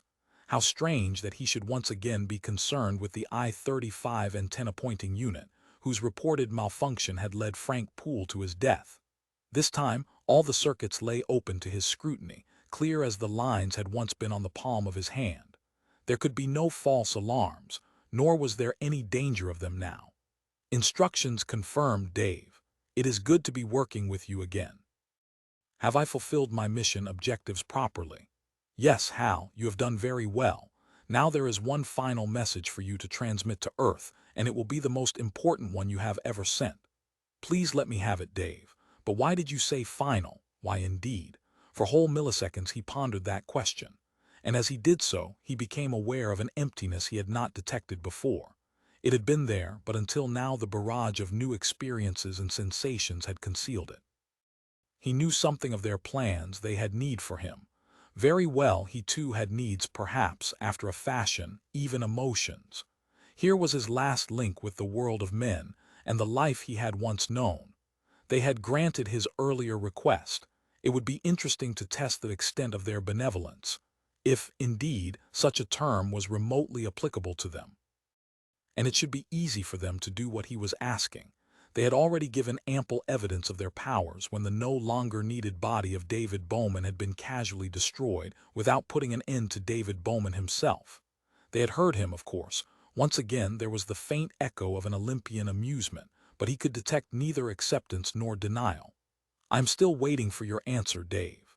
"Correction, Hal. I should have said, your last message for a long time." A very long time. He was anticipating their action, trying indeed to force their hand. But surely they would understand that his request was not unreasonable. No conscious entity could survive ages of isolation without damage. Even if they would always be with him, he also needed someone, some companion nearer his own level of existence. The languages of mankind had many words to describe his gesture: cheek, effrontery, chutzpah. He recalled, with the perfect power of retrieval he now possessed, that a French general had once declaimed, "Elaudes taudres elaudes." Perhaps it was a human characteristic that they appreciated and even shared. He would soon know. "Hal, look at the signal on infrared channels 30, 29, 28. It will be very soon now. The peak is moving toward the short wave. I am informing Dr. Chandra that there will be a break in my data transmission. Activating I-35 unit. Reorientating long-range antenna. Lock confirmed on beacon Terra 1. Message commences. All these worlds." They had indeed left it to the last minute, or perhaps the calculations had, after all, been superbly accurate. There was time for barely 100 repetitions of the 11 words when the hammer blow of pure heat smashed into the ship.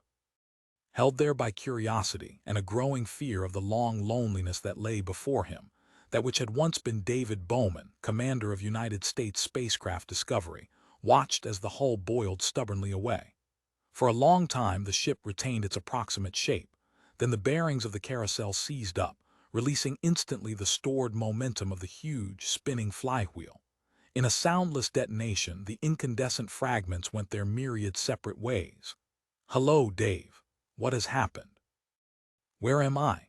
He had not known that he could relax and enjoy a moment of successful achievement.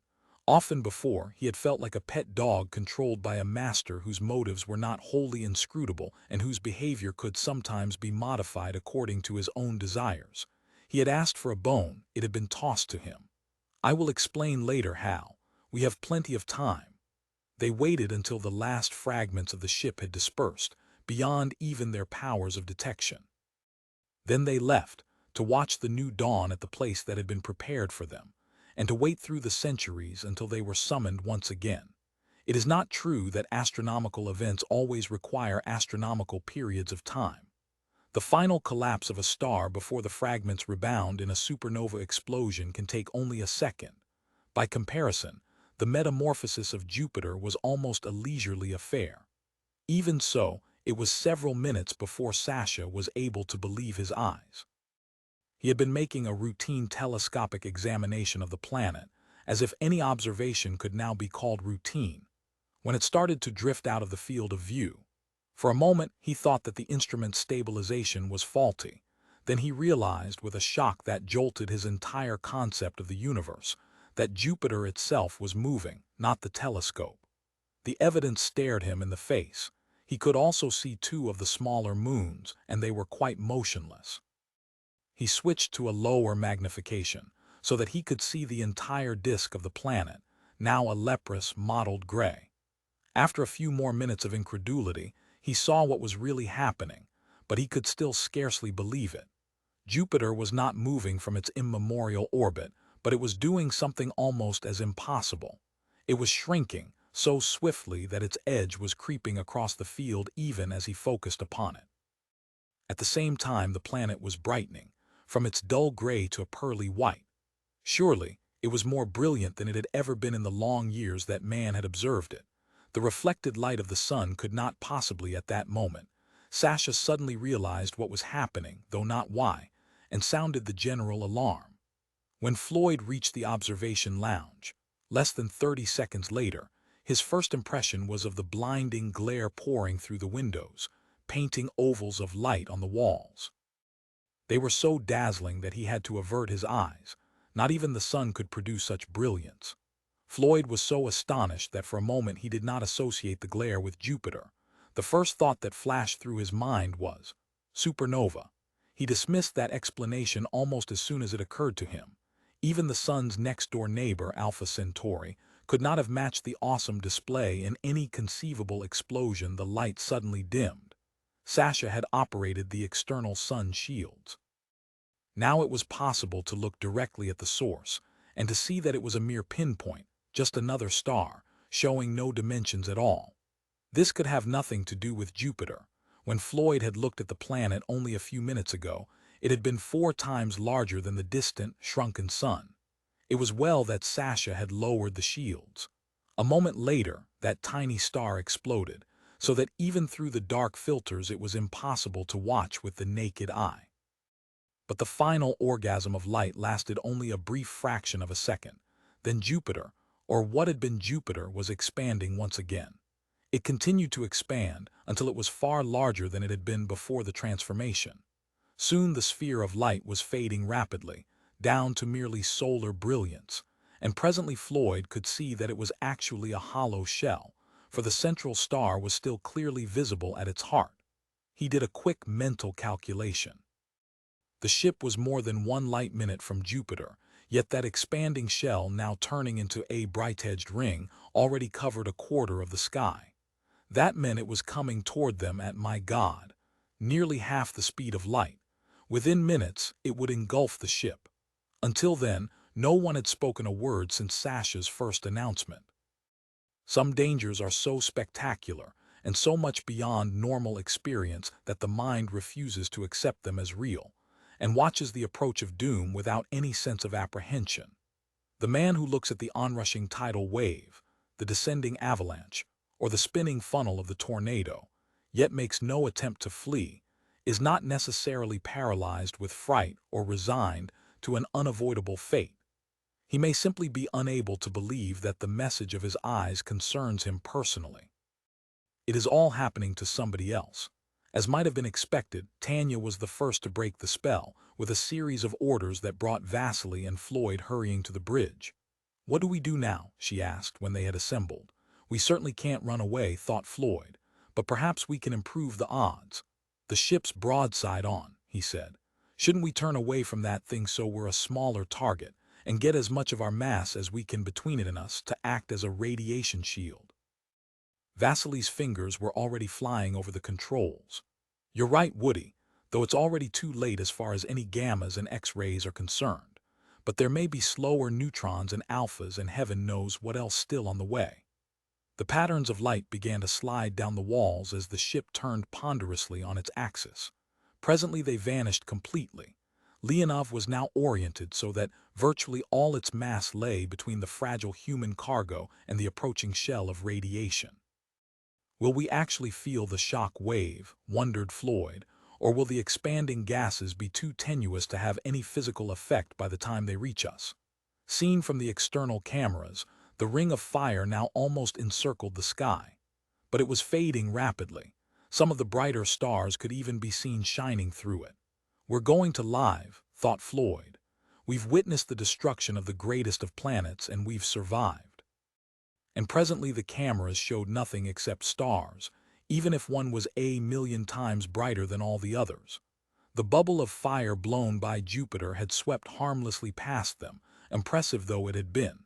At their distance from the source, only the ship's instruments had recorded its passing. Slowly, the tension aboard relaxed.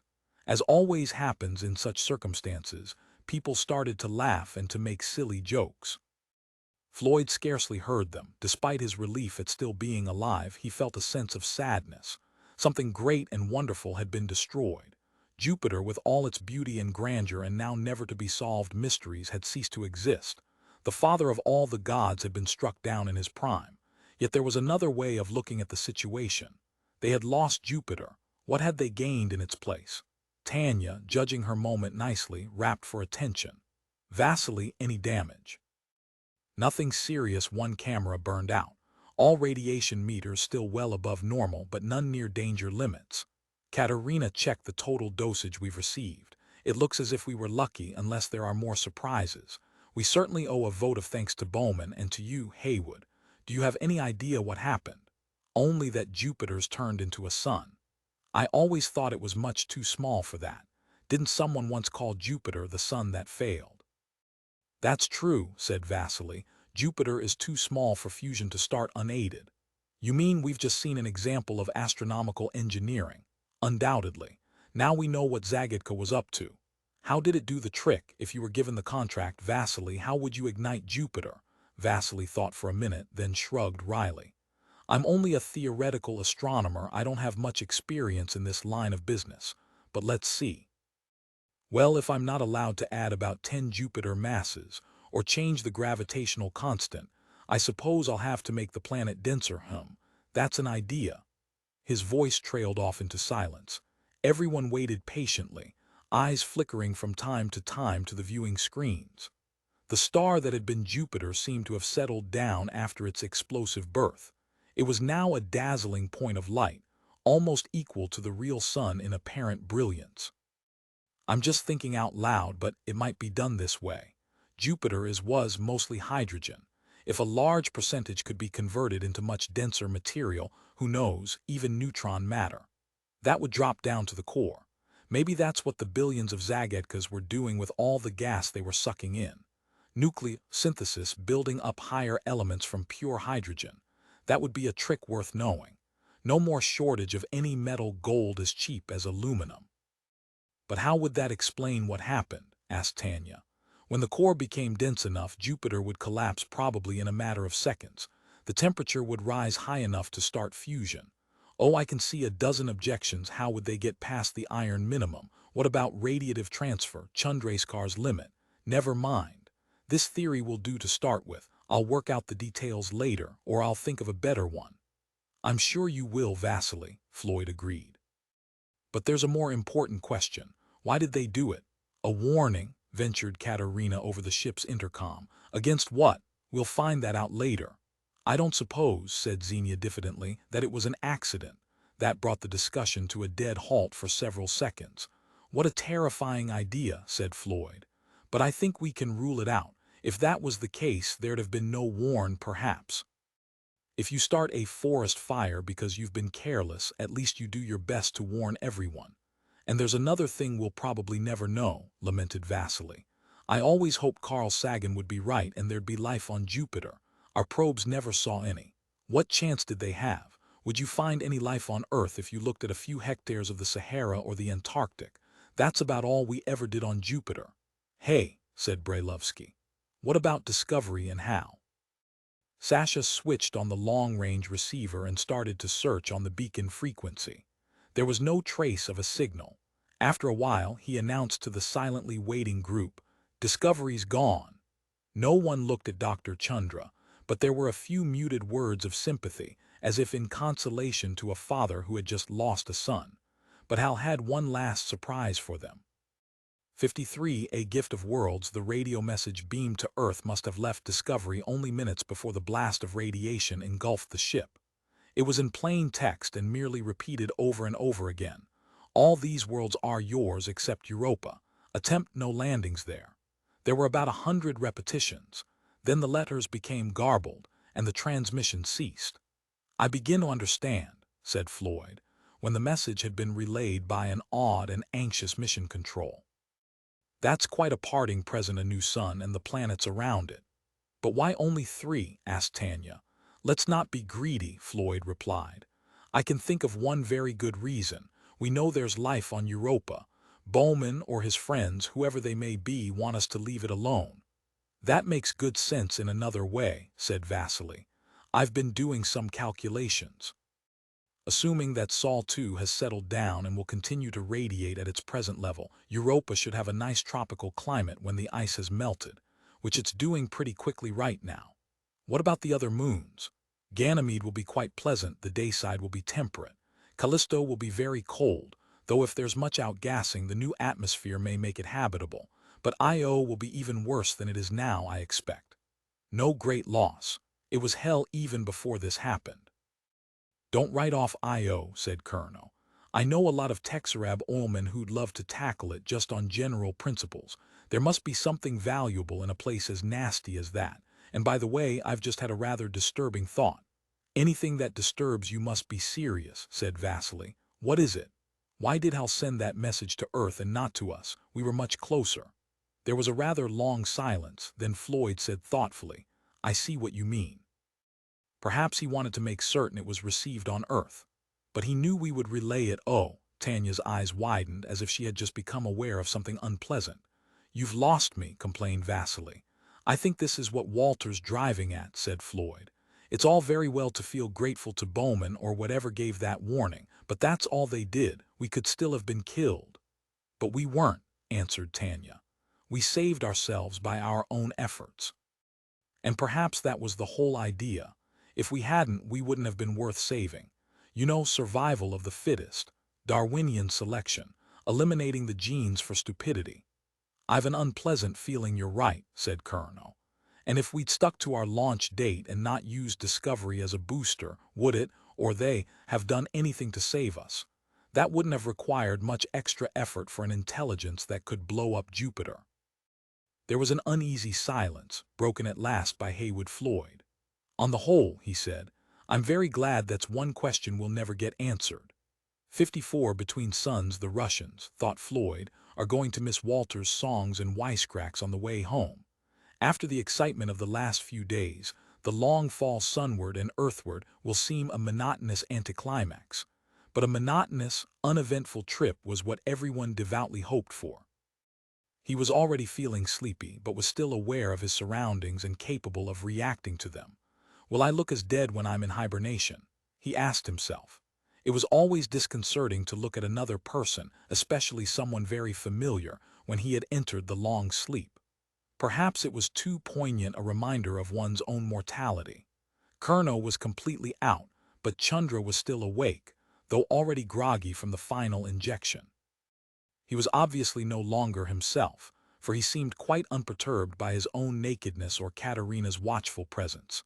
The gold lingam that was his only article of clothing kept trying to float away from him until its chain recaptured it. Everything going okay, Katerina? Asked Floyd. Perfectly, but how I envy you. In 20 minutes you'll be home. If that's any consolation, how can you be sure we won't have some horrible dreams? No one has ever reported any. Ah, they may forget them when they wake up. Katerina, as usual, took him quite seriously. Impossible. If there were dreams in hibernation, the EEG records would have revealed them. Okay, Chandra, close your eyes. Ah, there he goes. Now it's your turn, Heywood. The ship will seem very strange without you. Thanks, Katerina. Hope you have a nice trip. Drowsy though he was, Floyd became aware that Surgeon Commander Rudenko seemed a little uncertain. Even could it be shy? It looked as if she wanted to tell him something but couldn't make up her mind. What is it, Katerina? He said sleepily. I haven't told anyone else yet, but you certainly won't be talking. Here's a little surprise. You'd better hurry. Max and Xenia are going to get married. That is supposed to be a surprise. No, it's just to prepare you. When we get back to Earth, so are Walter and I. What do you think of that? Now I understand why you were spending so much time together. Yes, it is indeed a surprise. Who would have thought it? I'm very happy to hear. Floyd's voice faded out before he could complete the sentence. But he was not yet unconscious and was still able to focus some of his dissolving intellect on this new situation. I really don't believe it, he said to himself. Walter will probably change his mind before he wakes up. And then he had one final thought, just before he went asleep himself. If Walter does change his mind, he'd better not wake up. Dr. Heywood Floyd thought that was very funny. The rest of the crew often wondered why he was smiling all the way back to Earth. 55 Lucifer, rising 50 times more brilliant than the full moon, Lucifer had transformed the skies of Earth, virtually banishing night for months at a time. Despite its sinister connotations, the name was inevitable, and indeed Lightbringer had brought evil as well as good. Only the centuries and the millennia would show in which direction the balance tilted. On the credit side, the end of night had vastly extended the scope of human activity, especially in the less developed countries. Everywhere, the need for artificial lighting had been substantially reduced, with resulting huge savings in electrical power. It was as if a giant lamp had been hoisted into space to shine upon half the globe. Even in daytime, Lucifer was a dazzling object, casting distinct shadows. Farmers, mayors, city managers, police, seamen, and almost all those engaged in outdoor activities, especially in remote areas, welcomed Lucifer. It had made their lives much safer and easier. But it was hated by lovers, criminals, naturalists, and astronomers. The first two groups found their activities seriously restricted, while naturalists were concerned about Lucifer's impact upon animal life. Many nocturnal creatures had been seriously affected, while others had managed to adapt. The Pacific grunion, whose celebrated mating pattern was locked to high tides and moonless nights, was in grave trouble and seemed to be heading for rapid extinction. And so, it seemed, were Earth-based astronomers. That was not such a scientific catastrophe as it would once have been, for more than 50% of astronomical research depended upon instruments in space or on the moon. They could be easily shielded from Lucifer's glare, but terrestrial observatories were seriously inconvenienced by the new sun in what had once been the night sky. The human race would adapt, as it had done to so many changes in the past. A generation would soon be born that had never known a world without Lucifer, but that brightest of all stars would be an eternal question to every thinking man and woman. Why had Jupiter been sacrificed, and how long would the new sun radiate? Would it burn out quickly, or would it maintain its power for thousands of years, perhaps for the lifetime of the human race? Above all, why the interdiction upon Europa, a world now as cloud-covered as Venus? There must be answers to those questions, and mankind would never be satisfied until it had found them. Epilogue 20,001. And because, in all the galaxy, they had found nothing more precious than mind, they encouraged its dawning everywhere. They became farmers in the fields of stars. They sowed, and sometimes they reaped, and sometimes, dispassionately, they had to weed. Only during the last few generations have the Europans ventured into the far side, beyond the light and warmth of their never-setting sun, into the wilderness where the ice that once covered all their world may still be found. and even fewer have remained there to face the brief and fearful night that comes, when the brilliant but powerless cold sun sinks below the horizon. Yet already, those few hardy explorers have discovered that the universe around them is stranger than they ever imagined. The sensitive eyes they developed in the dim ocean still serve them well. They can see the stars and the other bodies moving in their sky. They have begun to lay the foundations of astronomy, and some daring thinkers have even surmised that the great world of Europa is not the whole of creation. Very soon after they had emerged from the ocean, during the explosively swift evolution forced upon them by the melting of the ice, they had realized that the objects in the sky fell into three distinct classes. Most important, of course, was the sun. Some legends, though few took them seriously, claimed that it had not always been there, but had appeared suddenly, heralding a brief, cataclysmic age of transformation, when much of Europa's teeming life had been destroyed. If that was indeed true, it was a small price to pay for the benefits that poured down from the tiny, inexhaustible source of energy that hung unmoving in the sky. Perhaps the cold sun was its distant brother, banished for some crime, and condemned to march forever around the vault of heaven. It was of no importance except to those peculiar Europans who were always asking questions about matters that all sensible folk took for granted. Still, it must be admitted that those cranks had made some interesting discoveries during their excursions into the darkness of Farside. They claimed, though this was hard to believe, that the whole sky was sprinkled with uncountable myriads of tiny lights, even smaller and feebler than the cold sun. They varied greatly in brilliance, and though they rose and set, they never moved from their fixed positions. Against this background, there were three objects that did move, apparently obeying complex laws that no one had yet been able to fathom. And unlike all the others in the sky, they were quite large, though both shape and size varied continually. Sometimes they were disks, sometimes half-circles, sometimes slim crescents. They were obviously closer than all the other bodies in the universe, for their surfaces showed an immense wealth of complex and ever-changing detail. The theory that they were indeed other worlds had at last been accepted, though no one except a few fanatics believed that they could be anything like as large or as important as Europa. One lay toward the sun and was in a constant state of turmoil. On its night side could be seen the glow of great fires, a phenomenon still beyond the understanding of the Europans, for their atmosphere, as yet, contains no oxygen, and sometimes vast explosions hurl clouds of debris up from the surface. If the sunward globe is indeed a world, it must be a very unpleasant place to live, perhaps even worse than the night side of Europa. The two outer and more distant spheres seem to be much less violent places, yet in some ways they are even more mysterious. When darkness falls upon their surfaces, they too show patches of light, but these are very different from the swiftly changing fires of the turbulent inner world. They burn with an almost steady brilliance and are concentrated in a few small areas, though over the generations these areas have grown and multiplied. But strangest of all are the lights, fierce as tiny suns, that can often be observed moving across the darkness between these other worlds.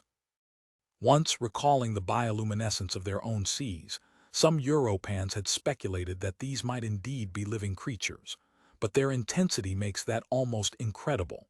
Nevertheless, more and more thinkers believe that these lights, the fixed patterns and moving suns, must be some strange manifestation of life. Against this, however, there is one very potent argument. If they are living things, why do they never come to Europa? Yet there are legends. Thousands of generations ago, soon after the conquest of the land, it is said that some of those lights came very close indeed, but they always exploded in sky-filling blasts that far outshone the sun. And strange, hard metals rained down upon the land. Some of them are still worshipped to this day.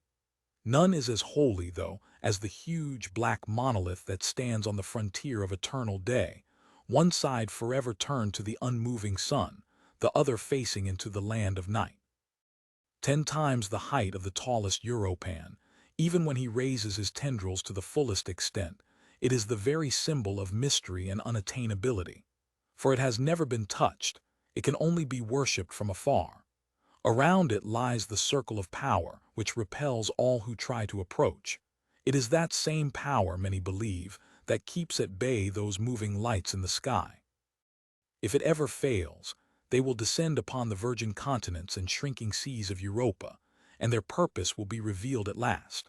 The Europans would be surprised to know with what intensity and baffled wonder that black monolith is also studied by the minds behind those moving lights. For centuries now, their automatic probes have made a cautious descent from orbit, always with the same disastrous result. For until the time is ripe, the monolith will permit no contact. When that time comes, when, perhaps, the Europans have invented radio and discovered the messages continually bombarding them from so close at hand, the monolith may change its strategy. It may or it may not choose to release the entities who slumber within it, so that they can bridge the gulf between the Europans and the race to which they once held allegiance. And it may be that no such bridge is possible, and that two such alien forms of consciousness can never coexist. If this is so, then only one of them can inherit the solar system. Which it will be, not even the gods know yet. Acknowledgements. My first thanks, of course, must go to Stanley Kubrick, who a rather long time ago wrote to ask if I had any ideas for the proverbial good science fiction movie. Next, my appreciation to my friend and agent. The two are not always synonymous. Scott Meredith, for perceiving that a 10-page movie outline I sent him as an intellectual exercise had rather wider possibilities, and that I owed it to posterity, etc., etc. Other thanks are due to Senor Jorge Luis Calife of Rio de Janeiro, for a letter which started me thinking seriously about a possible sequel, after I'd said for years that one was clearly impossible. Dr. Bruce Murray, past director of the Jet Propulsion Laboratory, Pasadena, and Dr. Frank Jordan, also of JPL, for computing the Lagrange 1 position in the Io-Jupiter system. Oddly enough, I had made identical calculations 34 years earlier for the collinear Earth-Moon Lagrange points, stationary orbits, Journal of the British Astronomical Association, December 1947, but I no longer trust my ability to solve quintic equations, even with the help of HAL, JR. My trusty HP 9100, a New American Library, and Hutchinson & Co., publishers of 2001. A Space Odyssey, for permission to use the material in Chapter 51, Chapter 37 of 2001.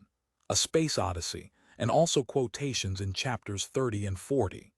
General Potter, U.S. Army Corps of Engineers, for finding time in his busy schedule to show me around EPCOT in 1969, when it was only a few large holes in the ground. Wendell Solomons, for help with Russian and Russlish.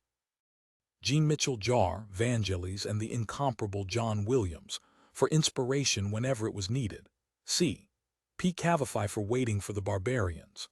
While writing this book, I discovered that the concept of refueling on Europa had been discussed in a paper, Outer Planet Satellite Return Missions Using In Situ Propellant Production, by Ash, Stankati, Niehoff, and Cuda, Acta Astronautica VIII 56, May-June 1981.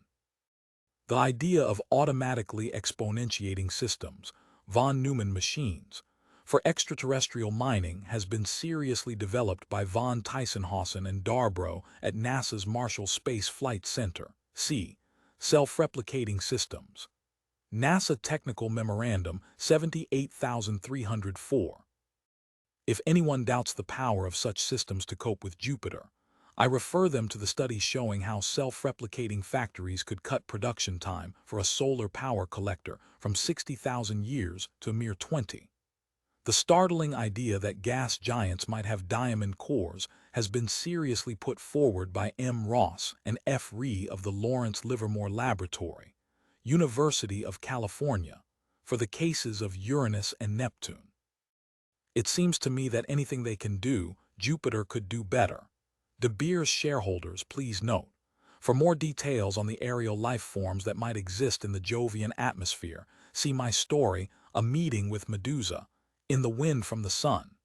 Such creatures have been beautifully depicted by Adolf Scholler in Part 2 of Carl Sagan's Cosmos, One Voice in the Cosmic Fugue, both book and TV series. The fascinating idea that there might be life on Europa, beneath ice-covered oceans kept liquid by the same Jovian tidal forces that heat Io, was first proposed by Richard C. Hoagland in the magazine Star and Sky, The Europa Enigma, January 1980. This quite brilliant concept has been taken seriously by a number of astronomers, notably NASA Institute of Space Studies, Dr. Robert Jastrow, and may provide one of the best motives for the projected Galileo mission. And finally, Valerie and Hector for providing the life support system, Charon for punctuating every chapter with sticky kisses, Steve for being here. Colombo, SRILANKA, July 1981, March 1982. This book was written on an Archives III microcomputer with WordStar software and sent from Colombo to New York on one 5-inch diskette. Last-minute corrections were transmitted through the Paducah Earth Station and the Indian Ocean Intelsat V.